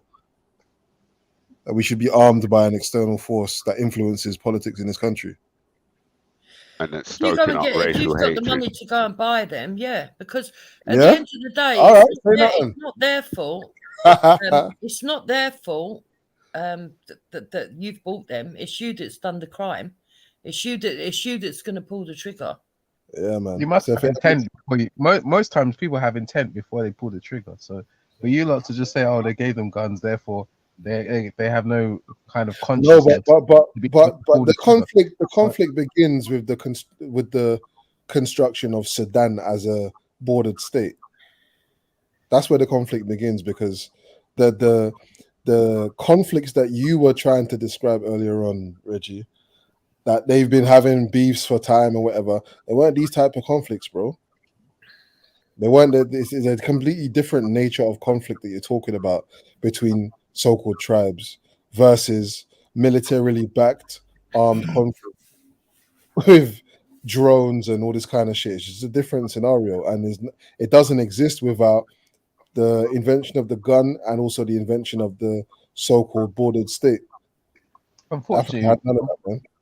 Unfortunately, we can't go backwards. So that border thing is No one's going backwards. I'm saying your question is about who's responsible for the conflict, and I'm saying there would be no conflict of this nature without a border state. Well, that's just that is almost like it's speculative, and it's one that we How can't is it really. speculative? For example, yeah, How because is it we know that we. Okay. If somebody, if me and you are beefing, yeah, you live in Bermondsey, I live where I'm living, yeah, and we're confined to a particular space, so we can't get out of London, basically, Right. yeah, and our conflict is really fashioned on that particular reality. And you suddenly take the borders away, right, and you can go wherever you please. Does that not diffuse the conflict? Brother, we know that Sudan and South Sudan. No, it actually puts the fucking No, it conflict doesn't. into a wider area. No, it doesn't. No, it doesn't. Yeah, it does. They Not will if- run to different countries and start fighting all over again. Yeah, No, that's it what you doesn't. It just think. mean That's that- what you let me think say this. because you have a. That's what you think because you have a more warmongering mentality. No, yeah? we're just But talking other about reality. people- No, it's because If there we are other my open the borders, experience. Hold on, there all are right, other please let me say this people. orderly. One Please second, let me one say this. second, Afro. If you open the Rafi, borders, 1 second. Bro, this little guy never listens. 1 second, man. well, brother, you Yeah? interrupted me. There are You missed that? no. I was talking to Jupiter, man. Shut up. All right, brother, Yeah. suck a dick. First So of all, I'm being anyway, respectful, brother. shush, man. The Shush. reason that I feel like As that, I was saying, the reason as I was that I feel saying. like that, MA, let me just say So this. now you as well, It's yeah. because I live in the UK, and when we see warring factions come to the UK, they don't forget about their troubles. Exactly, They that's the start it point. up again here. Exactly. Yeah, but we're not. But I'm not talking about a You got warmongering. Palestinians and I'm not Muslims beefing talking in about the US right people. now. Probably people with a warmongering Alhamdulillah, mentality Afro. might do that. Yeah. However, we know that wasn't really the mentality of East Africans at the time when the Berlin Conference decided to split up the whole of fucking Africa and portion it for themselves. Right? There wasn't that conflict. The conflict we're seeing now didn't exist then. Yeah. Simple. Respectfully, you're missing the point, though. If you open the borders, just as Jupiter just said, and you know I'm disagreeing with her all day, the people will beef wherever they go at. There are Muslims and Palestinians beefing in bro. New York right now, and Bro, in New Jersey, you're and in missing. California. What do you mean Muslims and Palestinians? You are missing the point. Palestinians aren't Wait a Muslims. second. Hold on, because you are missing the Checkmate. point. You are missing the point. The point is this, yeah. The point I made is that if there were no borders to begin with, the conflict wouldn't exist. And I'm saying before That's the not borders. reality, though, bro. Hold on, wait. No, because Reggie's question was who's responsible. That's the question, right? To be able to identify a responsible party, what do? Do you go forwards? No, you go backwards. Are you not You stupid? have to find the cause. No, I'm talking about right now, ethnic groups. Pain of cause. Afro, can you let MA Ethnic groups. speak? Because I want to hear what he's got to say. But let me say this: ethnic groups have territory. That's just reality. Is anyone? MJ's not here, right? But Jupiter, what's your knowledge on Northern Ireland? And that's my point. And I'm No, glad I you don't said like that. getting They are into still that. fighting for their land That's today. delicate, mate. No, you That's just delicate. proved the point right there. That's checkmate right there. The Northern Irish are still fighting for their land today. People fight over territory. Your point is That's not my fact. point, bro. Your point is not my point. My point is, yeah. No, I made my point, and it still stands. But I'm the one that's bringing Northern Ireland into the conversation. So allow it. Yeah, I'm saying. brother, you're being emotional. Go ahead, make it point. Without the, I don't care about you, bro. Without the All right, you're being emotional. Make your point. Without the external influence of both political power and religious power, yeah, you don't have a Northern Ireland situation. Yeah, you just don't have it. It doesn't occur. There's no split. Everything's hunky dory, and people are cool. You're not talking about reality, though. That's right. That's right. What do you mean it's not reality? What are you not talking about reality. Oh, this guy That's not your reality because you're in the Americas, but over here. No, it's not their reality. That's why they fighting. It's not their reality. That's why they fighting, brother. Checkmate. No, man bought foreigners in the country, man. Come on, man. Stop it, man. Exactly. That's why they're fighting. the British brought Scottish people to settle in Ireland. That is All going right, to cause a problem. we're going a bit left now. We're going a bit left No, now. it's Let's not left. No, It's it's a not left comparative. because you don't It's a understand the comparative. history. Yeah, thank Sorry, you. if you don't understand the history of the circumstances and the troubles, yeah, that they were suffering in Ireland, then just keep your mouth quiet. To be And honest, they still fighting but for their anyway. land. They still So fighting for their hold land. on, Afro. So in Sudan, MA, who were the foreigners that went and settled there? No, I'm saying that the construction of borders unsettled the entire African continent, not to mention that it's parts of the Middle East as well. Yeah, that's where it begins. Yeah, Don't but get me wrong. in what way is that relevant to this particular war now? Because Reggie is asking who is responsible for the conflict. No, and I know. I'm saying, can you show me how? Take me go through ahead. it step by step. Foreign governments, how it's you know, directly the African involved. governments in each country are foreign. Do you get that? One sec, Jupes. Each government that we have in Africa, it might have African faces and be led by African politicians, but they are under the whim and under the agenda of European influences. Otherwise, they wouldn't even have a government and have a prime minister or whatever in the first place. So MA, if you look at Sudan, I believe that South Sudan was created in 2012 or so. So it's quite a recent creation. Yeah, 2012. Yeah. Was it 05? 2012 maybe. Yeah. Very recent, which wasn't because of the West. The West didn't create it. It was the South Sudanese decided that they wanted to break away from. How do you know, like Reggie? You see when like say So your you see boiler. that- Hold on, wait. Say your boiler stops working. No, say you got a whistle in your tap. Yeah. Pause. You got a whistle in your tap. Yeah. How do you identify the problem? Do you fucking just like slap the tap and hope it's gonna work, or do you go to the source? Go to the source, man. Come on. Well, not Reggie, but as I'm saying.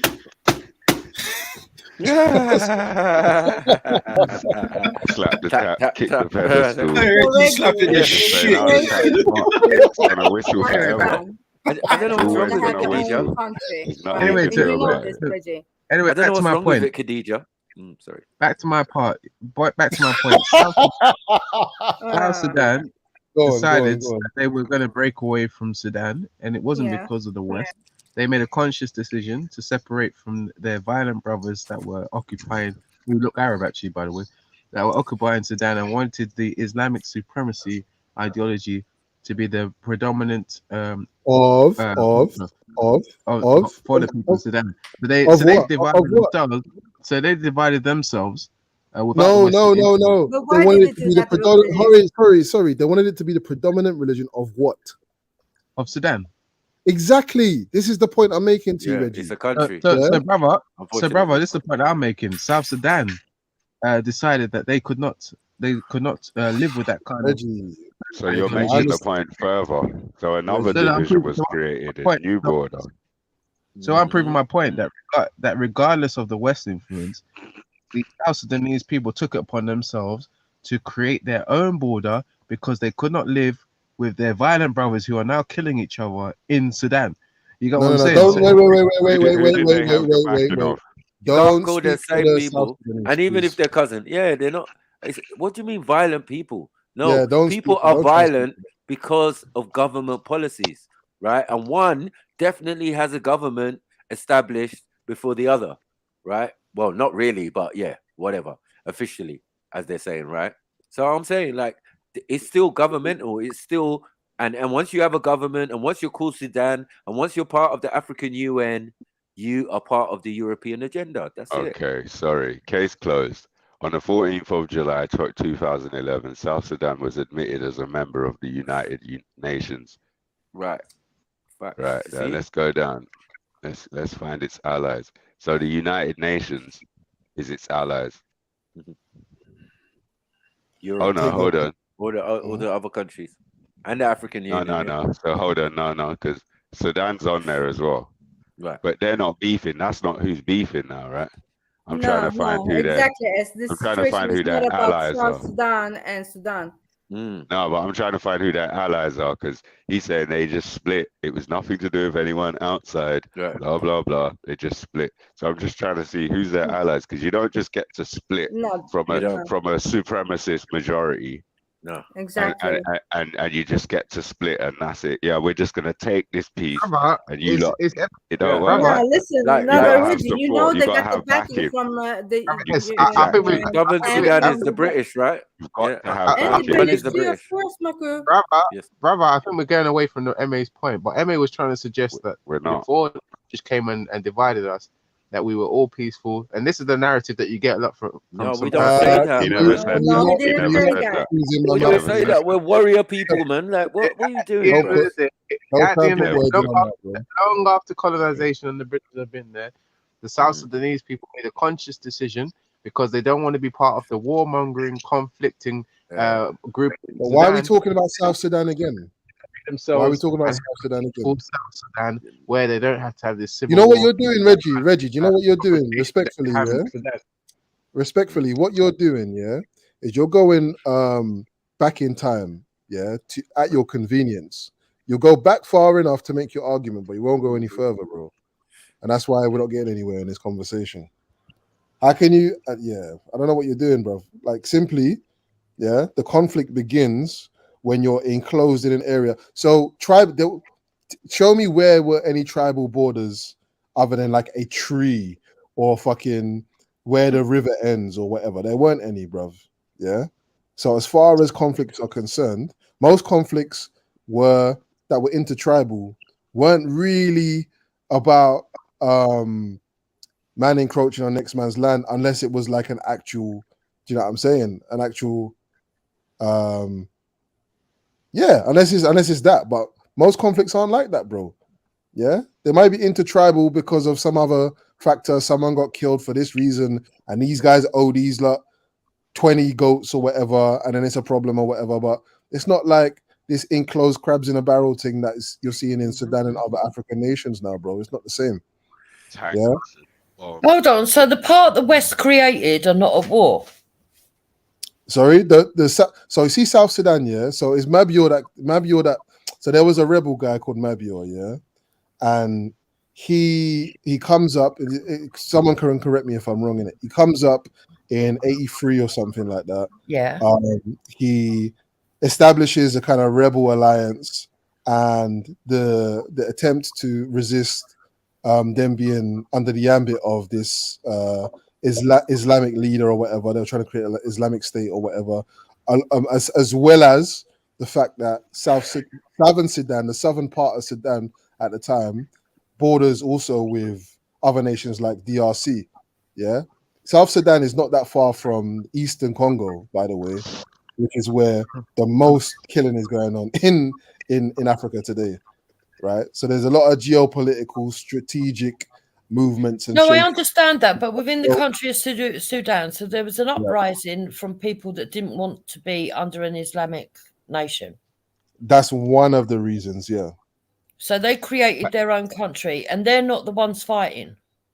No, the fighting's happening in Sudan, yeah, not South in the Sudan. Islamic majority. In the northern part of Yeah. Sudan. Yeah, so this has Which nothing has to a do with government, Southern which Sudan, has a though. prime minister, which have a thing that me and Axel we've talked about, and we've seen this guy before. You know what I mean? Like, I don't know if he's the same one now, but he didn't even look Sudanese.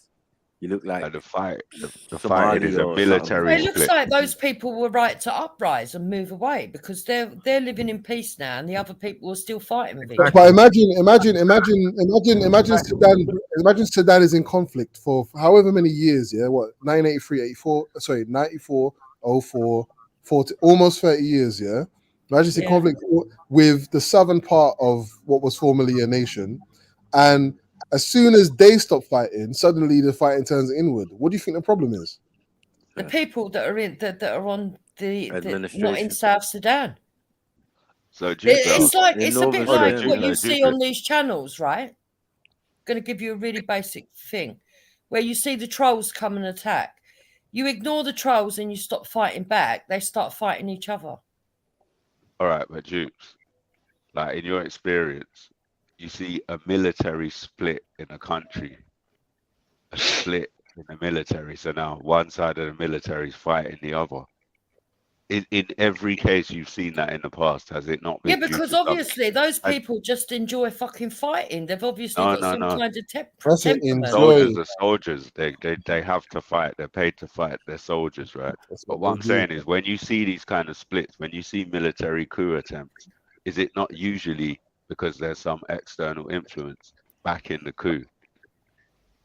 That's facts, sometimes, yeah, normally. But what I'm saying is, yeah, but what I'm saying is that amongst those soldiers, right, that at some point they must have decided which sergeant or what is it they're under? General, colonel? Yeah, generals. Yeah, they don't get to decide. They must have decided which one they wanted to be under. No, they generals, must have done. They must have done. Generals control whole sections of armies. So if an army has 5 generals, then if 2 of those generals split one way, then the whole section that they control goes with them. Outside but of anyone surely who to keep the team together, they've got to have the people underneath them that want to actually agree with their general. It's called a chain of command. Otherwise, what they do is, otherwise they defect to the other side.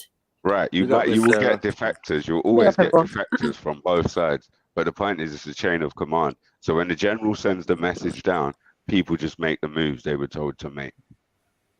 That's just the way it works. Because all the general's going to tell his people is to tell their people, to tell their people, to tell their people to defend the territories that they currently occupy. That's just standard business. Defend the territory. It's as simple as that. There's a documentary called that I've seen called No Simple Way Home. For anyone that's interested in the South Sudan, well, the leadership of the rebel leadership of South Sudan in the split. So Mabior's wife and 2 daughters narrate. It's about one of the daughters, in fact, but it's about the idea that they've exiled and they want to go back and have some type of influence on South Sudan, not Sudan. So anyone's interested, it's a great documentary. Go and watch it. Right. I picked up something little that we can watch. Blood. The rest of them, there's like little explanations, you know what I mean? But they're all like ticks and millions of views. So obviously this is a hot topic. This video is brought to you by Brilliant. For the last week or so, Sudan has been consumed by violence between the Sudanese army and a paramilitary group known as the RSF, or Rapid Support Forces. At time of writing, over 180 people have been killed. And on Thursday, there were reports that the violence had spilled out into the Al Fashaga region, a disputed territory in between Sudan and Ethiopia. Despite calls for a ceasefire from both United States Secretary of State Antony Blinken and United Nations Chief Antonio Guterres, the violence shows no signs of abating anytime soon. So in this video, we're going to try and explain why fighting has broken out in Sudan, why it spilled out into Ethiopia, and how all this could further destabilize a region that's already on its last legs.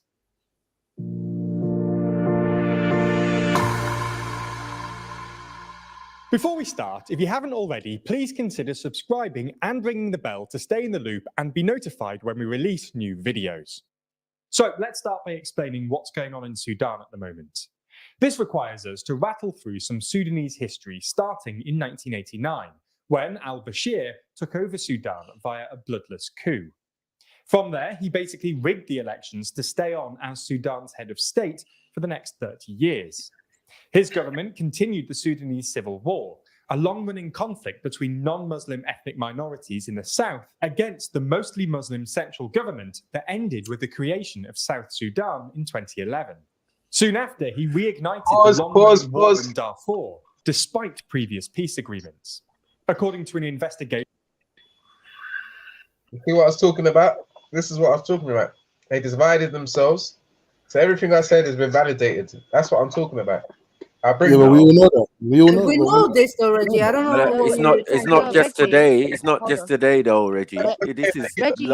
You said it was a black on black crime and there was no one involved. But we know that the US was aiding the southern rebels during those times. So they were actively aiding them, training them, giving them weapons. So they were fully involved. So to just act like, oh, these people just woke up one day and just started fighting and weapons came out of nowhere is a bit disingenuous, though. One step at a time.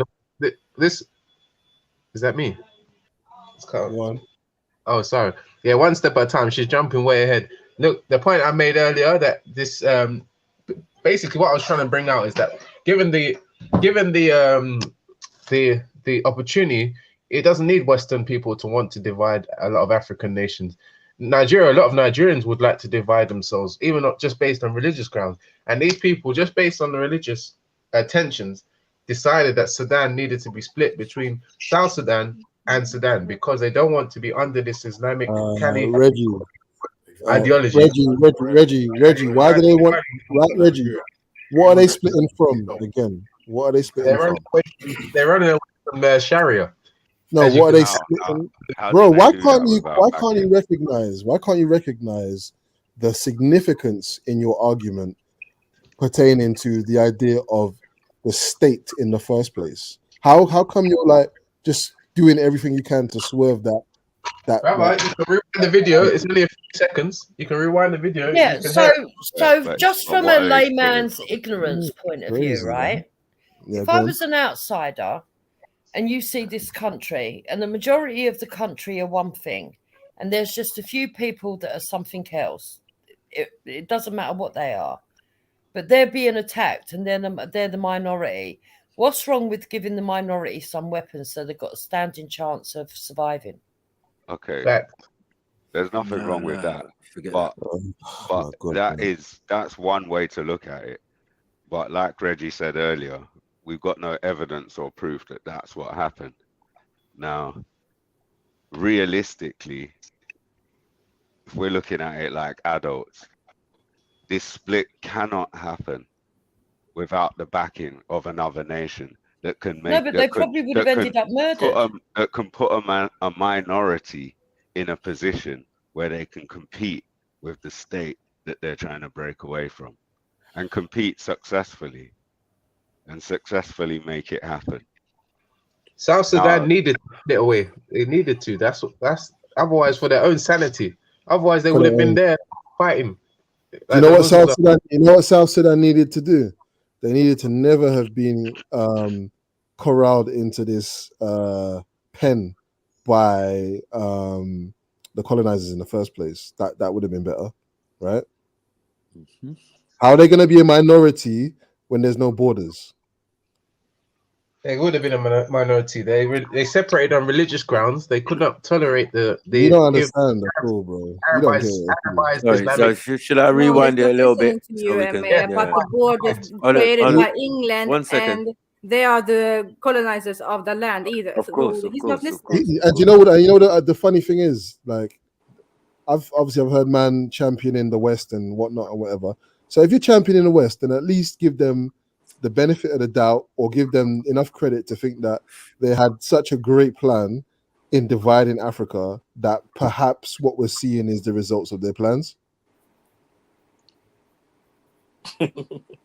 Yeah, you know what I mean? But it's not about championing the West. It's about trying to work out whether you can literally blame the West for this war. That's what Of course you can. It's just Who created Sudan? Did someone? That's the basic. Well, like Reggie said earlier, right? But in Nigeria, you've got people that want to divide it into two. Hector's one of them. Who created Nigeria? Exactly. Europeans. What are we doing? Exactly. Who created Nigeria? Who created Sudan? Created Sudan. Exactly. Yeah, but I don't think once it gets those labels. Hold on. I don't think the fact that Nigeria's borders were created is what's causing the division. It's not. It's the they want to split because of the fact that one, they've got a different outlook tribally, but two, because of the religious conflicts, and three, because of the rights and that the Northerners get that the Southerners don't get. No, you're lost. No, that is true in Nigeria. Hold on, man. Hold on.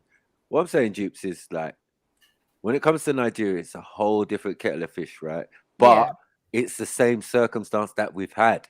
So we've had a civil war, right?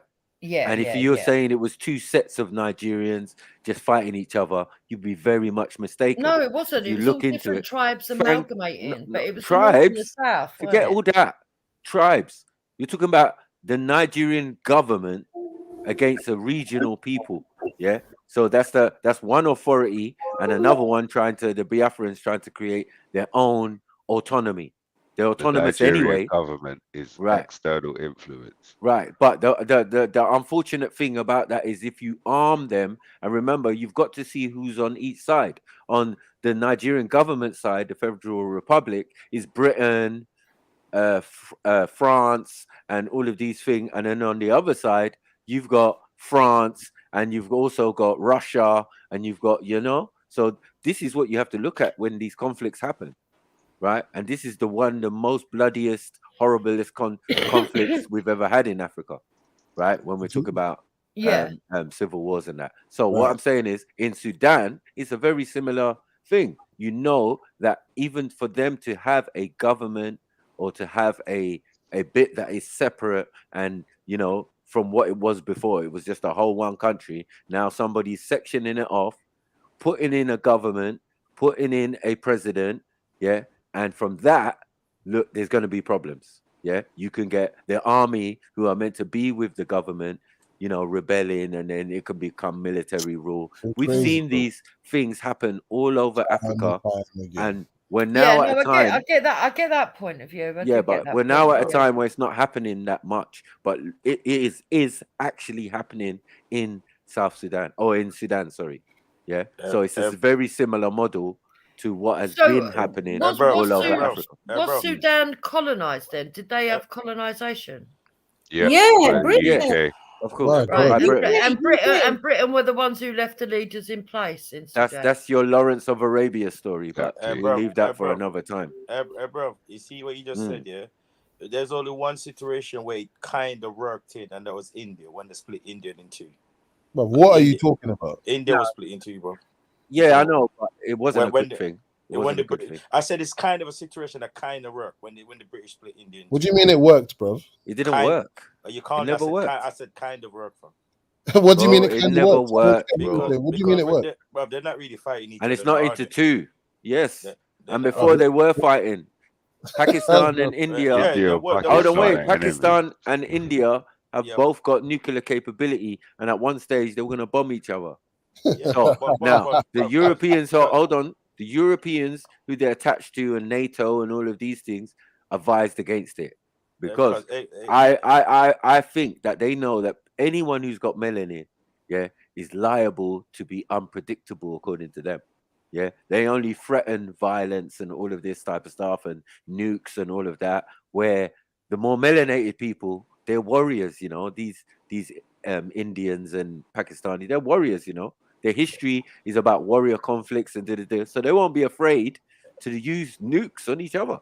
Yeah, this is why they don't give them to Africans. Because right? the only reason, because we don't play that game. Because the only reason why I say kind of work is that they did manage to create two different countries, bro. They've tried but they created one country in the first place, bro. You can't. I don't understand you lot's logic. It doesn't make sense. This is madness. It's fucking madness. It's not madness. Because if there's Pakistan and India, they create two countries, right? I'm just saying the same thing they're trying to do, create two different countries, but it's just but it was India before, but they created a country to begin with, and that starts the conflict, bro. Are you all right? Bro, it doesn't matter what you're saying. I understand what you're saying. Conflict, bro. Because you don't. Yeah, play the thing, man, Mako. Bro, listen. Bro, Because I don't think you understand what I'm saying, bro. No, I do. As much as you don't mind, as much as it might not work, they still manage to create two different countries, bro. Yeah, but is that a good thing, my brother? Not saying that it is. I'm saying so basically that's what they're trying again from. I didn't say it worked from. No, but they still manage. I get you. I get your point. I get your point. No. Hold on. I get his point. Right? He's saying how they split up India is what they did in Sudan. Yeah, that's what they're trying to do. Is that what you're just saying, right? Yeah, it's just not working. Trying to do. I get you, but it's definitely not similar. Yeah, definitely not. Why? Because they never colonized them in the way that you think. Yeah, they just have rule and thing over them because they help them in other circumstances. You got to remember that area was once populated by Ottomans. So to drive out the Ottomans, the Sudanese, backed by the British, drove them out. Simple, voila, end of story. Do you get it? Just like what they did, how they did in Egypt, Marco. And then once they do that for you, hold on 1 second, you owe them. Exactly. And when you owe them, 1 second, you might just become a protectorate. Yeah, like most of those countries in the Horn and where they didn't have full control. It's not based on, oh, we went and colonized them, because that's not what happened in Ethiopia or anywhere around there. What's happened is that we've done you favors. We got the Italians out for the Ethiopians. Do you get what I'm saying? So now you owe us. Yeah, this is on a political level. This is on a what do you call it?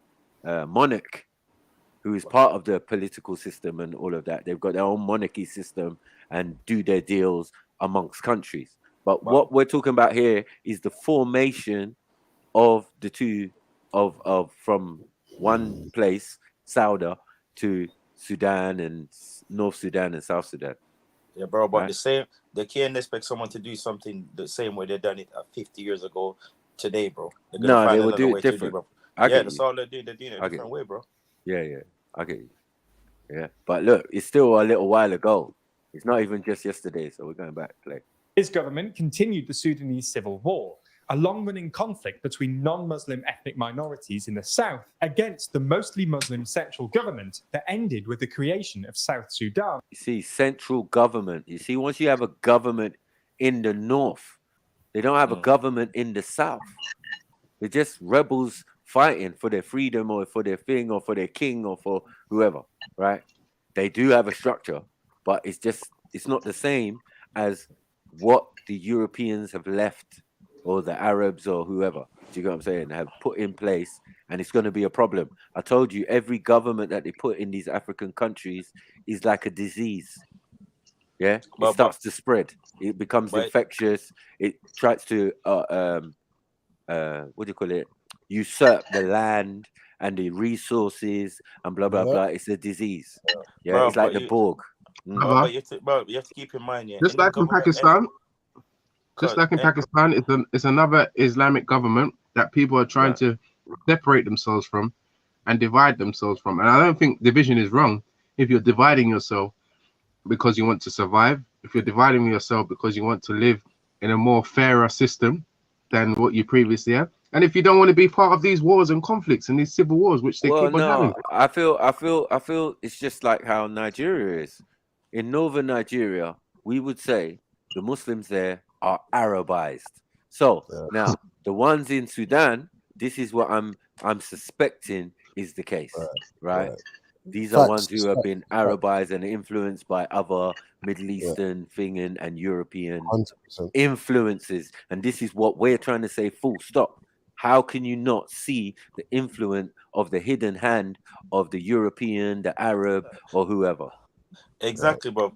But Bob, you have to remember, like in Africa, if they become a functioning society where they really function like how Europe and all these other countries function, they're gonna be untouchable. But in order to why do they always put the Arabs? Why do they always put the Arabs? I feel that's mad. One second. I feel that idea is crazy because I feel that once they start using these systems, you're destined for disaster. Why do I say that? Because we know even in these countries, it does not work. This is why amendments have to be made. This is why we've got psychologists. This is why you have to go and lay on the couch. This is why, because the stress of just living in this society is crazy. Right? I understand you that you say that bit doesn't work here, but the fact of the matter is that if they come out looking like savages where they can't even get along with themselves, it's always going to create division. So there'll never be no stability. I don't know what you mean by savage, my brother. Sorry, we've never been savage. I'm said they will always come out looking like savages. You guys need to pay attention to the way I say stuff. Yeah. The bottom line is, you cannot Africa. They don't want Africa to be stable. Because if it's stable, then Africa wouldn't need them. Africa after dependence on the Western world, no matter how why is that? But this is all about resources, bro. Let me finish. No, but this is all about controlling the resources in the country. That's why. Let me finish. Because again, if Africa don't need them, then they got no reason to go in there to steal shit. It doesn't make sense, my brother. Like what you're saying, when you've been colonized by people, and when those said people know that you have all the resources on the planet, right? That's what I just said. And they always have to deal with you. Do you get what I'm saying? Now, if you have set up a system or a way that you colonized them, you left them and gave them their autonomy, and with that package comes a government, right? And when you first get it, you start fighting amongst each other. There's coup d'etats. There's all sorts of situations that go on, right? And I'm saying Africa is trying to recover. But they won't allow decades. that from. Why would they allow that from? I'm saying from decades of that situation. It's being allowed because in other countries, they have excelled past that and realized who is trying to kill them and poison them. Yeah. And they don't need to think, because what happens in African countries is wars that don't make sense. They start with the good cause against the government, or the government is using the army, right? And then these guys realize by rebelling and becoming warlords, they get a sense of power. So then now they only want to control their area where they live and what they're, you know, what comes in and out of their particular thing. Now the focus has changed now. Now, instead of fighting against the government, they start fighting each other. You understand? And then you're also still fighting the government, yeah? But when rebel forces start to lose, they ask for aid. And this is the problem, my brother, because when aid comes, it comes in the forms of extra weapons, all of this type of stuff. And that was what happened in South Sudan, Marco. Right? And what did they use to pay for this aid? Sorry, my brother. Sorry, my brother. Yeah, it then drags out a situation that could have been quelled or dealt with quite quickly and makes it last for years. Bro, you still I don't think you still understand what I'm saying, fam. Okay. Why would they want that? Why? Because what they used to pay for the aid, because the aid still get paid for. Don't get it twisted. So what they used to pay for it, they trade the resources they got. Am I right or wrong, bro? It's either resources, either way is debt. Either way is debt. Yeah, that's what I'm saying. So the that comes later sometimes, my brother. It doesn't come at the time. It doesn't come at the time. They see who's going to win the conflict, because at the end of the day, it's going to be down to who wins the conflict, who has control of the country and the resources. If it's rebel forces, then it's rebel forces. If it's the actual government, who they've got an army and all of this type of stuff, yeah. But as I said, if you give the rebels, who are not really well funded that well and have that type of weaponry, yeah, all of a sudden they're getting outside influence. This is our point. That they don't make tanks, they don't make rocket launchers, they don't make AK-47s. Thank you. Somebody's selling it to them or giving it to them even. But I think these, bro, you know, I know you. I don't think everything that you're saying is exactly what I'm trying to say, but I don't think you guys understand what I'm trying to say, bro. So let me try to explain this in my simplest way, fam. Bro, if there's stability, everything's gonna be selling at a normal price, right? If there's no stability, everything's gonna be sold for the low, and they can trade resources for guns. A favor for a favor, fam. So why would they want a country to be stable to sell them something at a high price and not give it to them, bro? No. It's not about stable, because war is money. In any sense of the word, where there's conflict, some people are making money. Yeah, obviously. So people make guns and they make machine guns in other different countries, and they got to get rid of them. That's old stock, even. But yeah, right. So there's people who buy guns and then sell them to rebel forces and all of that. We understand that, right? But what we're saying again is still outside influence. These men do not get up in the morning and just made up this argument themselves. It's all based on politics. Obviously not, fam. It's just people feed Right. it. And Someone oppression. feed it in their head, innit? Yeah, someone Right. feed it in their head and say, "Cool, we'll back you. We'll give you the guns you want. Go do this." Thank you. And return, you give us that. Thank you. It is, bro. No, but if it's the government, then it becomes a problem. This is why there's no fair trade. So when you were saying, it's fair trade, there's never been fair trade. I never said it was fair trade, bro. Yeah, there was never. I never There was said never. It was never fair that trade, case. bro. I said Right. it works out. It works out.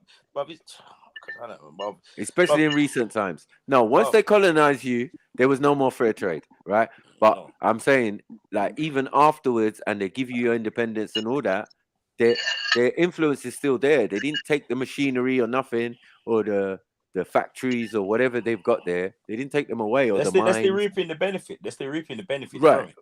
Through the government, though. This is what it is. The same thing. Right? The same thing I said the other day to Jamaica. Right. Jamaica's been independent for a long, but still Jamaica have to pay the British. Been paying the British money since 18, Ross, it's 18 something. Yeah, So but head of state in your country is the queen. Yeah, it's so, still a queen. That's what I'm saying. You're still gonna pay someone something. So regardless, your independence was fake. You know what I mean? Obviously. That's Come as I on, said. It's like being autonomous. Like you can run around and say we're free. We can vote. We can do certain things. But that's all in the parameters of what they gave us. In your head, you're free. Yeah, in your head. But that's how we felt, right? Everybody of our ancestors, our parents, and our grandparents. That's how they felt. Bro, yeah.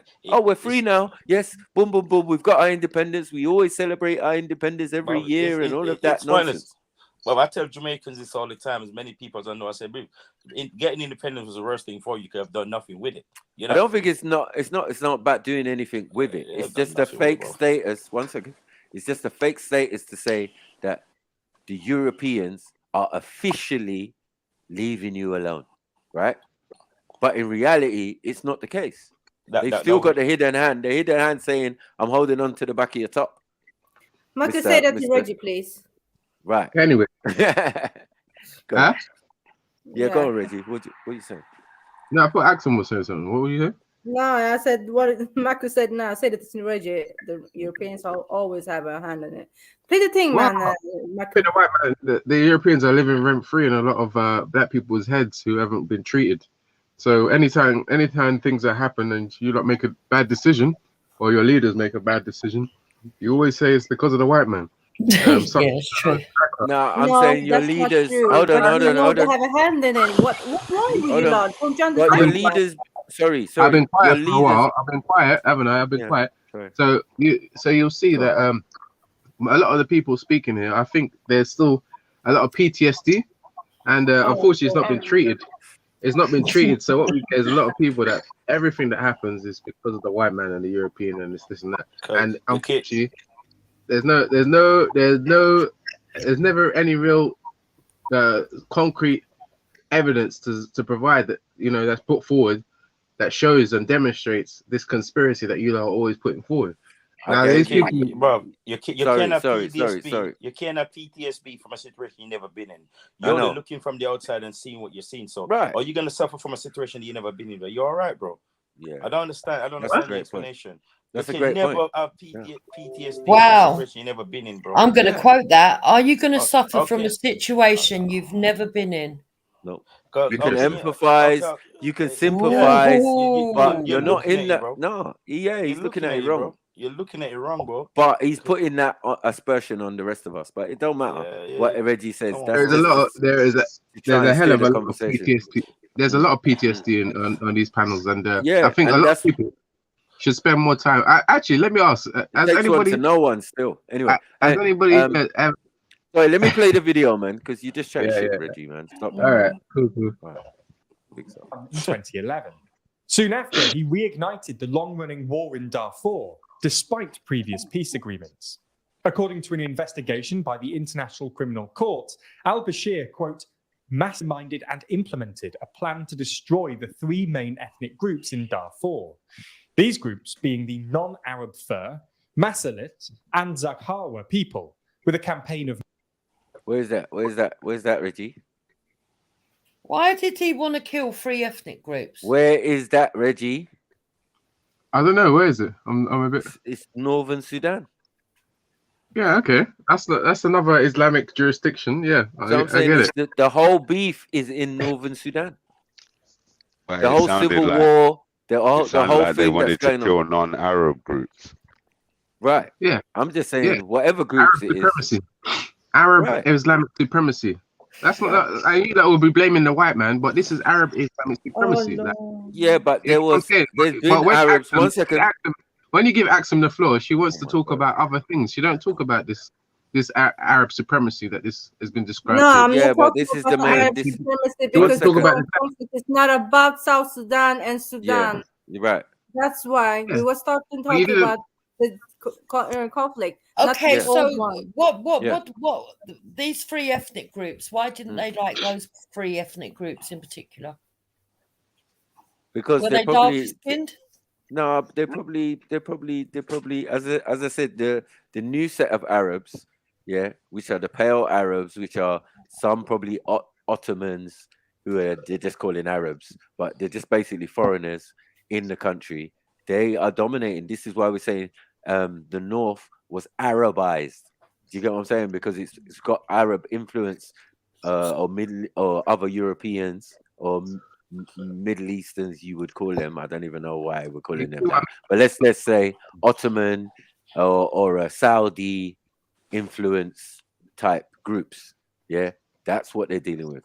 They are the ones who are trying to do ethnic cleansing, which makes sense because in the North, you've already established this kind of government thing. And now to have a civil war, yeah, that's within the boundaries of what you're calling that country. It's just crazy. So it was the Saudis then that was the outside source.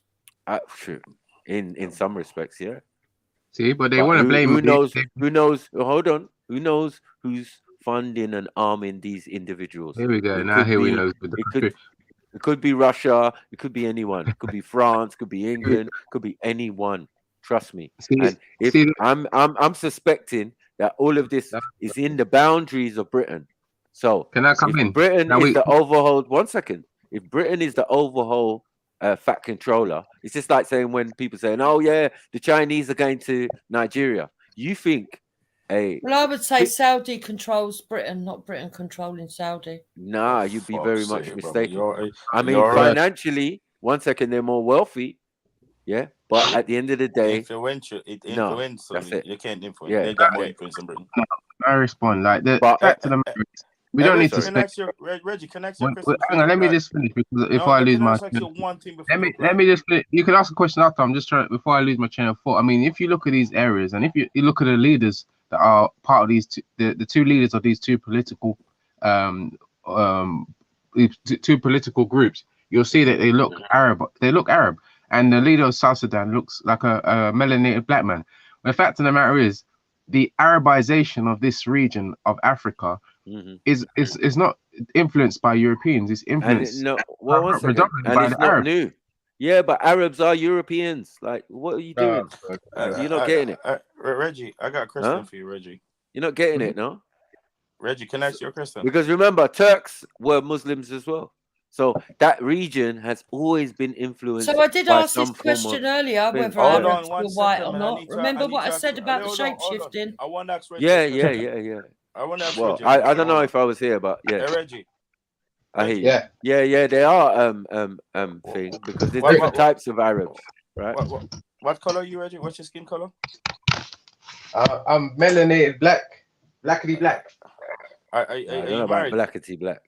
I don't know about that. Are you married? Say it, Reggie. Hey? Are you married? Yeah. You brown. Oh, 1 second, Reggie. Are you married, Reggie? Slight tint. Reggie. This is irrelevant. No, are you married? Yes or no, bro? I don't answer these personals. Okay, you don't answer the personal. Okay, cool. So from the way you speak here, you don't speak like a black man. You don't really care anything about black issue. That's my personal view. Correct me if I'm wrong. And if you Rick, man, what gives you that opinion? That's my opinion, bro. Don't want to believe you're questioning it. That's Reggie, you sure? Yeah, and personally, from Reggie, I think. Hold on, Reggie. Let me finish. I don't know why I'm thinking about. Reggie's solid, man. He's solid at being a coon. So. I'm thinking I think you're one of them guys that's married to a white person. Just totally forget where you're from or who you are. Oh, that will be Schiffer. All right, let me respond. Brother Rick, how does a black man, architect black man? Okay. Osman, don't come in there with your bullshit fucking hell. Making noise, man. Go and fix that, bro. Bloody hell. Yeah, how is a black man meant to behave or think or conduct himself? Because you're seeing the course of history, you see everything that Europeans have done, Americans have done over the course of history to Africa, to the Caribbean, but yet see us like speak of it as been nothing. No, why you say it's white man? You guys are delusional, suffering from PTSD. Come on, bro, man. No one is suffering from no PTSD here from. People's only speaking from what they see, bro. Like, come on, bro. They're not speaking from what they see because a lot of them haven't been to Sudan. They haven't been to a lot of these. Because you don't have to go. People here haven't been there. So you don't have to go somewhere. Because if you see the same so basically, if something keep on running, okay, so it's a loop. You're watching a movie, and the movie's in the loop. The same thing keep on happening over and over again. But is it happening in a different way? No. The same thing happens in one country, same thing happening in the next country. And you know the person that done it in one country, and the same thing is happening again. So why wouldn't you think that's who is doing it? Go on, tell me. Because I take every issue in isolation, and if you're following this video, you would have heard just a moment ago that they said that the groups that are in Sudan, which is what we've been talking about for the last few hours, are Arabized. So they are Arab. They look like Arab people, and they're in Africa. So predominantly for me, that means that this is not really so much about white people fighting in Africa. This is more Arab people that are now killing black people, as well as black people who have been part of this group as well, killing each other as well, predominantly. And for me as a black man, I would like that to stop. I don't know about you. Okay, cool. You know so I'm happy you said that, yeah. But again, yeah, none of these people have got make guns to sell to the basically what you saying, cool, yeah. So the Arabs don't make guns, yeah. So who's selling them the guns, the weapons to go do this then, bro? Nigeria makes guns. I'm not talking to you, please. So where's the weapons coming from, bro? The Arabs, you say they don't make guns, but they buy guns, and even if they don't, and I don't know where they buying it from, bro. That's irrelevant. I mean, what's the relevance in who they buy? Cool. Okay, cool. Bro, they can buy from Saudi Arabia. I mean, for a start. I mean, you only have to look at Ukraine. Is Saudi Arabia not supplying you Russia weapons? So if I'm selling you something, yeah. Yeah. If I'm selling you, but where did they get it from? They obviously bought it, had it stopped there, and now they're just selling it, bro. Come on, bro. Well, if they're Arabs, they probably did get it from Saudi Arabia. So, listen, you guys are just quick to want. Listen, the fact of the matter is, I'm gonna say this again. White people are the most destructive force that ever been put on earth. Bro, regardless of who sold them the weapons, they are the ones that are in charge of using the weapon. They have the power to press the weapon or not press the weapon, my brother, and they choose to press it. You know what I'm saying? I wouldn't do it. I wouldn't do that on my own black brothers. You know what I'm saying?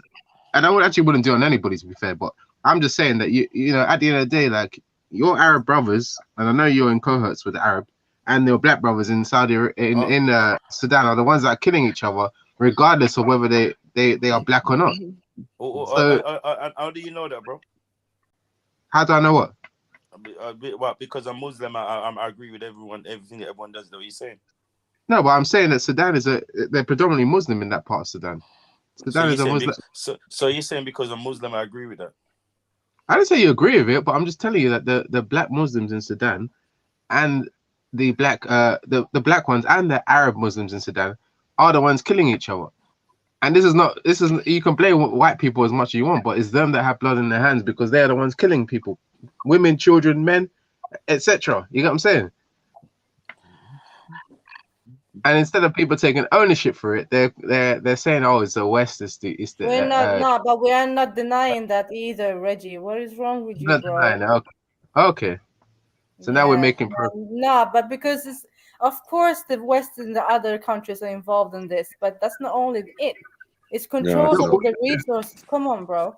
Don't be like disingenuous. Sister Axon, with all due respect, what you have done, sister, you had the floor earlier and you were pointing at the Europeans. You didn't mention these Arabs that are there in the region, which showed that you have an agenda. No, but listen, I blame the Turks too. You don't even know my political stance in this, Reggie. But they are Europeans as well. You didn't mention these Arabs. No, listen, yeah. I was surprised to find out, Sister Axon. Get the fuck out of East Africa, Reggie. Listen to me. Sister Axon, I was surprised. Everyone to get out of East Africa, right? But everyone is involved. Why? Because it's a strategic place. We have to talk about the geopolitical situation in East Africa. In East Africa. But it seems that all of you are talking about what not stable. Yeah, they want to fuck it up. But sister, it seems that you. Yeah, just like in Iraq, they want to mess up Iraq.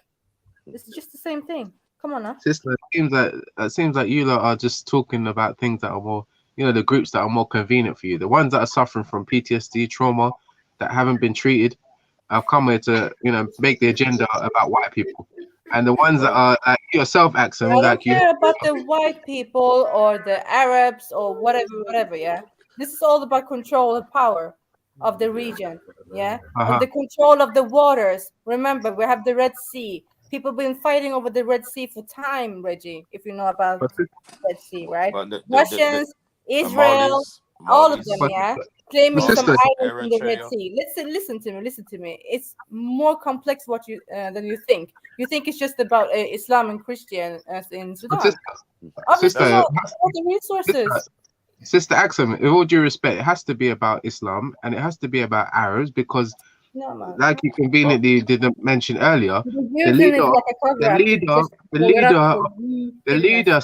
leader sister of the African country Sudan is Muhammad Abdi something versus Abdi something, and they are of Arab. They're Arabs. They're not even from Africa. They are fighting on the continent.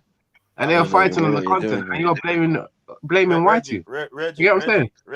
Reggie, with all due respect, I think you're the one suffering from PTSD. Because there you go, just blaming Islam for everything. Did Islam do something to you, bro? No, I'm telling you that I'm asking you a question because this is not the first time I've heard you done it. Has Islam done something to you, bro? Brother, no, Islam has Sorry, once again, Rick, whatever gives you that opinion, Rick, like what's going on? Like, where are you getting these assumptions from? No, I'm just because listen, if I'm suffering from PTSD because of the white man, he's suffering from something to do with he's suffering from something to do with Islam, bro. So like, bro, you want some therapy, bro? I'll pay for your therapy, bro. I got enough. Brother, you told me that answer me yes or no. I've got enough money laying around. Do you want me to pay for your therapy, bro? I'm trying to answer you, Rick, brother, but with all due respect, I'm not concerned about what Islam has done to me. I'm concerned about what Islam is doing to my people in Africa, what it's done to the Boko Haram people in the north of Nigeria, what it's done to black people in Sudan, what it's done to black people in Somalia, what it's doing to black people in Eritrea, my brother. You know that when you asked me earlier, absolutely spot on, Reggie. Absolutely spot on. Yeah, but I have been waiting for this day, Reggie. Sorry. Absolutely spot on. You need to wake up. But Reggie, it's very funny that you talk about the Boko Haram because they come out of Chad. You see? It's a foreign country, isn't it? Well, hold on. Doesn't it borders where? It borders Sudan, right? So we're saying, like, these guys are coming out of the jungles or the forest of Chad, right, which borders obviously the eastern side of Nigeria, and coming into our land and like insurgents and kidnapping girls from small villages. Like, we know this, right? And then the Nigerian government, who really don't necessarily plant troops on the end of the so-called fake borders or whatever, we get the blame for it. Do you get what I'm saying? When really these are insurgents. But look where they're bordering Chad. That means Chad is compromised. And now we're going to northern Sudan, is fully compromised. So we can see how some of those people are spilling into and coming from another direction, basically, like this direction, all the way across here into Nigeria, northern Nigeria, and it's a problem. Right? So when we talk about Arab influence, this is what we're talking about. And these Arabs that are influenced are European in origin. Voila. Bro, they distinguish themselves from Europeans. The Europeans distinguish themselves from them. Like, if you want to call it, not in business. Not in business. I'm very clear. But is the Saudi government and all of these Middle Eastern, Lebanon, and all of these places where these supposed Arabs live. But as I said, they're just mixes of different types of European-based people who have usurped and moved into those regions. And as we said, the authority don't necessarily represent the people. So even if you see the Saudi royal family, it doesn't represent your average Saudi Arabian who's quite melanated and doesn't need to hide behind a sheet. But we know the origin of these Saudis, which are Ashkenazi, who came via Iran. So like, we can tell these people and they will tell you about their origins. So don't let the Arab word fool you. Yeah, this is These are revised different. history, bro. No, As I'm far just as saying this I'm is aware, facts, bro. No, hold on one second, bro. These are facts. Mhm. Because obviously, if you don't know about the House of Saud, then that's your business. But I obviously was invested because you need to find out if these Saudis are legit, right? So you have to find the history of them, and that's what I found out, right? They are just a foreign set of foreigners who have claimed the area of Saudi Arabia and called it after their name, right? And now because they found oil, bro, no one could talk to them. Yeah, but they're still part of the global movement. They're still part of the UN. They're still part of secret groups, the G12, the G whatever, 18. I don't care. Yeah, they're not separate from each other. So these men who have had influence, yeah, and remember that these countries are still owned by whatever faction, whether it be France, whether it be Turkey, whether it be anything like that. You know what I mean? Or from the Ottoman. What you're saying, what you're saying is I don't know what to call it, but it's just like a European saying that they are African because they were people came from Africa initially. That's your argument. Oh no, that's not my argument. That's established facts, bro. That's established facts. So anyway, we're not even talking about that because, bro, you're just veering away from the actual facts, right? What you're calling Arabs are different forms and different types of European entities. That's facts. Yeah, what we're calling Europeans, they could argue that they're African because they initially came. Everyone came from Africa. You know, it's just bizarre. Like they call themselves Arabs. They're a different ethnic group. Because I say one thing. I say one thing though, yeah. To the real niggas them in there, yeah. I respect you guys for having this conversation with people every day. Cause you see me, yeah. I'm just on this slapping up thing, fam. Maybe that was slap sensing some man, fam. Yeah, but you wouldn't be like that on your show, though. So let's just chill out. Me. I would because this. Nah, you're not trying to slap up people on your show, though. Come on, man. Man. We don't even care about all of that. Let's move from that. Bro, keep them thoughts to yourself, bro. Like, if you're not gonna slap no one up, then just let's stop talking about it, man. We're on intellectual things right now. You're wasting our time telling us. I said this the other day. Yeah, it's long, man. We don't want to know about it. Big up yourself, though, Rick. Each and every time. No disrespect. Bro, I'm just saying. You know what I mean? Well, I hear you guys are trying to have an intellectual conversation. Big up the panel. So let's continue. Don't tell us that you would slap people up, because it's not. I don't. Well, I'm just saying. I couldn't talk to these people. Come on, man. We all do it, but let's just move on now. Yeah. So I just play the tape. Yeah. Wow. Murder, rape, and deportation. In 2013, the UN estimated that al-Bashir's government forces had killed up to 300,000 ethnic Darfuri people, with millions more displaced. Al-Bashir was eventually charged by the ICC for directing a campaign of mass killing, rape, and pillage against civilians in Darfur, becoming the first sitting head of state to be indicted by the ICC. Right, you see the name of that group, and then people in the chat and people in the panel will say to me, what does it, they'll ask me, what does it have to do with Islam? What was the name of that group again? So every other title, every name. But Reggie, you're conflicting two things, though, my brother. Like, now, my brother, listen to me. Yeah, when we were talking, what I was talking about was current conflict. This is the old conflict. Remember that. And this we're going to get to that soon, but we're going through it bit by bit, aren't we? That's why. Well, yeah, you can play, man. I was just highlighting that, you know. Yeah, so stop all, like, everything you blame on is Islam. Before being ousted by the Sudanese military in 2019 and handed over to the ICC a year later. After ousting al-Bashir, the military toppled the government and declared a state of emergency, taking total control over the country. A deal was eventually agreed between the protesters and the army that promised a civilian leader to replace the military in November 2021 and democratic elections in 2022. But the military got cold feet and staged another coup in October 2021. The coup was led by General Abdel Fattah al-Burhan, who basically heads up Sudan's military and is now Sudan's president, and supported by the Rapid Support Forces, or RSF, which is basically just the name given to the Janjaweed in the mid-2010s when they were partially incorporated into the Sudanese military after the war in Darfur. In a televised address, al-Burhan denied that he'd staged a coup, instead claiming that he had, quote, tried to rectify the path of the transition and promised democratic elections in July 2023.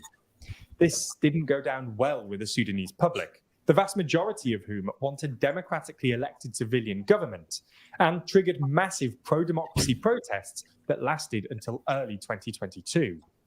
Unsurprisingly, the military responded by cracking down, killing hundreds of protesters and wounding thousands more. They also started reasserting. And that would be on the behest of the government. Do you get it? Well, is that why they're all protesting? Because of the government? Of course. Yeah, Roger, because of the situation, the economy, it's mashed up. So there's a large group of people that are pushing for democracy, this democracy that you lot are so having issues with. You know, that's why it's a civil war, my brother. That's why it's a civil war, right? So I agree with the ones that are not in government, by the sound of it so far. Right, but as I said, this happens a lot in Africa, and at some stage, if it's not regulated properly, you do find that some of the rebel groups who had original good intention turn into something else. Do you get what I'm saying? Because power corrupts. Yeah. Exactly. And if you can grab some areas or grab something, you don't care about what the government's doing anymore. Do you get what I'm saying? And this is what we talk about, wars. Yeah, but it looks like the power that's been corrupted is the military that went in. Which is what I was going to say. Marco, yeah, of course. If you look at the military history, let us use Africa, because I personally like to use Nigeria. Yeah, you use Nigeria. Military of the military history. Right. Any is a continuum, because right from after the military took power, whatever, obviously we've heard about, is it not the Fourth Republic now, or how many? Yeah. Yep. The military has always been behind whoever was going to become a civilian president till this day. That's correct. Yeah. So the way I'm seeing it is, for me, those talk of is because some foreign entities came in, this. Yes. Yes. But it stopped when the military started overthrowing and themselves. I get you. Yeah, that's after the freedom, right? That's after the supposed. Hold on, Unks. After the supposed freedom, because what, as I said, the Europeans do, is say, "Are you ready for independence?" Yes, we are. How do you prove you're ready for independence? You form a government, right? And then with that government, you have a military, right? What the Europeans didn't know, or maybe they did, is that sometimes when you leave it like that, when it first got started in the 60s or 70s, or whenever you was given your independence, they check up on these things. Are you doing it correctly? Boom, it seems all right. All right, we're gone, right? What happens now? Someone in the military who was in the military for these European entities, whether you can name any one of them. Hold on. You can name any one of these African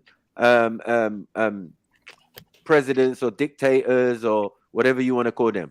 Yeah, they all had military experience, but it wasn't in their country's army. It was in European armies. Idi Amin. Hold on. Even Idi Amin was one of the best snipers for France. Yes. Right? That is what I'm saying. Majority of all these guys, most of them schooled in Sandhurst, West Point, Europe. They went to good military schools. But the difference now for me is, along the way, they were not even as corrupt as the civilians they were trying to overthrow. Defo.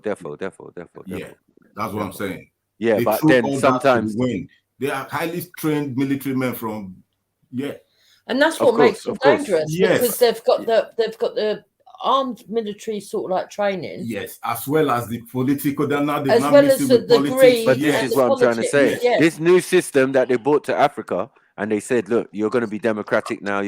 It took adjusting. This is why we've had so many years since that time to now, and it's only just settling in most parts of Africa. whether it's Sierra Leone or Nigeria or wherever. Do you get what I'm saying? We've had our problems, we've had our troubles, but in the main, we're doing better, right? But now on the east side of our continent, yeah, it's flared up again, a situation. Because remember, they've destroyed the north and gentrified it, right? They've done it to Egypt. They've destabilized the country. There was a big riots, you know, the Arab Spring business and all of this type of stuff. Boom. Now they put on a puppet government that will do to the whim of the Europeans the way they want it. So now they keep going to countries and doing that. They went to Afghanistan and did it. Boom. Yeah. And then the Taliban took back over. But hold on. What was the Taliban doing in the UN?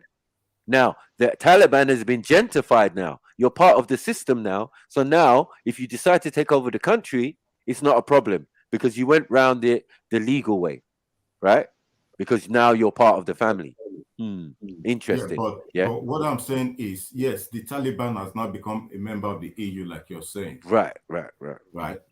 But that does not now. What I'm saying is now that same Taliban now knowing what the score is. Right. Hence, I use the military. They were all trained, most of them in Sandos, in wherever, all over the world. France, yeah. Now, that particular training, or let me use the word training for want of a better word, is there. But now these people now take it, they will now leave that training as the main core of what should be. You understand what I'm saying? Right. Because normally the work of a military of soldiers is to protect the country. That is their first and basic security, or the security of any country. That's the very basic duty of the military.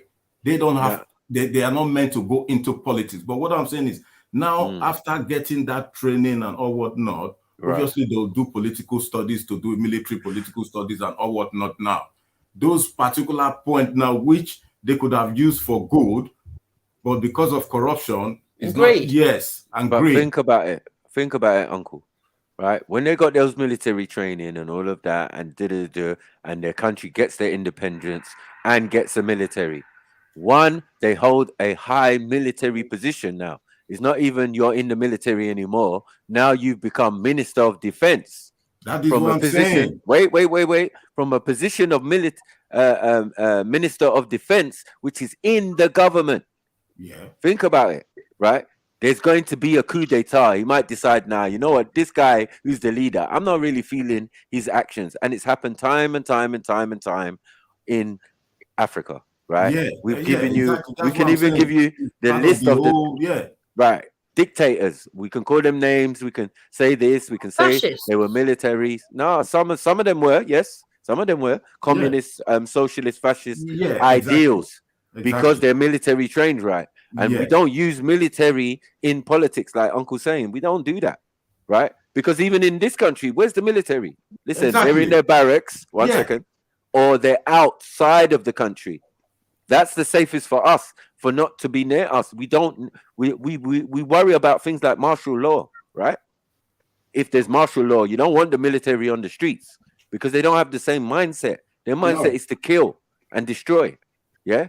So that can't be around us. That's why we've got police, because it's a much lighter form. You understand? So in most countries, it's not the same setup. That the military have a power and are constantly in the country because there's no water fight. That's interesting. That African countries don't really fight each other. Yeah. But anyway, I'm going to leave you guys now. I'll let you get on with that. Big up, Hunks, man. Yeah. See you guys later. I got you, man. Yeah, man. Take care. Let me press play. Themselves in political appointments, which forced Prime Minister Abdullah Hamdok to resign in protest in January 2022. After months of more protests and negotiations between civilian and military leaders, the two sides finally agreed a so-called framework agreement in December 2022. Like in 2019, the military promised to give up power and enable a transition to democracy within 2 years. There was always skepticism that the military would keep to their word on that front, but the immediate cause of the most recent fighting is actually another part of the agreement, which requires the RSF to be fully integrated into the Sudanese army. This was always going to be difficult, given that the RSF and the Sudanese army both have about 100,000 troops each, and has sparked a power struggle between al-Burhan and the leader of the RSF, Lieutenant General Mohammed Hamdan Dagalo, who is also Sudan's current vice president. And, well, that's what the current fighting is all about. It's not motivated by any ideological disagreement. You see, again, But when none you've of them got a guys look military man as vice president, come on, bro. You know what's coming next. A man don't like the president, he's getting X'd. And that is a very normal thing in politics, it seems, in Africa. Like, yeah, don't worry. Who are we dealing with today? Oh, I thought it was the other guy. Oh, you lot killed him? All right, cool. We deal with you. That's how it works. It's true still. That's how it works. Man. So what one of these guys are meant to be Arab? Bro, both of them are Arabs. These are black men. But I don't think they're black, bro. I don't even know what that means. Let me move forward. I'm not getting involved. Power struggle between two factions within the Sudanese military. Anyway, the fighting began early last week, and both sides accuse each other of starting it. Most of the fighting has been focused in the capital, Khartoum, where the two sides are fighting for key civilian and military infrastructure. The RSF has been flying fighter jets over RSF positions, while the RSF has been mostly... RSF, you know, flying what? What they flying? Fighter jets, bro. Where they get that from? Okay. Where did they get that from? Thank you. No European influence anywhere, Reggie. You get it? None. Middle Eastern, Israeli. You get me? Who's training them to even be pilots and that? Like, what's going on? Because a lot of these countries have a defense budget that, as I said, no Pan-African can even match in saying that he wants to build a base in Africa. Yeah, when manners is 100 million, 90 million, 500 million just for defense a year per annum. Listen. Using heavy artillery to shell the Sudanese army. Estimates from the WHO on Thursday suggest that at least 330 people have been killed and at least 3,000 injured in the fighting so far, although the true figures are almost definitely much higher. Obviously, this is a tragedy. Not only have hundreds of people been killed, but neither group is supported by a majority of the Sudanese public. It's not like there's a good guy and a bad guy here. Both al-Burhan and Dagalo are deeply unpopular with the Sudanese public and were supposed to hand power to a civilian government sometime in the near future, which now looks increasingly unlikely. On top of this, there's a real risk of the conflict becoming internationalized and further destabilizing Eastern Africa. The Horn of Africa is engulfed by crisis. Ethiopia is reeling from the Tigray War. South Sudan is trying to negotiate a peace deal between its warring ethnic groups, and Eritrea and Somalia are basically failed states. There have already been reports. Why are you laughing? Why are you laughing? When I explained about Egypt, was that not the case? And Libya, and there's another country next door, but they're all classed as failed states right now. They don't exist on the supposed map. But as I said, with Egypt, they settled that. They put in a puppet government. They've done what they wanted to do. So now it's running the way they want it. Now what's interrupting that is this Nile business. You get it? Right? Because they need to sustain their cities that they built and their economy and all of that. You get it? These are European and Middle Eastern or whatever you want to call them interests, bro. Yeah, it's a game out is. You know what I mean? These are trying to play with us Africans. These are African countries with African leaders, leaderships that are battling for power, supremacy for different reasons, and they are failing. Somalia failed state, as I said. How many of them are Islamic? Majority of them. Majority of them are Islamic. Somalia, that part of Sudan, Eritrea, parts of Ethiopia, not what Ethiopia. Yeah, Ethiopia. Did you say Eritrea? Parts of Eritrea, yeah. I think Eritrea is majority Muslim, right? No, it's 50-50. It's majority Muslim. It's 50-50. I'm teaching you about Eritrea now. Show me one No, source that I'm says teaching you about Eritrea. Don't even try to show me teach one me about the source. country. Show me one source that says it's 50-50. It's Yeah. 50-50 in the highlands. No, listen. Accent. Can you hear me? Accent, can you hear me? Yeah, bro. Just tell him he's right and move on from it. Continue, man. Thank you. Good advice, Rick. Eritrea and Somalia are basically failed states. There have already been reports that the Egyptian Air Force is actively supporting the Sudanese army and listen, Maku, what did I say last time? What did I say last time? I know. Yeah, and this is the thing, you know, because I'm just people trying don't to explain seem it to listen him, to though. me, Yeah, and they don't this is listen at all all. about the water. Yep. That's literally what he just said to him, though. But he didn't hear that. I just said it. It's their interest in Egypt. Reggie did hear that. Libyan. Reggie. And they're backing opposite sides. Reggie. Well, Exactly. I wonder which side's backing which side. Exactly. But trust me, there's so many. Because if someone's got fighter jets, I'm telling you, none of these guys gave it to them. Talking about Egypt supporting. No, I agree with that, Maku. I'm not even going to argue that. But I wonder which side. So which side is Egypt on? Is he on the? Yeah, but at this point, right, standing outside as a layman, right? If these are both people from the army that shouldn't be in place anyway, yeah, both sides are, and they're not for the people.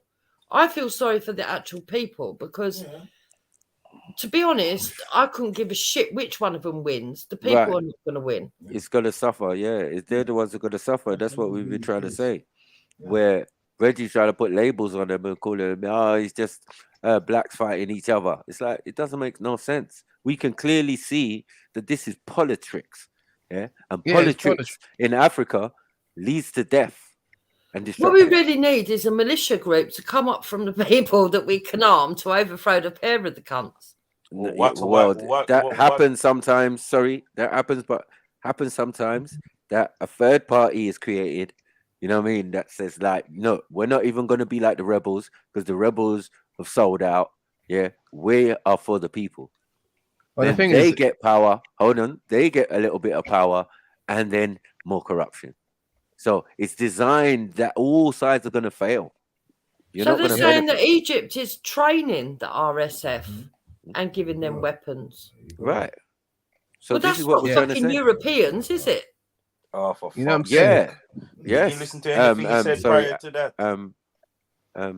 They're not Europeans. They're Islamic Arab. Sorry. If you look and you look at the administration in Egypt, right, you know that they've just been placed there. We know who was there before, right? Here we go. Was another supposed Arab. You know what I mean? Like, as I said, from Turkish and whatever origin, whatever. Like that doesn't really people, mean.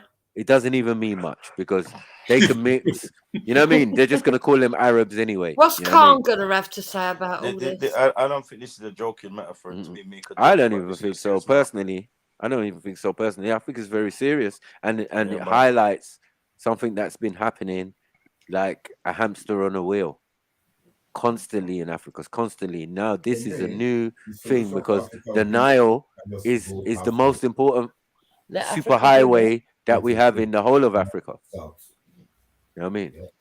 What, with all the different countries? Yeah. Sorry. You're joking.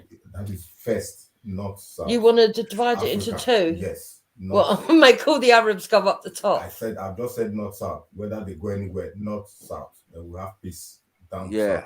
Yeah, facts. 100. Or better than that. How about they just go home? Like Axel said, please just go home. Everybody just who's not originally from there, hasn't been there like 200 years, family tree. Just go home, man. Right? Please. It's just too much. Saudis. Bye, Saudis. See you later. You know what I mean? All them Ashkenazis from Poland who are in Israel. Bye. See you later. You know you're in Africa, right? Let's get out, man. Bye. See you later. Sorry, Jeeper, did you want to say something? No, I would have told you. It sounds like you wanted to. It can't be said. Nothing can't be said. You know what I mean? Truth is truth. We know the play. So it's not. It's like what they say in England. Like at one stage, you know what I mean? Some people are like, no, we're there. You know, there's too many foreign people here, and they're gonna breed us out and da. Now they realize that's not really gonna happen. We're saying it's happened on our continent. Yeah. And is it fair? Is it really fair? Should they all just go away? Yeah, but I ain't white people. That's bloody. Yeah, well, Arabs. they were white at one stage. You know what I mean? They've been mixing. Oh, so he says. Well, I just feel that if you know the history of Moors that come and nicked all the people off Cornwall, they weren't white. Well, exactly. But as I said, these are not Moors. These are supposedly Arabs. And the point is that after a particular time, an Arab is someone who just lives or is a Bedouin in the desert, right? That's the true distinction. If you look up Oxford, whatever dictionary. No, I know it's the way you say it, right? So I'm saying that when these people started to infect the area, they called them pale Arabs, right? And they came from Damascus and all of these places up north on the same continent. The Turkish, they're just a mixed breed of Greeks. So Arabs are back white again for this one. No, I'm just saying, like, even if you say they're Mediterranean and blah, blah, blah, how you get to be Mediterranean is European mixing with someone of color, mostly of the Asian persuasion or Oriental persuasion. It's not necessarily always African. No. Yeah. So don't be looking at them because they got a little bit of tan and thinking it came from us because they were mixing with us, because they made it clear and they've shown it that some of them are still there with blue eyes and green eyes and all of that type of stuff, that integration was not their objective. So that makes us know they've only come there recently. Because if you've been there a while, you definitely would look like a little bit like us. Do you get it? We're going into identity. What we're talking about, no, we're not talking about identity politics. We're talking about the region. The region is over 40 degrees every blood clot day. And you're going to tell me what? Yeah, I'm telling you, people who have now managed to balance their thing because they got a little bit of Asian in them and, you know, a little bit of melanin and that olive skin and that. The rest of them, they just cover themselves in sheets because they know better. Yeah, but the people who are actually from there with highly melanated, dark skin looking, all sorts of looking, you know what I mean? But heavily melanated, bruvs. As I said, if you don't look like me, Axum, Somali, Ethiopian, Sudanese, of all distinction, Bantu, all of that, yeah, you came from somewhere else and you came at a different time. Now, thank you for your help if we asked you to stay originally, but it's become a hindrance to us now. You're taking our resources, you're disrespecting us, you're building big cities, yeah, and you're inviting more foreigners in there, and now you want to control it, and now you want to control how the Nile's been running before you even existed. That's crazy. Mm-hmm. You want it to sustain your little civilization thing that you're doing. I don't know what you're doing, yeah. But as I know, even in this country, this civilization, according to the Greek philosophers, one second. According to the Greek philosophers that they love, that they uphold high, they said, yeah, the fall of a civilization or an empire starts with homosexuality. So look where we're at. Yeah, this society that we live in is not working. It might seem like it's working, but they have to keep putting rubber bands or what do you call it, plasters all over it, because it's leaking all over the place. Now, this is a thing that we try to sell to other countries. We want other countries that had their traditions and customs longer than we have over here to live in this capitalist way in the middle of the desert or in the rainforest or whatever. And we know this is a mess. It don't even work here.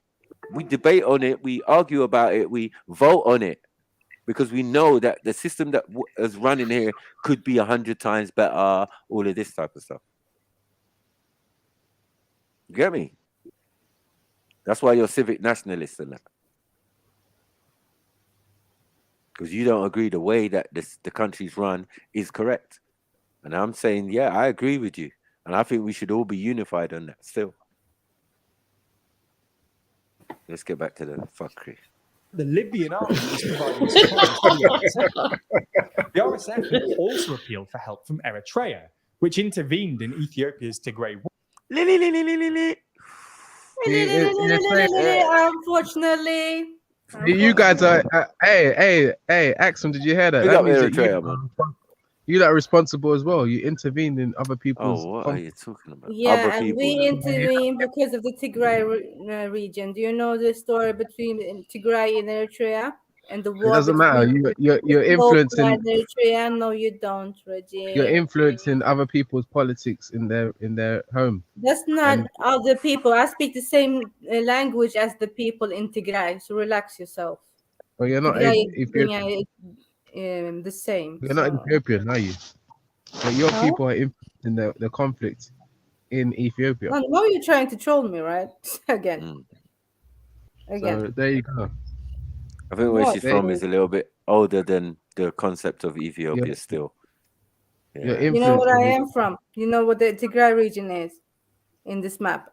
No, you don't. Yeah, it doesn't matter though. What it said is that you lot are influencing the arrow there, see it. The conflict there, which means that you're adding to the destabilization.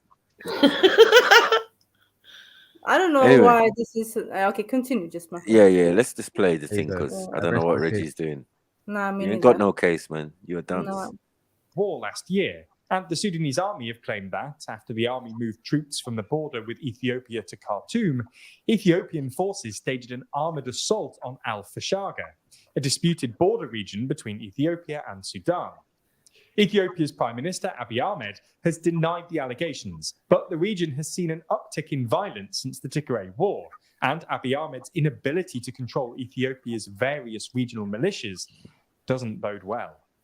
All in all, this is a tragedy for Sudan, but it also risks further destabilizing the Horn of Africa, which has been in a permanent state of crisis for the best part of the last 5 years. These are all clearly huge decisions, but one much smaller, easier decision you can make is improving your skills and career prospects with brilliant.org. That's because while we all know that I'm saying where was Black Hawk Down taken? Why were they running with that slab of rock? Hello? Black Hawk Down? Anyone? No, Somalia. What country? Oh, it was Somalia. Okay, and who was heavily involved in that? Was it not the Americans? Yes. Okay, cool. So, like, we're seeing a pattern of behavior, as I told you, when countries are getting destabilized and these people are about. They're in helicopters flying above your head. You get me? Seeing who wins and funding whoever they want to fund. Yeah. At the end of it, now your country is going to owe money to the World Bank. Ooh. Right. This is why every African country has definitely had a civil war. Yeah. Has definitely had outside influence. Yeah. And money and whatever. But all of that now is owed to the World Bank, which every country owes to the World Bank, right? Now, they are the ones who are going to stipulate how much trade, fair trade is put out there. And this is the problem with Africa, because we've got all of these debts to pay, basically, because of these civil wars, these coups, all of that, everybody wants a handout. They might help you at first and say, yeah, you know what, England will help you. Of course. You know what I mean? We're backing you as long as you win. Yeah. Once you won, boom. Oh, guess what? Sorry, you owe us a favor, but don't worry. We'll cash in when we're ready. Right? If we ain't got all your raw materials already, we're going to get a little bit more and a little bit cheaper. And that's what it is.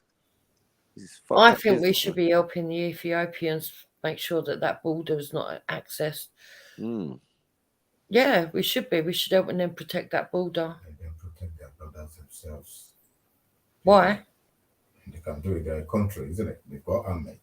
Let their own army protect their brothers.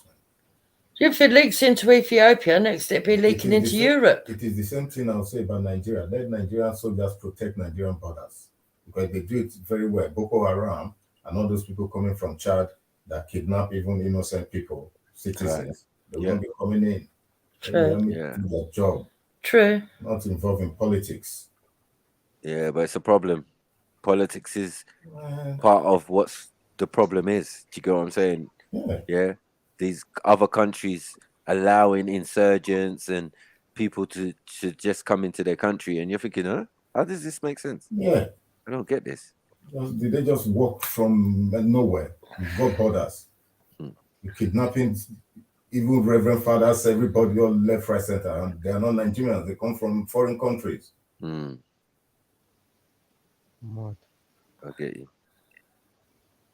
We call them, but we call them from insurgents. They've got all sorts of distant names. Daesh. Yeah. How are these people reaching that far into Africa, into thing? They're coming in via the coasts.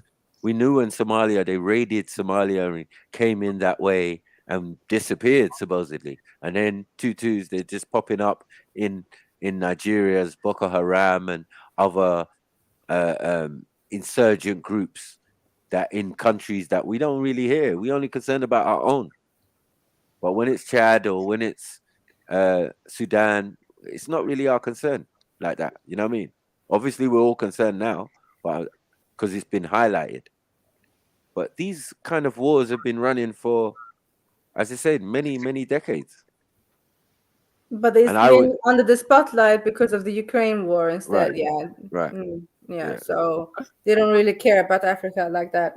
No.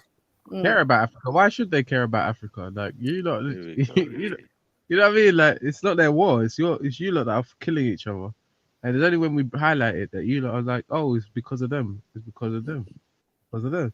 And they care when you lot are obviously having to come to Europe as well. Because when people are having their place to stabilize, they always have to look for a place. I think they said there's 100,000 people that have been displaced. You're because so of war. disingenuous, Reggie. It's like unbelievable, really. It's true.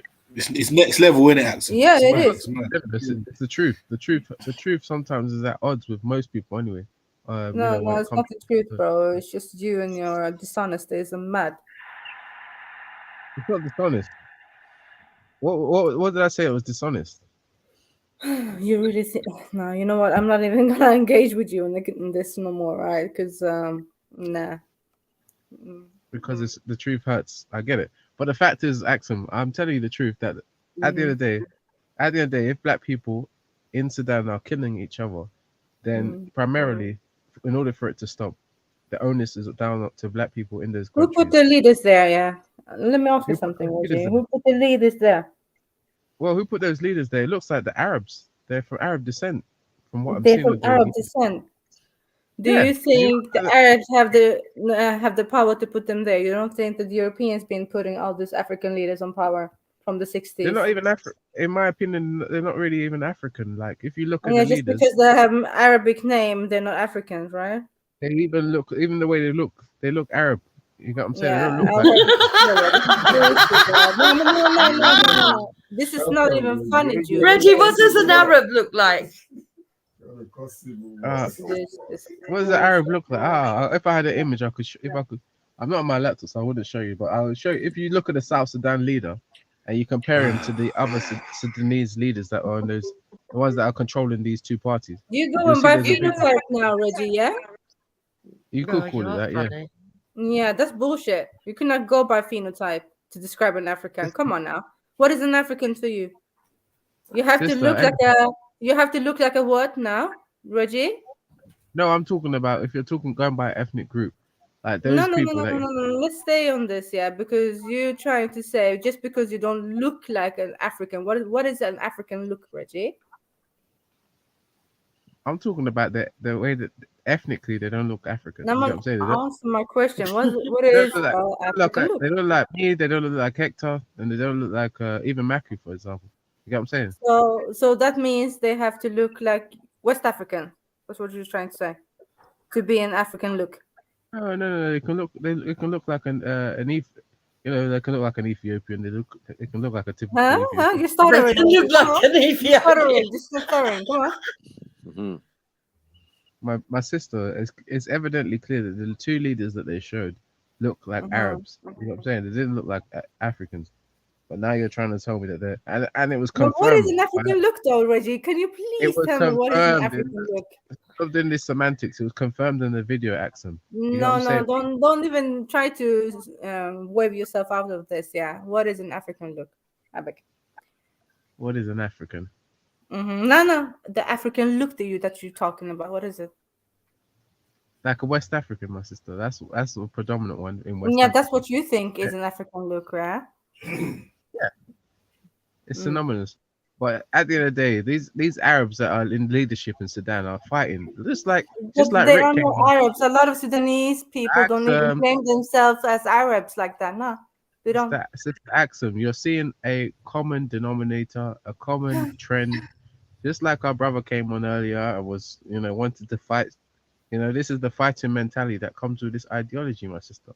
And the sooner you lot come to terms with it and stop blaming the white man for all your fighting and killing that is consistent, across the globe of Africa, the sooner we can move forward and have peace on the continent. And I don't understand what's more of a demonstration there is for loving one's color or one's ethnic group or whatever, than to be peaceful with one another. You get what I'm saying? Well, we have black brothers that claim that they're for their people that are constantly wanting to fight and kill each other. It makes no sense to me. It makes no sense at all. But yeah, big up. This Mic guy, drop moment. Mic drop moment. It's a mad thing. But yeah. Yeah, this is Reggie in a nutshell. Yeah, continue. Axum, you had the. I just come with the hard facts. That you had the opportunity to come here and highlight to people, educate people on what's going on in there. You decided to just concentrate on one narrative, and not demonstrate or not show. What narrative? I didn't even mention Europeans. I'm just saying that obviously outsiders have an interest in that region. Yeah, and Reggie, this is what I'm also trying to say to you. Bedtimes now is a complex situation. It's a very complex situation, right? It's about the controls of the Red Sea, the control of the Nile, the water Nile. Yeah, it's the control of the resources in the region. And they're trying to make it, and they are using tribal conflict as a ethnic cleanser. That depends on where you stand on that, Jupes. Because some would say it's not an ethnic cleansing when what they're doing against the Tigray people in Ethiopia. So it's a lot of things going on there. Yeah, but before that, they were to ethnic cleanse 3 other tribes. Exactly, Sister So Axum, there must who's be they? something to do with ethnicity that they're going after. Are you not talking about people that you describe as Africans? Because it's you that's called them Africans. I don't know. Yeah. Who is they? Yeah. The different tribes, though. What do you mean? What do you mean? Who are the different tribes? Who are they? You just talking about tribes. Are they African or not? Obviously, yeah.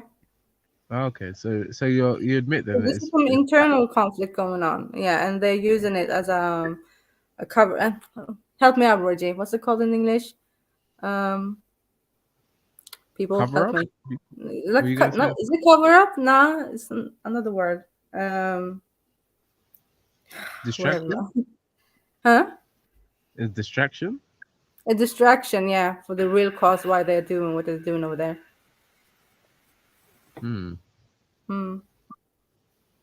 Yeah, so well, I don't know. I think that was clear. So yeah, it's a power struggle. So what do you think then, Axum? Should the West intervene or not? They already have, and they already made it that way. Should they intervene or not, Axum? They're already in it, Reggie. They're already in there. They did a smoke screen. Yeah. They're using the thing as a smoke screen to get out the resources from the place, right? Should they intervene or not? Simple. You're saying they're already in there. Doesn't tell us your opinion. Should they be in there or not? Of course not. The Europeans. So they should let your brothers and sisters that are there, that like Sarah's friend that was in or relative that is in Sudan. They should have left her there. What are you talking about? Well, what are you saying? That's intervention. They're going in there to to bring people out. So they should just leave them, and whoever's there to perish. I was asking you, Axum, should they intervene? You said no. No,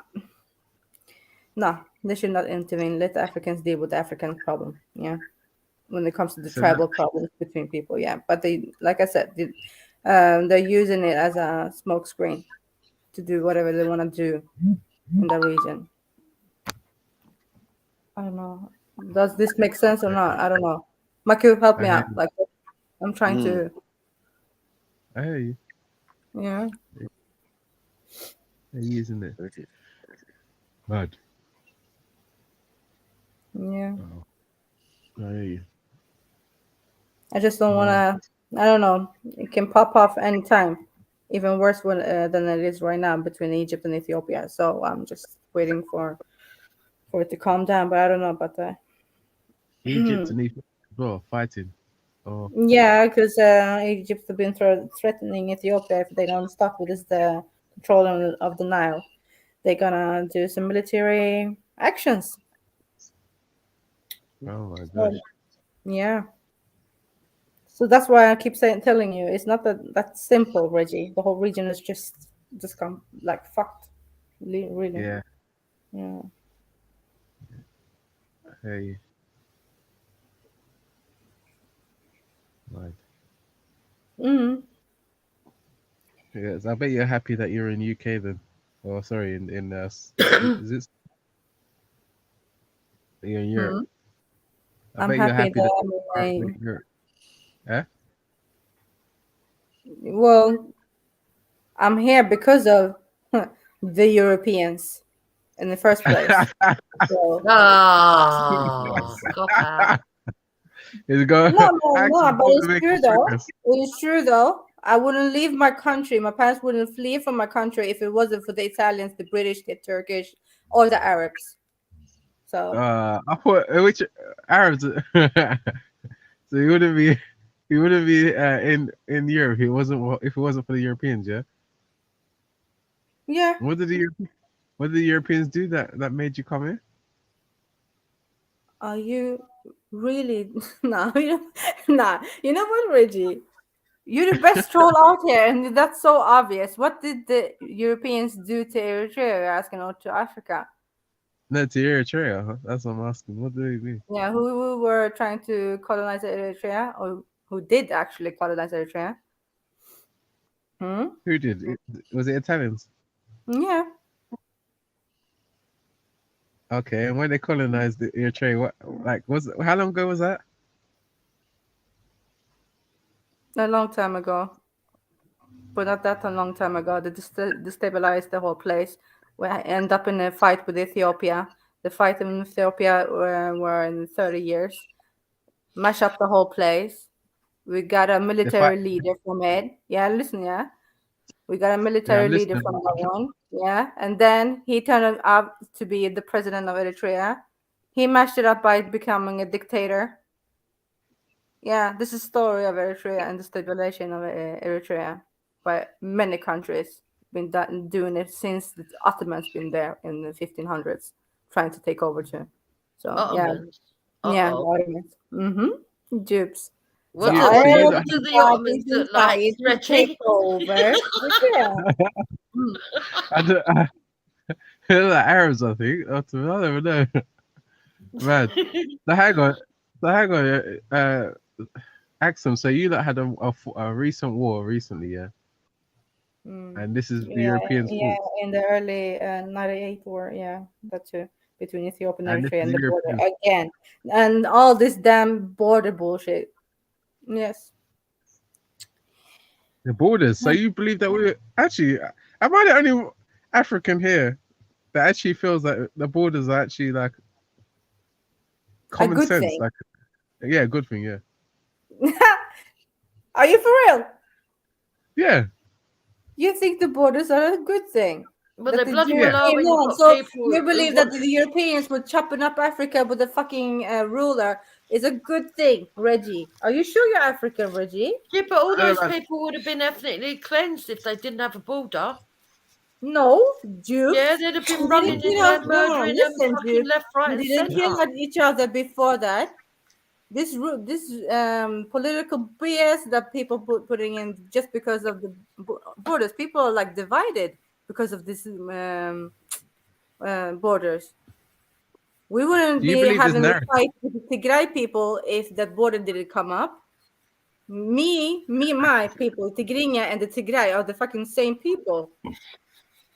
We speak the same languages, and look at us now because of a damn border. Axon, don't be deceived. Don't be deceived that Africans were not fighting before there was a border. No, I didn't say that, but we didn't do this. Yeah, Reggie, you need to learn to listen, bro, because that's not what she said, bro. I don't think anyone else other than you heard that. But what she's saying about the borders, bro, is totally true. Yeah, totally true. Them borders cause way more problems than they do help resolve anything.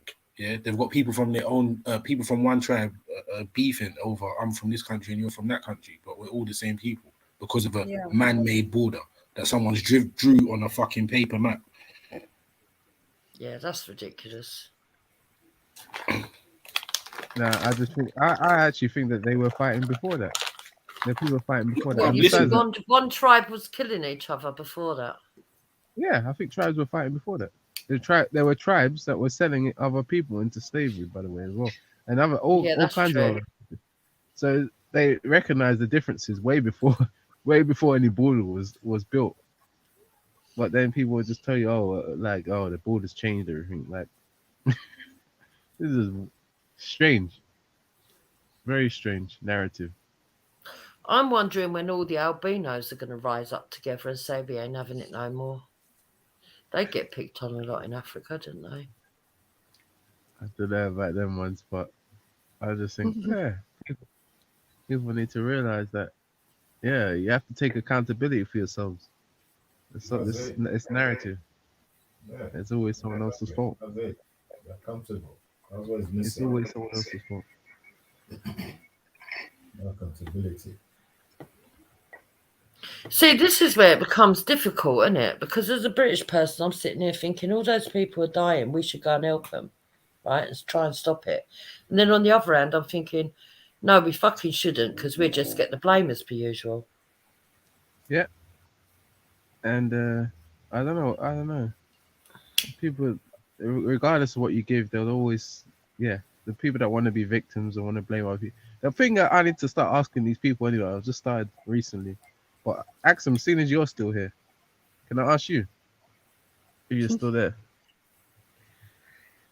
Go on. Axum, yeah. Have you had therapy? For what, Reggie? For the trauma.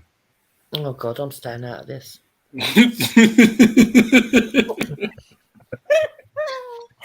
You need help, Reggie. You really do need help. Sincerely, because there's a lot of people. No, you're not sincere at all. You know, you're intellectually dishonest and everything. Like, I've got to ask people individually. You are though, Reggie. Give up, man.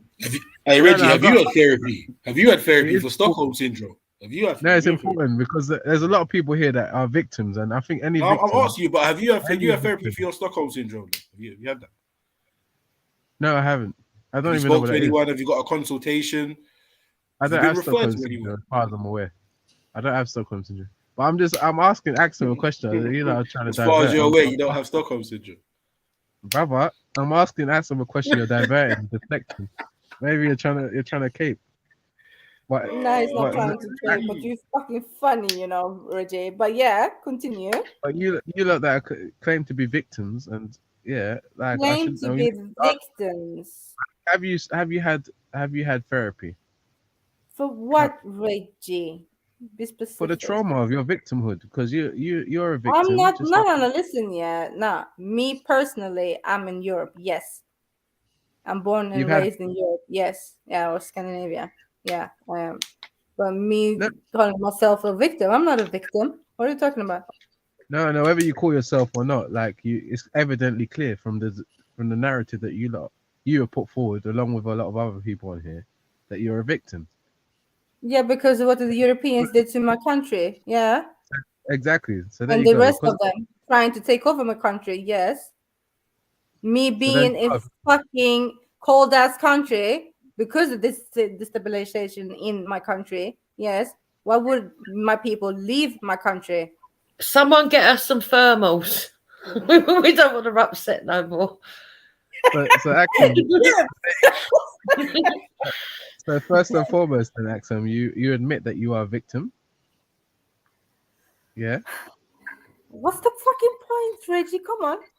No, I'm just. Do you agree that you're a victim now? Because you're saying no, you're denying it. In now that you're... sense, well, okay, everyone who's fleeing from the country is obviously my parents, my grandparents, yes, my family.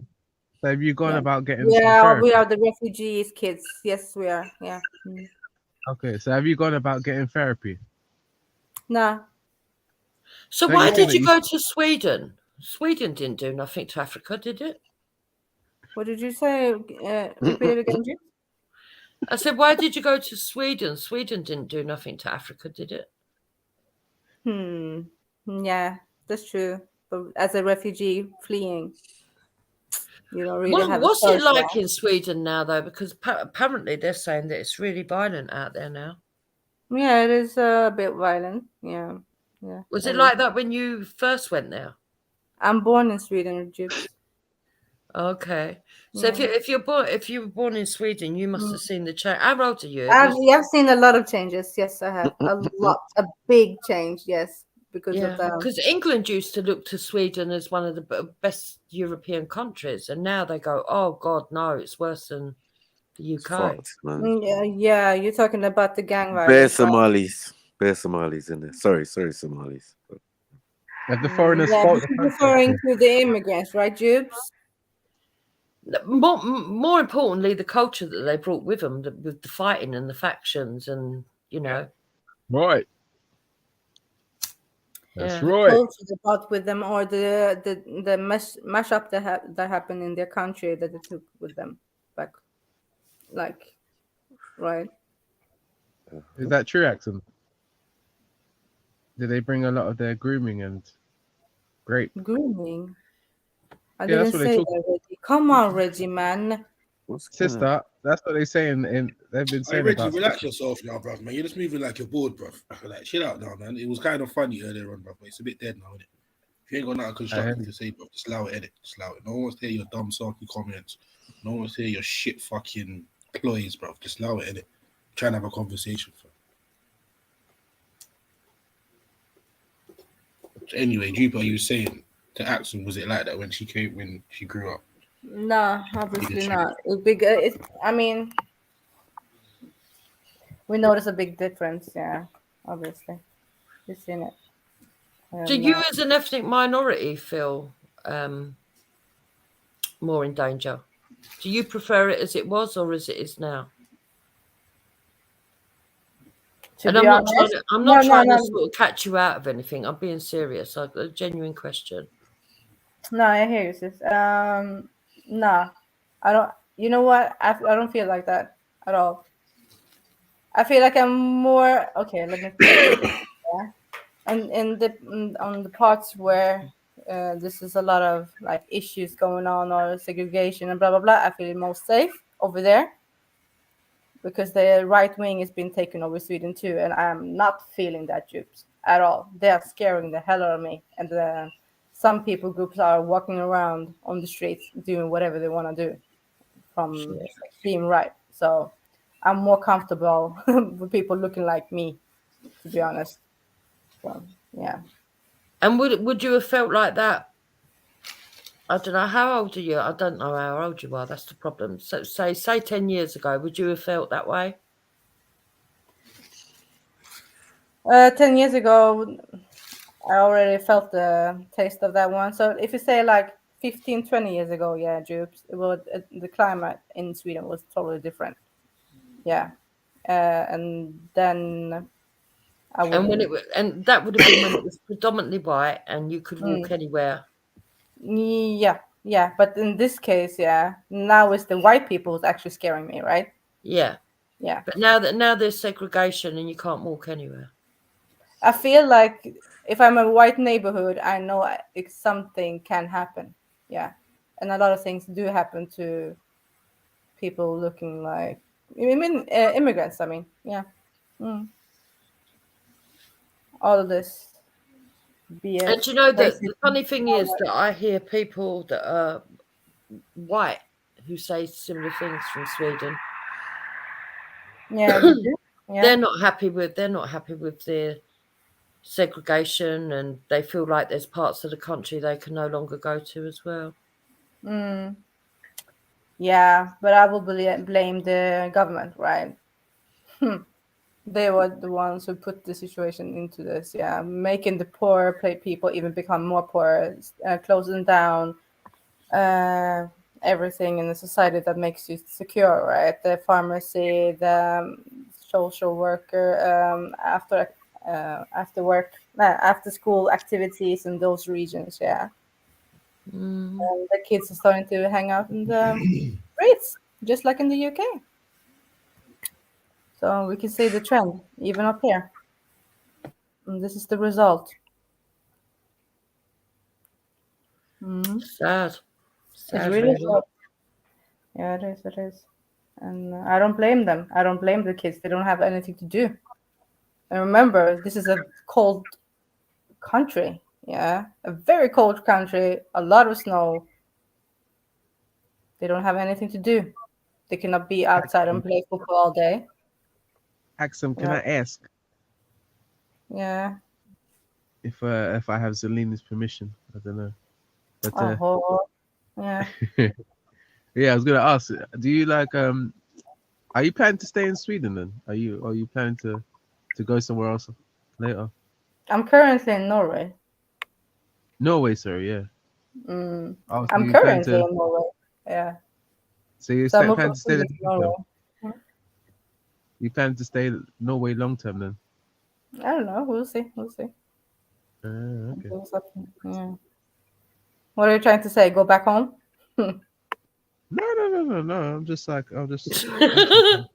No. She's suspicious of you now, Reggie. She thinks you've got the list and her name's on it. Nah, I could. Oh my gosh. I don't blame you for, obviously you're saying some stuff about it being cold and stuff, but I think that you probably must like something about it, otherwise you wouldn't still be there. I'm sure you got an option. But this is my comfort place, yeah, right? Everything and anything I know about is this, right?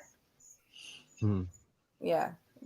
I mean, the social structure, my security, my everything. And some part of my mentality also is Scandinavian, right? This is what I know. Yeah. So you've got a colonial mindset. Basically. See, this is the thing with you, Reggie. Well, you said it. You said your mindset is Scandinavian. Some parts of me, of course, I will be like you guys, yeah. You can adapt some of the British culture, right? Yeah. Yeah, of course. So. Why are you smiling so much, Reggie? I can hear you smile, even all the way up to Oslo. She caught ya. My goodness.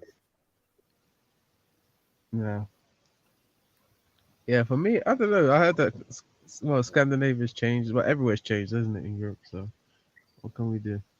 Hopefully it's for better in future. But for now, everywhere's tough. Yeah. Yeah, but it's sad when you listen to what she's saying and the natural segregation that's happened, and now the country's all segregated up. It's not. She's saying it's not nice. It's not. And that's what really could happen to the UK if people don't wake up and realise. Because that's what a lot of people are pushing for: segregation. No, it's not going to work. People have got to learn to get on. Yeah, it's always this like me versus them, us versus them, and them lot over there, right? It's been cases like not cases. I've seen some documentaries about like white neighborhoods don't want to have any immigrants moving in because they're gonna fuck up the demographic in some places in Sweden. It's mad. It's actually crazy. Yeah. Yeah, but don't you think that's normal though? Like, I don't know if there's anywhere in Africa where they don't want to keep their same kind of like group, like keep, you don't get any. I don't think Nigeria wants to have a predominantly, or doesn't want to be predominantly West African looking. You get what I'm saying? Does that make sense? No. I'm saying that most places that you'll go to, you'll find that the indigenous people want to keep their countries looking like them. Yeah. It's not that But controversial. these people wasn't like this before, Reggie. This is the thing, yeah. They weren't like this, They were welcoming, they were open, they were like, they were really good. What did you do to them, Axel? What did we do to them? We didn't do shit. We uplifted this country. If it wasn't for us, they wouldn't be where they are. Well, Sweden. We take all the jobs that they don't want to take, right? That's what you think. But before you lot were there, someone was doing these jobs, no? Yeah, someone. The Polish, the Jewish. Then we came. Then we came. Then you came and you done some jobs, and now it's like a sense of entitlement. You lot, yeah, especially your people, Eritrean, East African. You lot do those jobs in Saudi Arabia, in Qatar, etc. You don't stay there, though. It doesn't. Why is that though, Reggie? Why is that? I don't know. Tell me. No, but wait. You're trying to take me there right now. You're a good troll, Reggie. I applaud you for this. Yeah. Okay. No, it's a good conversation. Why wouldn't you want to stay? It is a good conversation, yeah, but he knows that. Yeah, he knows what he's doing right now. I'm not stupid. So why do you think we're not staying in Saudi Arabia, Qatar, Lebanon, and Israel? Because of their supremacy. Because they of the don't let you stay. With the smile on your face, with the supremacy. How are they treating us over there, Reggie? Like slaves. Exactly. So why would we stay there, Reggie? So why are the West getting the blame? For what? So you hear this is interesting to me because you hear loads and loads of people of color, right? Or black people, but I say people of color because that would include other ethnic minorities. Complain about the British colonial mindset and the Western colonial mindset and European colonial mindset. And here you are saying that you prefer living in Sweden to Saudi and other countries. Yeah. Because the other countries have actually got the mindset of slave and master and not Europe. Yeah, that's true. Not in that sense, but it's different type of racism, right? They're actually treating us very bad in these countries as Jews. We don't have the same rights as them, right? They treat us as slaves, point blank. When I said this ages ago, I was attacked on this same YouTube. Or this. Yeah, but that was Respect's panel, I think. But it doesn't matter.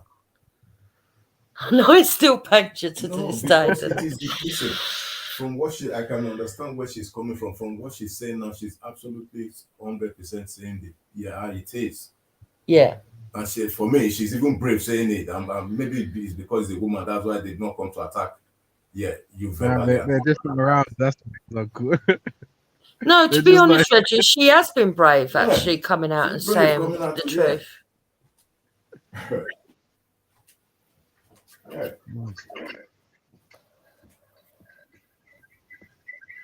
Seriously. Yeah.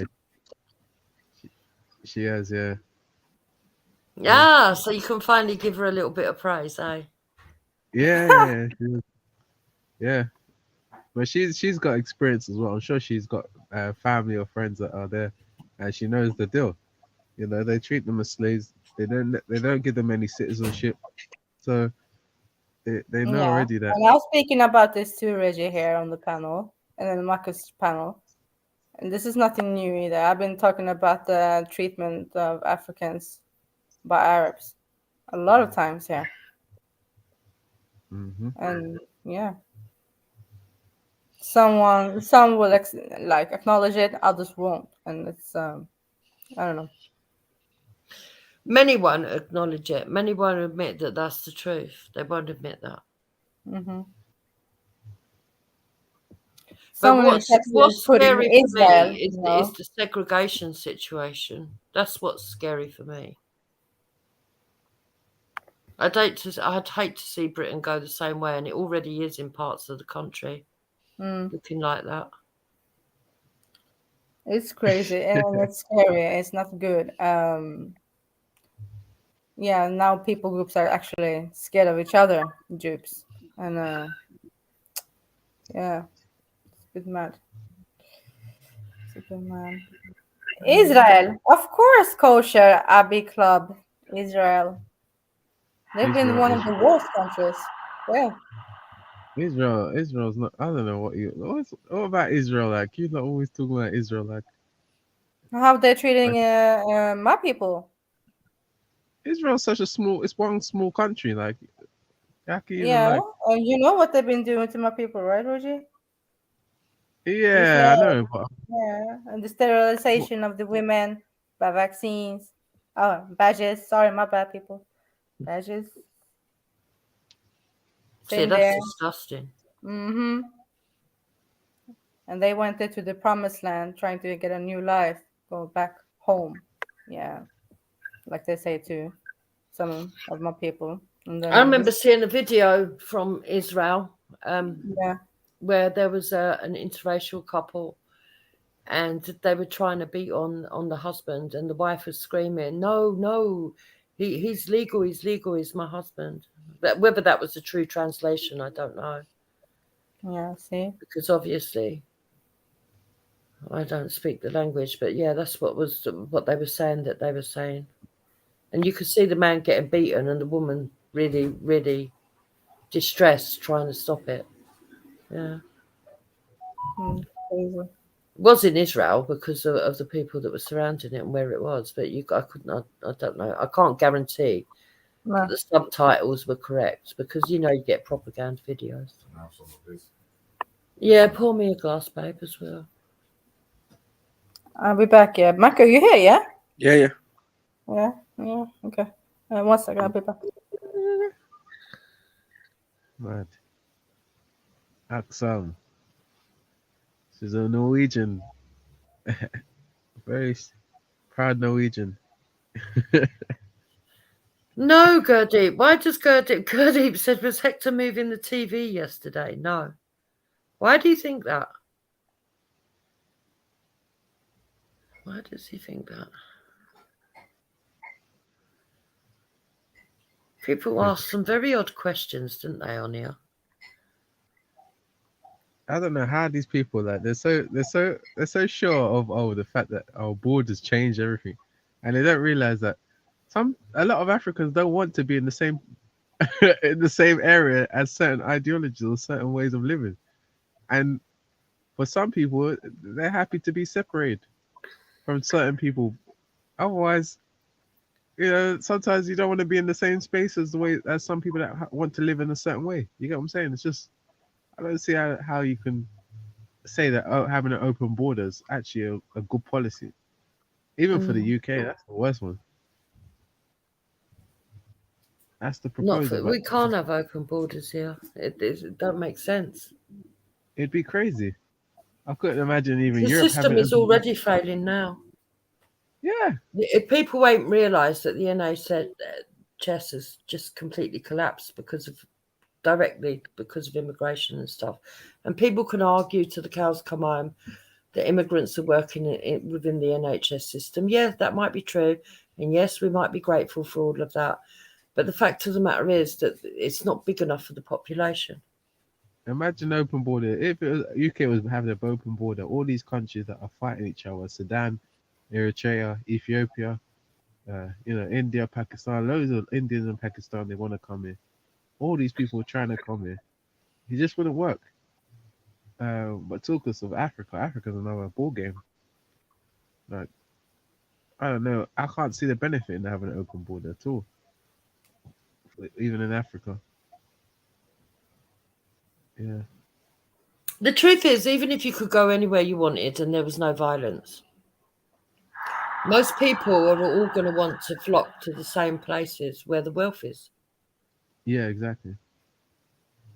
And unfortunately, our country is just not big enough. If we were somewhere like America, that's why I can understand a lot of people wanting to go to America, because that is quite a huge country.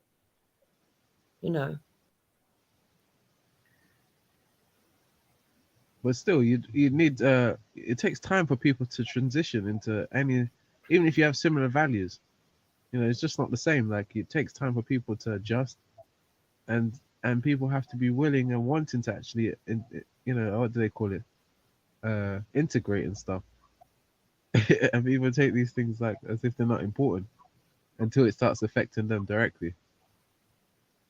Yeah. We had Rick come on earlier and said, oh no, it wasn't Rick actually, it was another person saying that, actually, I think it was Afro, saying that everybody in the UK of slave descent should have passport. They should have citizenship. He's crazy, that guy. All of them should have citizenship. Oh my goodness. So you're gonna have citizenship for everybody who thinks like some of these guys, like Schiffer, etc. That you have a whole heap of people coming in. Schiffer's already British. You can't get rid of him no matter what you want to do. He's here to stay. Unfortunately, but like, imagine having loads of a nation full of respects or something. People that hate the UK just coming at one time. Hate the UK but want to stay in the UK, and then all they're gonna do is grumble and complain all day about what the UK has done to them. Like, it's just toxic. I think the best thing that people can do is start at home, and even if you've got low resources, even if you're not rich, just push it through with the education and make sure your kids get a good education. The key. Or at least a basic standard. The key. That's all you can do to better yourselves. Yeah. Exactly. If you're smart enough to use your own education to build up a little business, do that. Self-employment is definitely the way to go if you've got a lot of courage in yourself and you've got a group of people around you that are willing to sort of like help you build. Then yeah, definitely do that. Or you've got a tight enough family. Other than that, civil service job, something that's going to give you pensions and benefits. Yeah.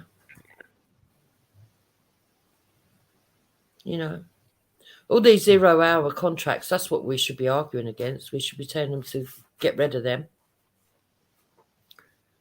Bring back stable hours for people. Proper contracts. I mean, there's jobs out there now that people are doing. I know employed, you don't get sick pay and all that. You have to sort all that out yourself and stuff. But if you're going to be working for somebody else, you should at least have a decent contract. But meanwhile, while we've got all these small things that we could sort of like be sorting out and pushing for, we've got everybody arguing about race or age or, And I can't help but think that it's been done by design.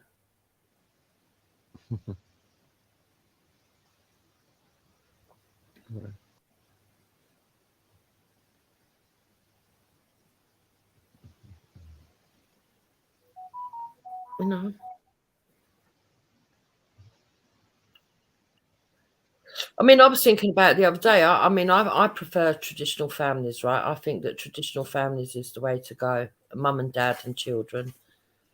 All right, if somebody wants to be gay, I'm not somebody that's going to go around fucking gay bashing. I'm not going to sort of like beat gays up or anything like that. They've got a right to live. They've got a right to have the same sort of respect as everybody else. But we should be promoting traditional families. We should be. I know there is tax breaks in this country for married couples, but it should be increased. They should be able to, they should motivate it so that people want to be on the books, married, out in the open. Give it some dignity again. But then once you are married, I don't go along with this manosphere that the man has to go to work and the woman has to stay at home. Don't agree with that.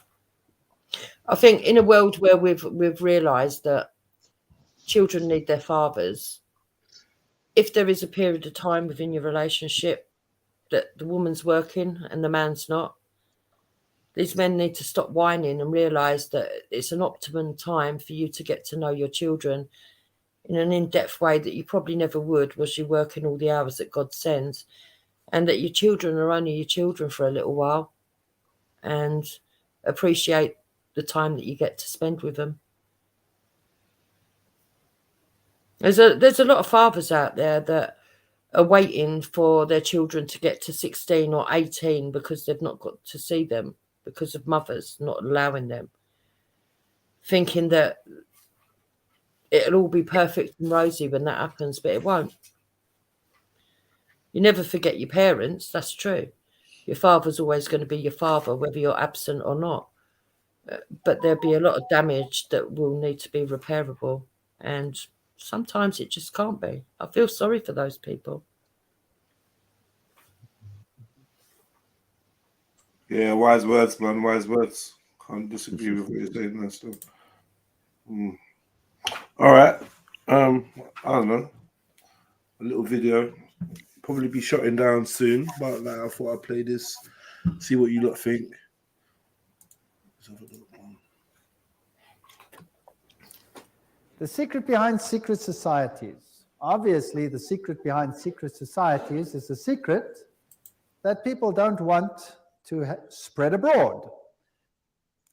Revelation 17:4, and the woman was arrayed in purple and scarlet colors, and decked with gold and precious stones and pearls, having the golden cup in her hand, full of abominations and filthiness of her fornication.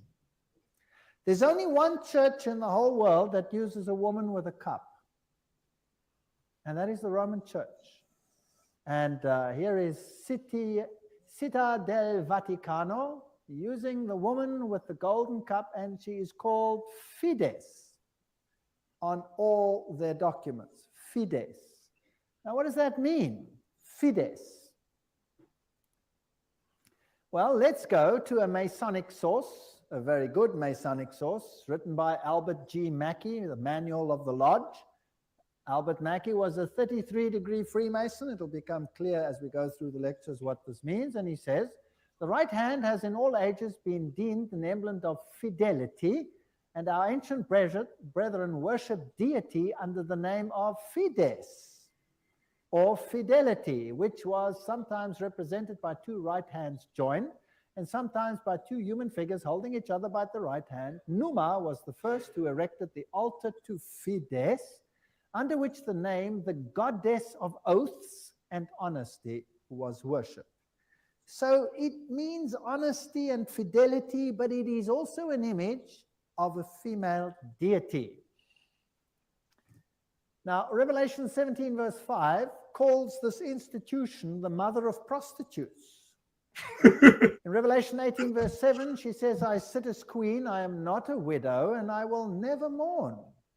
So she might have lost some children during the Reformation, but she's going to get them back. I am, and there is none beside me. I will never be a widow or suffer loss of children. She's going to control the world in a spiritual sense. That's what this power says. Now, it's interesting that the Vatican has just recently, September 5, 2000, issued this encyclical, Dominus Iesus, where she says, other churches are no sisters of ours, the Vatican insists. It must always be clear that the one holy Catholic and Apostolic Universal Church is not the sister, but the mother of all the churches. Cardinal Ratzinger said that. He's the head of the Inquisition. They don't call themselves the Inquisition anymore. They call themselves the Congregation for Doctrine and Faith. But it's the same thing. It's even in the same building. Now, she's not the mother. She is not the sister, but the mother of all the churches. That means all the other churches are subject to her, right or wrong. That's what she says. Now, in Revelation 13, verse 1 and 2, speaking about the same power, it says, and the dragon gave him his power and his seat and great authority. Now, that's a very, wow, statement. The dragon gave him the power. In other words, this power comes from another source. Now, doesn't Catholicism preach Christianity? Yes, it does. Doesn't it preach Jesus Christ as the Savior of the world? Yes, it does. But it also preaches mediation through other mechanisms and through the church.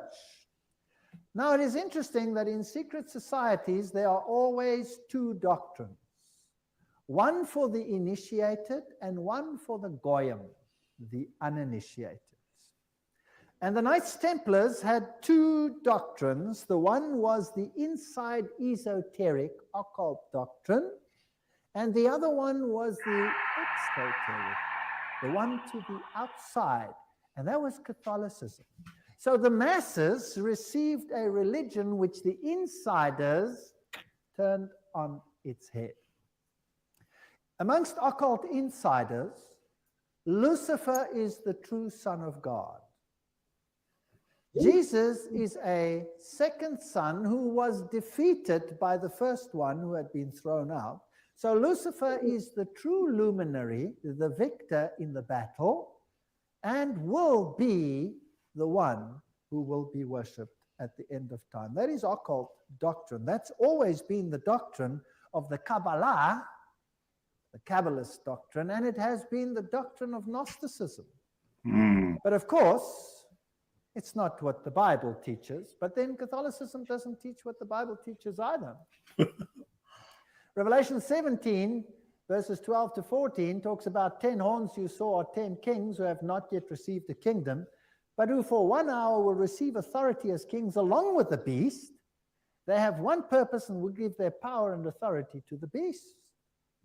And they will make war against the Lamb, but the Lamb will overcome them because he's Lord of lords and King of kings, and with him will be his called, chosen, and faithful followers. Now we're going to deal with the whole chapter of Revelation 17 at a later stage. But the kings of the world, here represented by these 10, will give their power to the system, just like in the Middle Ages, and enforce the doctrines on an entire world. Very interesting. This will be this one world order. Now, Gary H. Carr, in his work on Route to Global Occupation, puts it this way. He says there were the ancient mystery religions, which come from Babylon, and they were pantheistic, of course, which means God is in nature, God is in everything, which in effect makes us God then too. This was inculcated in Kabbalism, was taken over in the Christian era in what is called Gnosticism, and the Knights Templars were the inner secret core that had the ancient knowledge of the mystics. This was carried further through Rosicrucianism, Freemasonry, and the Illuminati, which, according to Gary Carr, controls Marxism, American European secret societies and political societies, international banking, and the World Council of Churches. Now, that sounds very strange. Is the World Council of Churches controlled by Freemasonry? We'll have to look into that in some detail. And of course, you have the entire New Age movement, the Theosophical societies, the many cults, and all these things are all controlled by this mechanism to make null and void the doctrine of salvation in Christ alone. That will be the final battle. And in order to achieve this, this woman has concealed herself and has hid herself in a garb of Christianity, and people receive the Goyim doctrine and do not know what the inner core doctrine is. That is quite something. Well, if we look at 1 Chronicles 16, verse 26, for all the gods of the people are idols, but the Lord made the heavens, tells us that idolatry is quite something that's rife on the earth.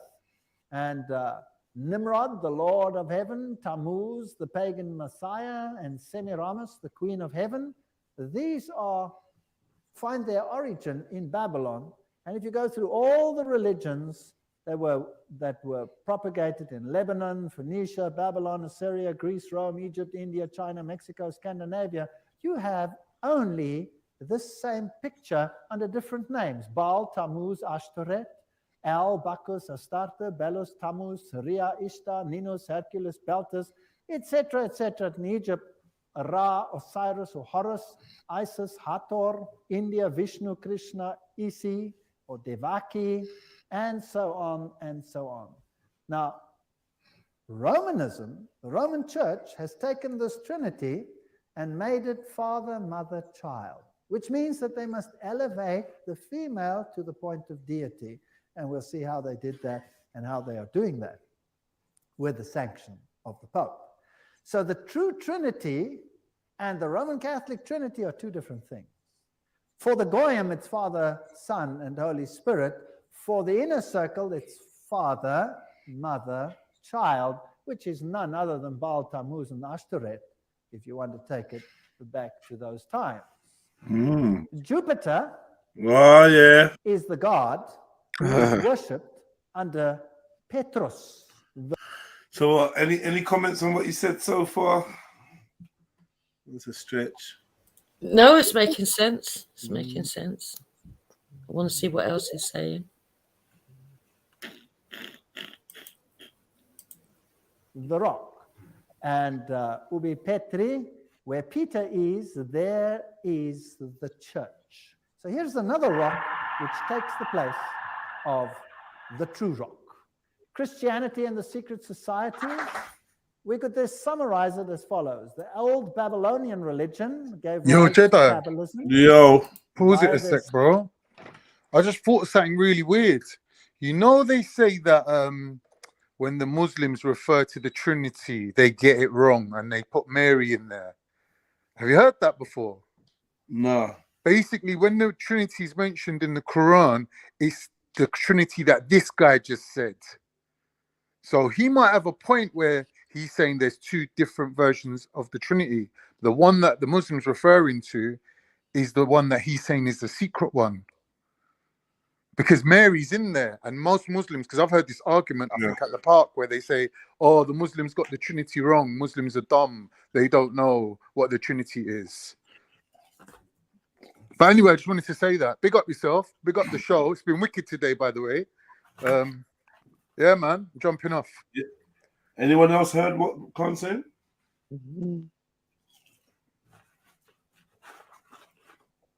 No?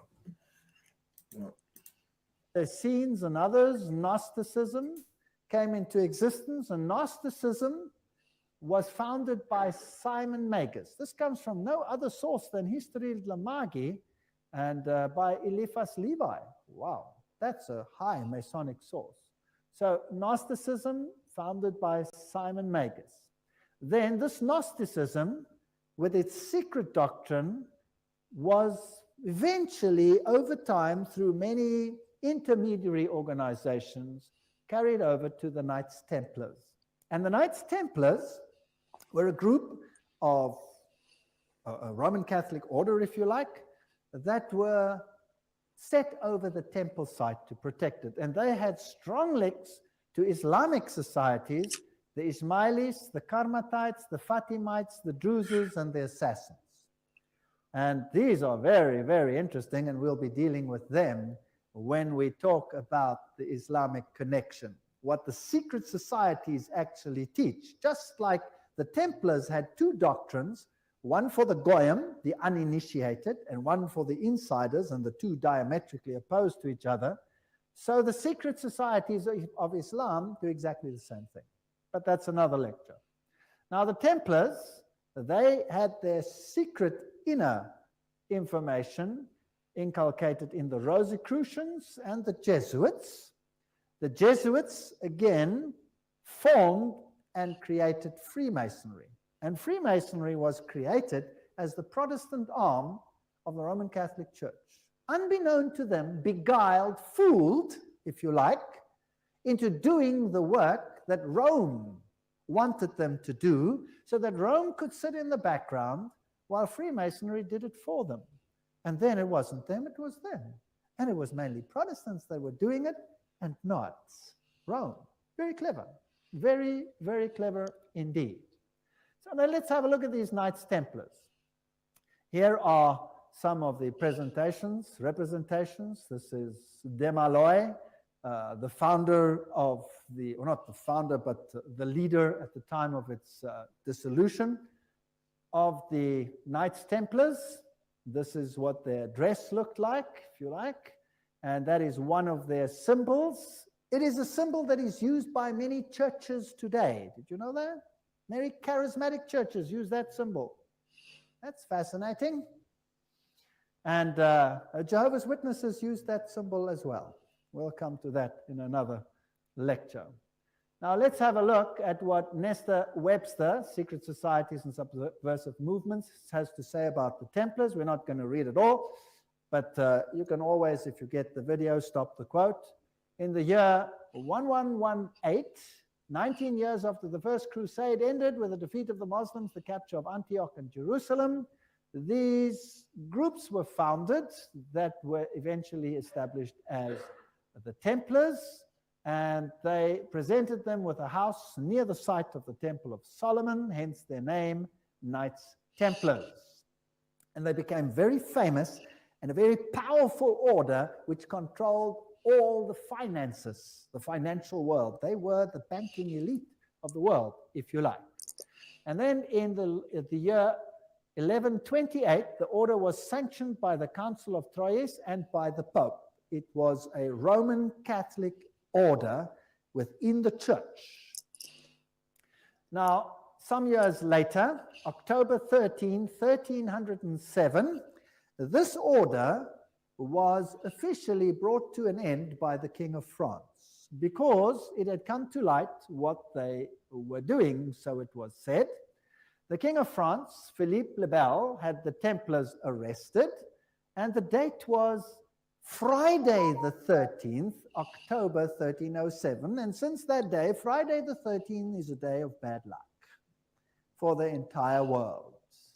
And the charges brought against them were: the ceremony of initiation into the order was accomplished by insults to the cross and the denial of Christ and gross obscenities. Gross obscenities. There were all kinds of things reminiscent of Sodom that had to take place there. The adoration of an idol, which was said to be the image of the true God, and that was Baphomet, this symbol over here of the androgenic male-female deity. The omission of the words of the consecration of the Mass, the right that the lay chiefs amongst themselves giving absolution, and authorization of unnatural vice. So they had to curse the cross, trample upon Jesus, swear allegiance to Baphomet, and sanction this with unusual vice. It's a pretty serious crime in those days, so he was sentenced to death. But the order actually didn't disappear. The Pope was very reluctant to say that it was so. Masonic ritual includes references to the Knights Templars. For example, here, Secret Societies and Subversive Movements says, several knights who had set forth the rescue of the holy places of Palestine from the Saracens formed an association under the name of Freemasons, thus indicating that their principal desire was the reconstruction of the Temple of Solomon. And you hear a lot about the reconstruction of the Temple of Solomon today and the story of Israel and all those interesting things. Now let's go a little bit into some of the history. I'm taking you to this beautiful palace. Where do you think it is? It's in Jerusalem. And it's Notre Dame Vatican. And this is where the Pope has his representation in Jerusalem. It's a palace for a king. There's the Vatican flag flying outside. And there's even a whole lane where you have some interesting papal artifacts. Now in Jerusalem, I went to look up the site of the Knights. And here is Knights Palace, the Latin Patriarchate. This is where the Knights Templars originally had a site, and the Knights of the Papacy now control this area. This is their symbol that they use. That is also the Knight's Shield, which is used by many religions today. The Rema Church uses that symbol, for example. These are the Eternal Warriors. That is the symbol that they use. There they are they kiss the Pope or the Patriarch's ring. They are knighted just like knights, and they knight highly prominent bankers and individuals such as that. Inside this church, you have, of course, the statue of Jupiter as Peter. Notice that the foot is well kissed. And I didn't want to kiss the foot, so I just stood there. And it is a very important church because both Pope Paul VI and Pope John Paul II visited this church, which is, of course, highly symbolic, and there are the plaques. And the Latin Patriarch, the Knights Palace. If you go inside, there's this interesting altar. And as you look at the altar, you'll see certain figures over here. This one over here is very interesting. Let me get it a little bit closer. And what do you see? You see the double-headed eagle, which is also the symbol that is used in Freemasonry. So there it is on the altar of the Knights. And what is there on this side?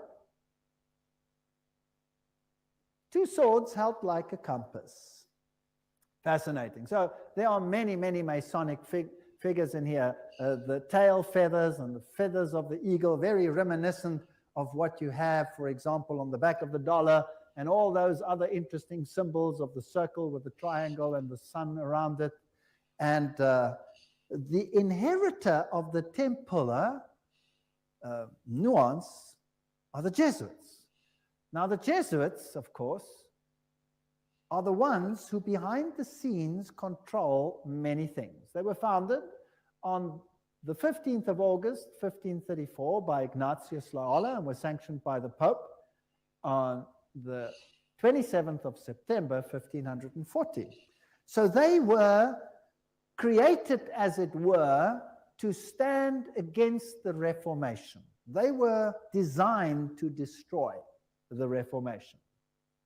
Loyola wanted the order to be champions of Catholic unity, and of course, submission to Christ's vicar, the Pope, was absolutely essential. Here you have the institution of Loyola's organization by the Pope on this particular day, and there are some interesting analogies which we will find here. Here, for example, there's considerable analogy between Masonic and Jesuitic degrees. And the Jesuits also tread down the shoe and bear the knee because Ignatius Loyola thus presented himself at Rome and asked for the confirmation of the order. Now, who existed first? Freemasons or the Jesuits? The Jesuits existed first, of course. They were to obey as a corpse, perite, a cadaver. The reconstitutions repeat 500 times that one must see Christ in the person of the general, and even if God gave you a dog, you must obey him as though he were Jesus Christ himself. Loyola's statue in a Jesuit retreat, Loyola in vision, the Society of Jesus constituted in the Chapel Notre Dame, Notre Dame, 1534, now the Chapel of the Sacred Heart in Paris. Many, many occult incrustations, and this is the famous Jesuit oath that each Jesuit makes when he becomes a Jesuit. That will tell us something about the character of the Jesuits. There it says, I, and he fills in his name, in the presence of God and all the saints and all these things, swear that His Holiness the Pope is Christ's the vice-regent and is the true and only head of the Catholic Universal Church, etc. It also says here that this power was given by the Savior, Jesus Christ. He has power to dispose heretical kings, princes, states, commonwealths, governments, all being illegal without his sacred confirmation, and that they may safely be destroyed. So a Jesuit swears that if a government is not subject to Rome... Yeah, Jada. Where's he gone? You got Axel. Yo, what's good, Ramdas? It's fun. Hello? Yeah, hello. Yeah, how you doing? You alright? I'm fine. How are you? Yeah, it was good. Yeah. So, yeah. This is very interesting, you know. I'm like fully invested in listening. Yeah, I find it quite interesting. But yeah, any comments? Anyone want to make any comments? Anything to say? Nah, I'm just reiterating things that man have said, especially about the Jesuit order. You know what I mean? Being part of the church anyway. But even taken over now. We've got Jesuit popes. So well, the Jesuit order, Mm-hmm. the person who really knows a lot about this is that Dell guy. And this has a lot to do with when the king, when they took the power away from the king and they took the land off the people. All of that happened under the Jesuits and stuff. It's interesting there, a picture of a Masonic man with his leg rolled up, though. Yeah, interesting that.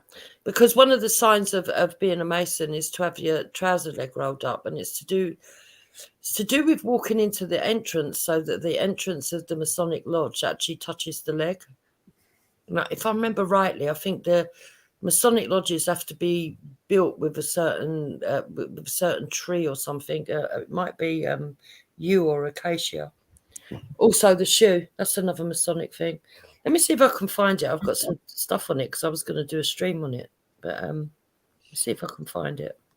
This is very interesting, you know, because I know some Muslims put up one of the legs, jeans or trousers, a little bit higher up or folded up to show that they don't engage with women in a way. Did you know that? No, I didn't know that. Yeah, so that's a sign apparently. Yeah. Yes. Let me continue. I happened to be in situations like that twice. That's the bad. And they told me you have to look at the trousers. And one leg.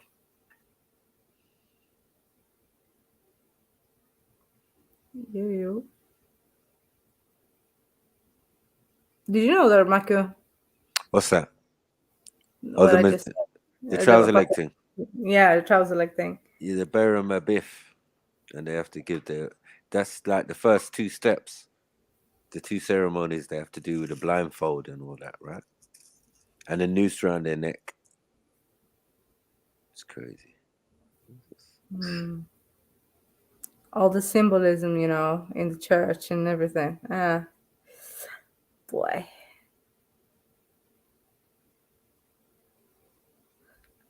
I feel like I'm in a lecture or something. It's really interesting. Yeah. Hello. Hello.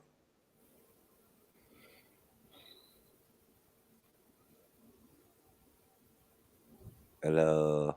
Protect the brand. Music. Yo, bro, what you saying, brother? Oh, we sent you. I can't see nothing on my screen. I know, I thought it was you. Or you someone else. So. Yeah. Welcome. You reach back. Man, reach back, you know. I have to go chase the money, you know. The yard man politician, you know. Cause I'm not yeah, you like the millennium Marcus Garvey. Yeah. Marcus Garvey was a very powerful guy, bro. Yeah. So, very powerful guy. Kind of look like him as well. You got Marcus Garvey. You're Marcus Garvey in the face. I said I look like Marcus Mosiah Garvey, you know. Yeah, nah. Nah, bro. Marcus Mosiah Garvey dressed in the military. Come on. Military, but not in the military. Yeah, fam. Ready to war. Black Star Line and all sort. But not ready to war. Nah, it was a more of an Rome, it intellectual. can be what? It was an intellectual warrior. Marcus Mazur Garvey. Oh. Yeah. No, pick him up still.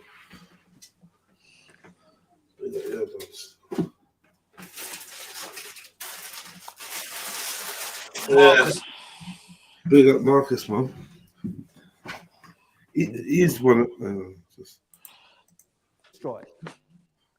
I further declare that I will help and assist and advise all or any of His Holiness's agents wherever I shall be, and do my utmost to extirpate the heretical Protestant or liberal doctrines. Liberal doctrines are doctrines where you decide what you believe. You take the liberty of making your own choice rather than allowing the Pope to do it for you. And that will be destroyed, and all their pretended powers.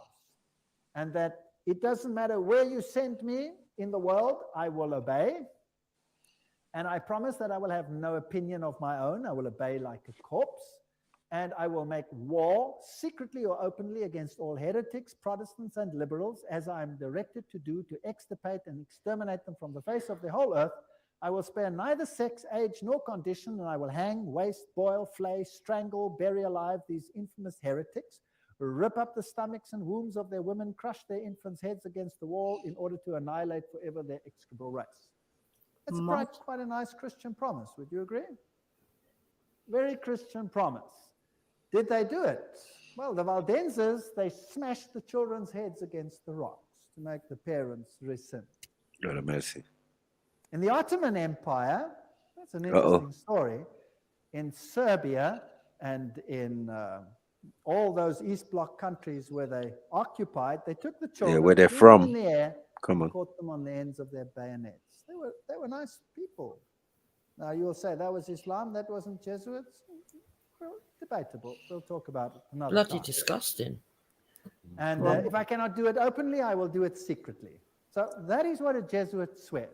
This is the famous Pontifical Gregorian University in Rome, the most prestigious Catholic university in the world.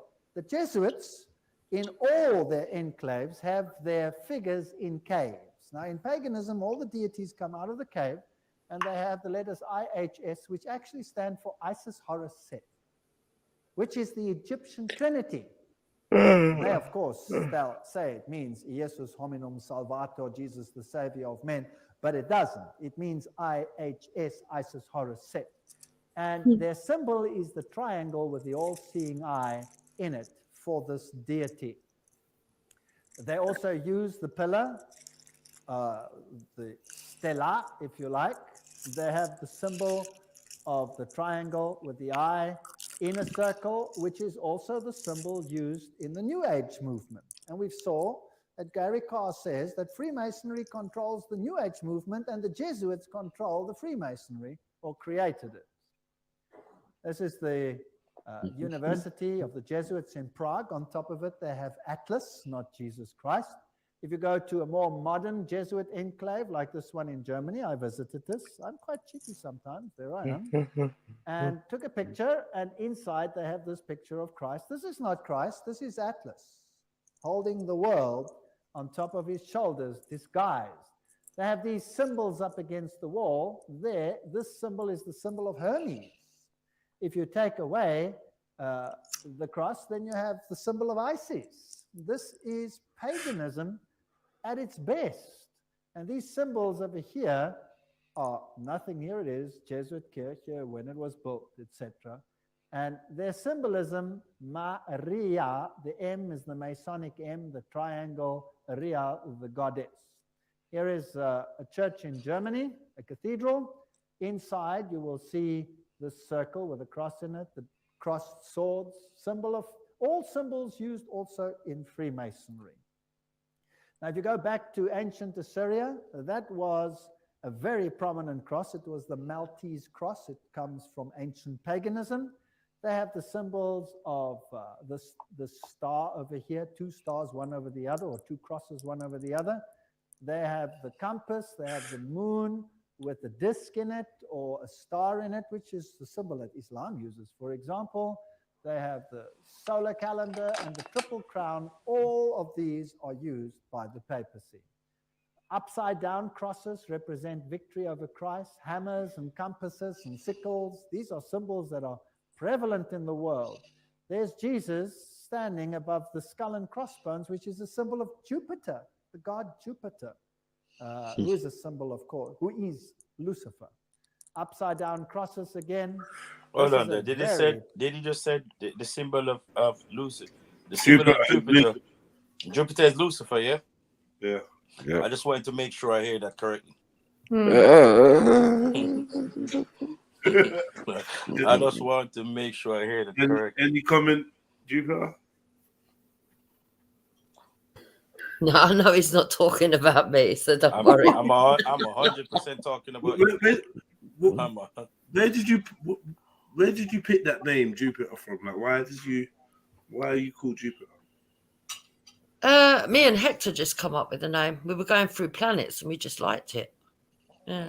Why was you looking for that as through planets for a name though? I don't know. I just like all astrology and stuff. So I was like, oh, let me just pick some planets. And what was that name to use? Victor Biggin. What was that the name to use for Speaker's Corner? Yeah, originally it was Miss Southeast. Okay. If you remember. But yeah, when I changed it, I was like, oh, I've got to think of a name. What can we do? And I was like, let's just pick a planet. I was like, I don't know, what planet should I do? I don't want to do Venus, that's too. And then he said, oh, just do Jupiter. And he was like, yeah, let's do Jupiter. You could have been Uranus. Yeah, I know, I know that. Yeah. That would have been better for the trolls, I reckon. Yeah. The shaitans will come amongst you and pretend that they're good, my friends. Yeah. But actually, it's quite fascinating because I do like sort of like religion and astrology and everything else. And I began to learn a lot more stuff about the planet because of it. And it was interesting, yeah. And even down to the fact that Jupiter's in the Bible. I didn't realize that. Yeah. I wanted to add something quickly. Do you know when he just showed the symbols on the Assyrian tablet, and he said that this one's in Islam? It's not in Islam. It's the Ottoman symbol of the moon and the star. And I said before that the Ottomans claim that they descend from Sumerians, and like that's where their symbology comes from. And even that double-headed eagle that it showed earlier, you can get that in Albanian, and I think you can get it in some Greek, and definitely that's the flag of the Seljuk Turks as well. So there is this mixture of Ashkenazi symbology with ancient Turkic, Indo-European type, Russian kind of like influences. Push it. The evidence is in the video. You just saw it there. Showing you a moon and crescent. The guy's calling it Islamic. Any Muslim worth his salt, not you, Maku, knows that that's nothing to do with Islam. You're a shaitan. What do you care, man? Innit? You're an Ottoman. Yeah, the crescent actually comes from. I'm coming on here adding to the subject. It actually comes from. You're trying to have a go. We're not even trying to talk about Turks and Ottomans and that. We know they're Masons as well. To talk about it's in the video. We understand they're Masons. No, who's we though? You're the only spastic that don't get it. What? Relax, man. I say relax, bro. What? Yeah, I'm telling you to relax, man. Like you can't be calling me spastic. You can tell you ain't been on the panel all day. Yeah. What do you mean you lot running me off twice in one day? No one ran you off. Who ran you off? Yes, you did. Yes, you did earlier. No, I didn't. Yes, you did. No one ran you off. Someone said, "Oh, you shouldn't interfere." But bro, I've only got so much. That's what some people. Bro. If you look carry on with some bullshit, like it's fine. Everybody's got their own opinion. What you saying enough? I'm showing you that the Assyrian. Stop crying, symbol, man. Hold on 1 second. You can't insult man. Anyway. Give man information. You're on a long thing, bro. You're on a long thing. You ain't cutting hair right now, bro. Relax. What are you doing, man? Khan, you've come on. It's all emotional again. Yeah, just crying, man. Crying. Hey, Khan, where's he gone? It's too late to be. It's too late. It's too late to be this turned Son up. of a sausage sandwich, bro. Why you so turned up, bro? Go make yourself a bacon sandwich and calm down, bro. Innit? Look, aram sandwich, bro. Why you so angry, bro? No sugar. He needs a shag, doesn't he? He better Yeah, call he one of does. those prostitutes. Hello? Yeah, it's Khan. Yeah, can I get 2 regulars, please? Yeah. And a couple cubes of sugar. You know what I mean? I ain't gonna lie, Khan energy at this time of night is it's turned up, bro. Yeah, it's late. It's like no one wants to hear that now. It's like he woke up at 3 o'clock today. Shit. Good morning, everybody. Fresh. You know what I mean? You know, like when you get knocked out, or some people get knocked out, and then they wake up and then they're active again. Like, where is he? Where is he? No, bro. That guy left. Gone home. He going home, man. He was just on TikTok live. Showing his kids how he knocked you out. Yeah, you in the hospital, bro. They said you got concussion. Important cathedral in Europe, in Germany, where all the political leaders come together. If you go there, you will have Janus, the two-headed one. And then you have the statue, so-called, of David.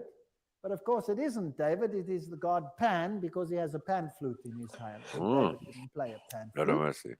So I went to look for the dark side of Pan, because there's a light side and a dark side. And I found him. There he is, the hoofed one in the same cathedral. So they hide their occult symbolism. If you enter into the hallway, you find this over here. This is the god Anubis. It's got nothing to do with Christianity. There you have him as well. Plus you have the phoenix rising from the ashes. Plus you have the symbol of Jupiter and a whole host of other symbols over there. And in their side chapel, you have all the signs of the zodiac serving the various deities like Mars and Aquarius, etc. And the doorknob is a yin-yang. This has nothing to do with Christianity. They use the symbol of the compass and Jupiter and the PX symbol over there, which you will find in virtually every single Christian denomination upon the face of the earth. The phoenix rising from the ashes, the peacock, all symbols of Lucifer. Here you have the PX with a circle with a dot in it, and you say to yourself, but isn't that a symbol of Christianity? No, this is a symbol of Horus. This has got nothing to do with Christianity. They use pine cones. Let's ask Albert Mackey, 33-degree Freemason, to tell us what the symbol means. The point within the circle is an interesting and important symbol in Freemasonry. The symbol is really a beautiful but somewhat abstruse allusion to the old sun worship, and introduces us for the first time to that modification of it among the ancients, the worship of the phallus. So it's a pretty filthy symbol. Yeah, it deals with male organs.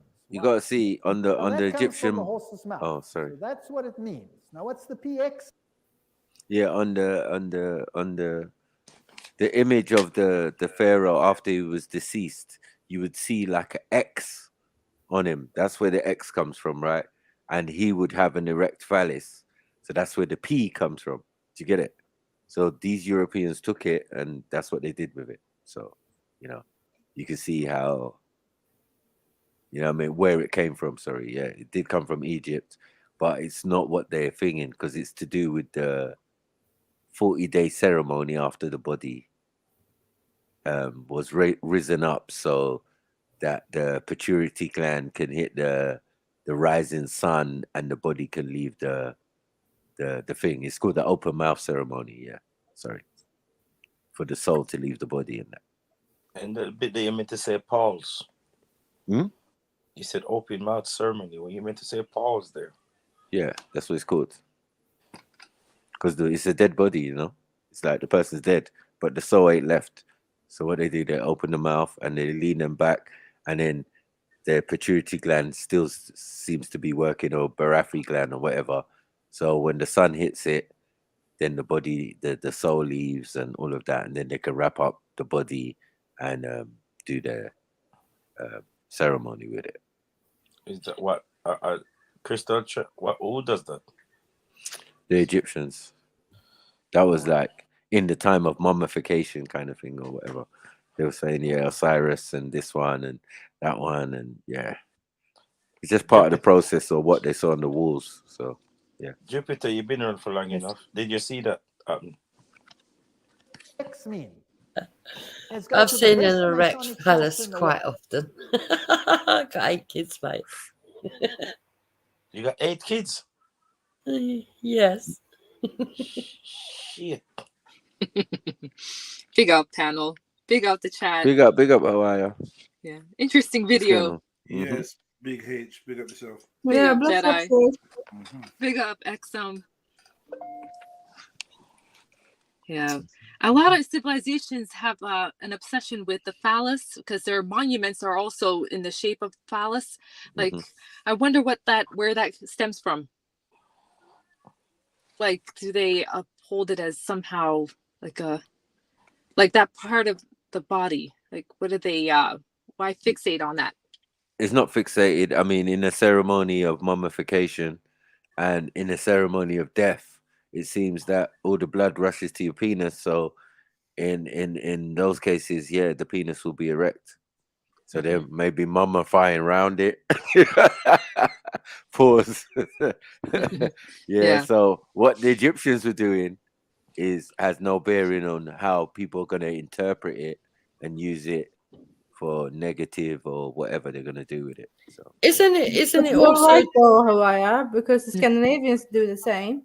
Okay. The maypole, they pull it up, and dance around it. That's a phallus, erected one. See? Yeah, All isn't pagan way. it also to do with rebirth and life and death being closely related and all that stuff? And yeah, nature? I would shall I assume. explain the examples to you? Yeah, read the Cleopatra's Needle or what they call them. Yeah, and I think it's also that is a something phallus. to do with the when Horus was it Horus who was cut into loads of bits and that she had to go and find him? Osiris. Yeah, yeah. Osiris and the missing penis, and she had to transform. Right. And all that business.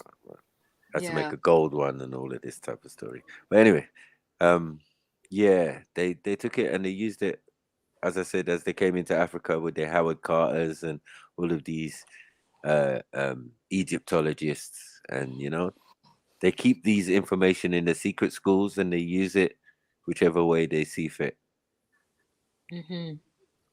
Under your nose, sorry. Our noses. That's why symbols and signs are important. You have to be able to see them. I mean, you can walk into a building with one of these signs on the front of them and you think, oh yeah, it must be a Christian building. No, it's not. Yeah, it could be some Jesuit stuff. It could be some other stuff. It could be some back to front swastika, you have to know. Hey, you say the swastika, like in certain Indian culture, that's part of the culture, right? Yeah. That's what I said. You have to look at the swastika and look at the original version of it and see that it's inverted. Do you know what I'm saying? It's not the same way. So, cause I so mess up here, bro. The first time, so basically I went to walk into one of my clients' house, meeting them for the first time. And I got to the door and saw the swastika from. I was like, I stopped, bro. I stopped and looked at them and looked at it again, looked at them and said, no, it's not for that. It's part of our culture. I was like, is it? It is. I was like, is but it? again, it's not shaped like the one that Hitler used. He took that concept and again, something to it. Inverted it, reverted it. I don't even know. But they deal with back to front science, reverse engineering, should I say. You know what I mean? Anything that they pick up, they're going to see, oh, what's the negative or what's the positive we can get out of this thing that we've got. And that's what they do. So you find nuclear capability or you find about the atom, the first thing you're trying to do is split it. It's clever, but not clever.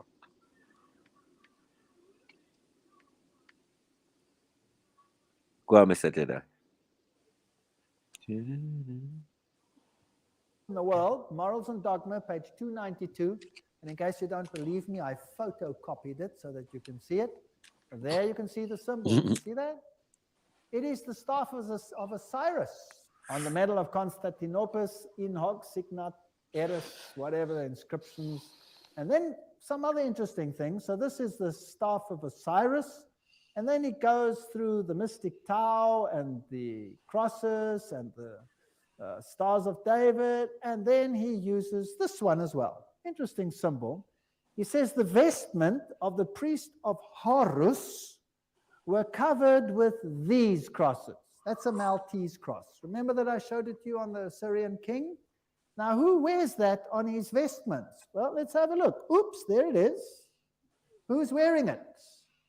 The Pope is wearing it. So what is he? He must be the priest of Horus. So to the outside world, it seems like Christianity, but to the inner circle, it's occultism.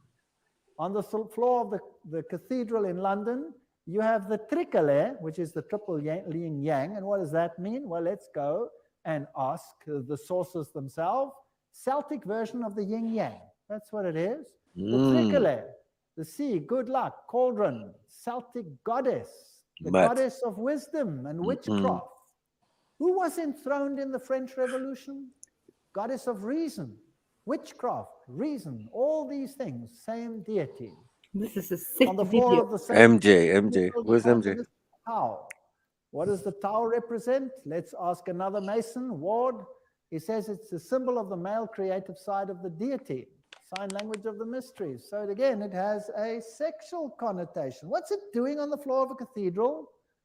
So the Jesuits are the heirs of the occult religion, and they control the world through their agencies. They stand in the background, create sub-organizations, and everybody thinks they are not active. Let's ask them themselves what they believe. Here is the history of the general of the Society of Jesus. These are all the generals, starting with Ignatius Loyola. They're all listed down there. We don't have to go through them all the way through to the present one that rules now, whose name is Peter Hans Kolvenbach. Nice German name. It's interesting that the Germans are very prominent in this.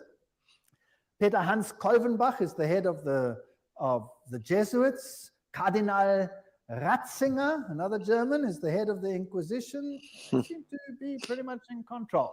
What does he look like? There he is, Peter Hans Kolvenbach. You're looking probably at one of the mightiest men on the earth today, if not the mightiest. He's the Black Pope.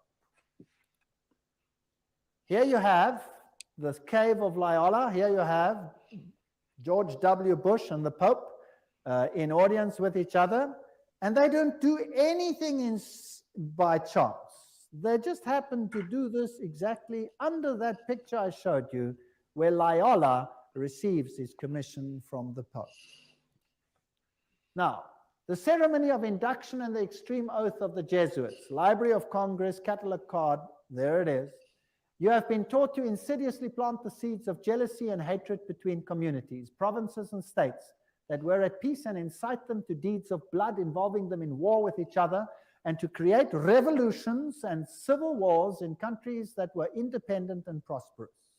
Cultivating the art and the sciences and enjoying the blessings of peace, to take sides with the combatants and to act secretly in concert with your brother Jesuit, who might be engaged on the other side, but openly opposed to that with which you might be connected, only that the church may be the gainer in the end, in the conditions fixed in the treaties for peace, and that the end justifies the means. Whoa! This is Hegelian science. Two opposing viewpoints, dialectic thinking. You war the one with the other, and you rub them up until nothing is left. It's called thesis, antithesis, and the resultant clash brings synthesis, that which you want.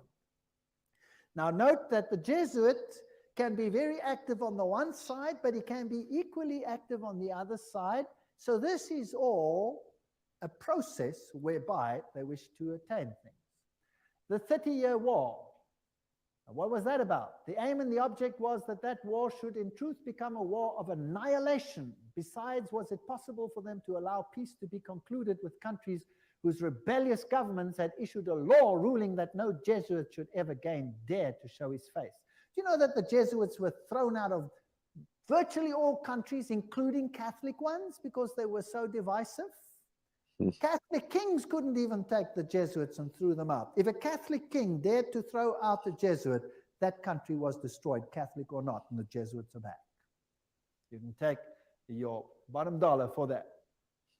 So, the frightful responsibility for this terrible 30 Years' War must rest upon the Emperor Ferdinand II and his teachers, rulers, and bosom friends, the sons of Loyola. Every single thing I'm saying is a quote. Popery, an enemy to civil religious liberty. In 1550, Pope Julius declared his claim to universal temporal political power, evidenced by a new coin he issued, its motto having read, "The nation and kingdom that will not serve me shall perish." Now, please note that this is a Roman Catholic statement, that the nation and the kingdom that does not serve the papacy will perish. What does that mean in terms of Protestant countries then? Are they going to be in trouble, yes or no? I would say yes, they will be in trouble. Thomas Aquinas, the great philosopher of the Roman Catholic Church, said, "The Pope by divine right has spiritual and temporal power as supreme king of the world." Exactly. The Pope of Rome, as head of the papal government, claims absolute sovereignty and supremacy over all the governments of the earth. Told ya. All the governments.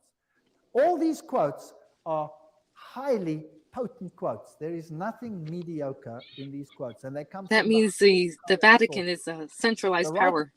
Well, as I said a couple years ago, this Pope made that upheld that decree that no one he can intercede in any government proceedings or state proceedings, or because he's on a higher power, he's on a higher level. You get me? He only has to answer to God, and a government can't beat that as an argument. Do you get what I'm saying? So yeah, these things are real. Yeah, told you.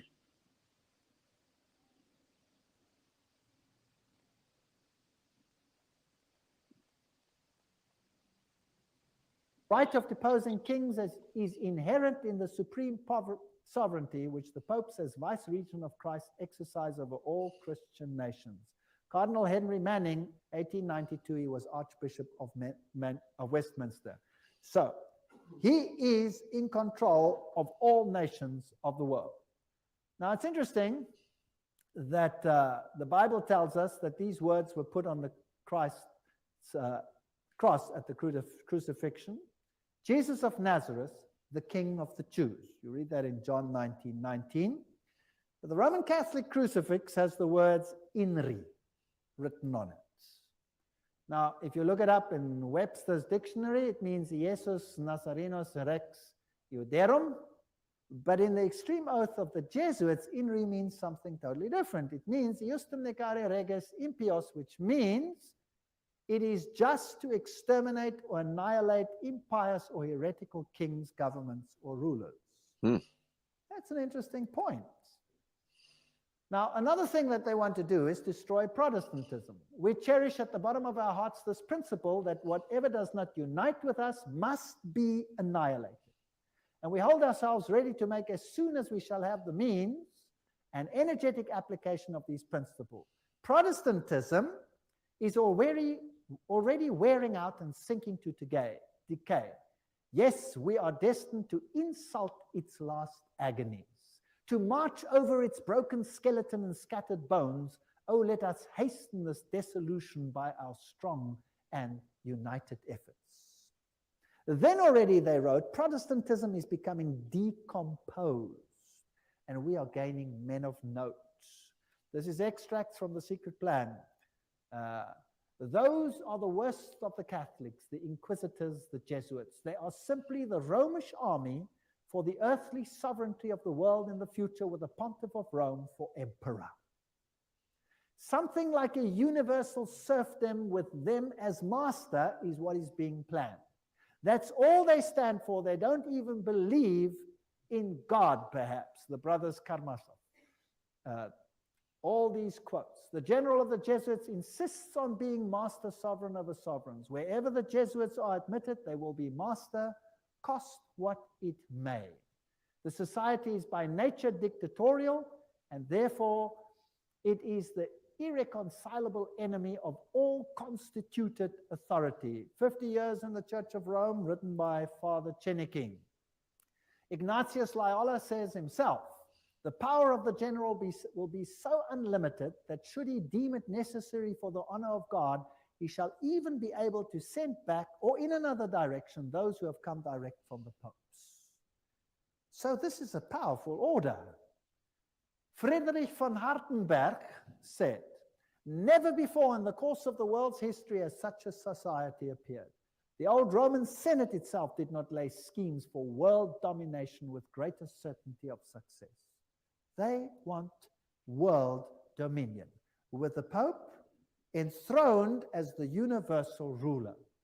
The Roman Catholic Lafayette said, it is my opinion that if the liberties of this country, the United States of America, are destroyed, it will be by the subtlety of the Roman Catholic Jesuit priests, for they are the most crafty, dangerous enemies to civil and religious liberty. They have instigated most of the wars of Europe. These are prominent people speaking. Basically, the Roman Catholic Church wants to hold the power. They want to hold all the power. Well, yeah. And they've done it in many different ways. As I said, they've infected many different countries and many different systems. So they were a separate entity, but now they are the dominant entity within the Roman Catholic Church and every other organization that they're part of. Like, what's her name? Onassis, the Jackie wife of Onassis. Jackie. Yeah. Yes. She was a Jesuit. Kennedy. Yes. Yeah, right. And they And he was that. Catholic. Right. So, like, yeah, we have to look at that video again and see who shot who, because boy, yeah. I know. Anyway. Lots of controversy surrounding his assassination. Right. So, as I said, so there's a lot of Jesuits, and you know, as I said, in the church, in the last two popes, or if not the third one, you get what I'm saying? Because they all got the little kipper on, so they're all Jewish. But as I said, these Jesuits were supposedly Jewish followers of Christ, supposedly. Like, it's just weird, you know what I mean? But that's just a cover up. That's a cover name of whatever entity these guys are, you know what I mean? And they've been running for a long time, and they're still running. This guy's brave still. Big him up.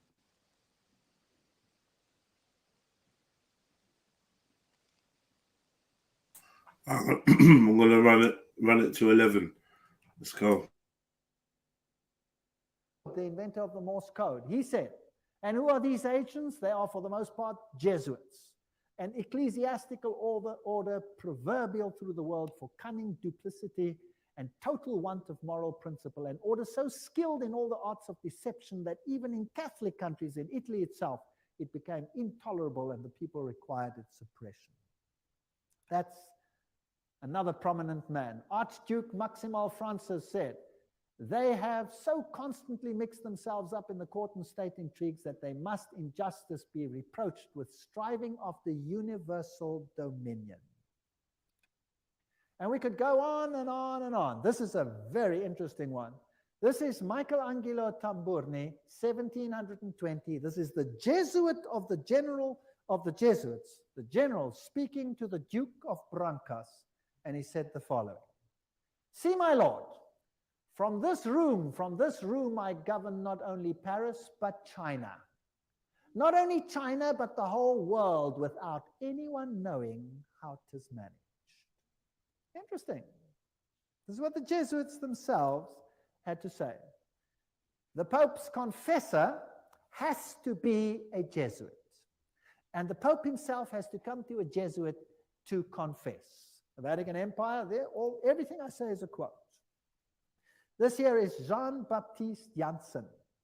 He ruled from 1946 to 1964, and he looks like a charming gentleman, very cheerful. But nevertheless, you can see that this photograph was taken from the Saturday Evening Post, 1959. And this is what he is in command of. And now we will want to deal with these issues in the next session.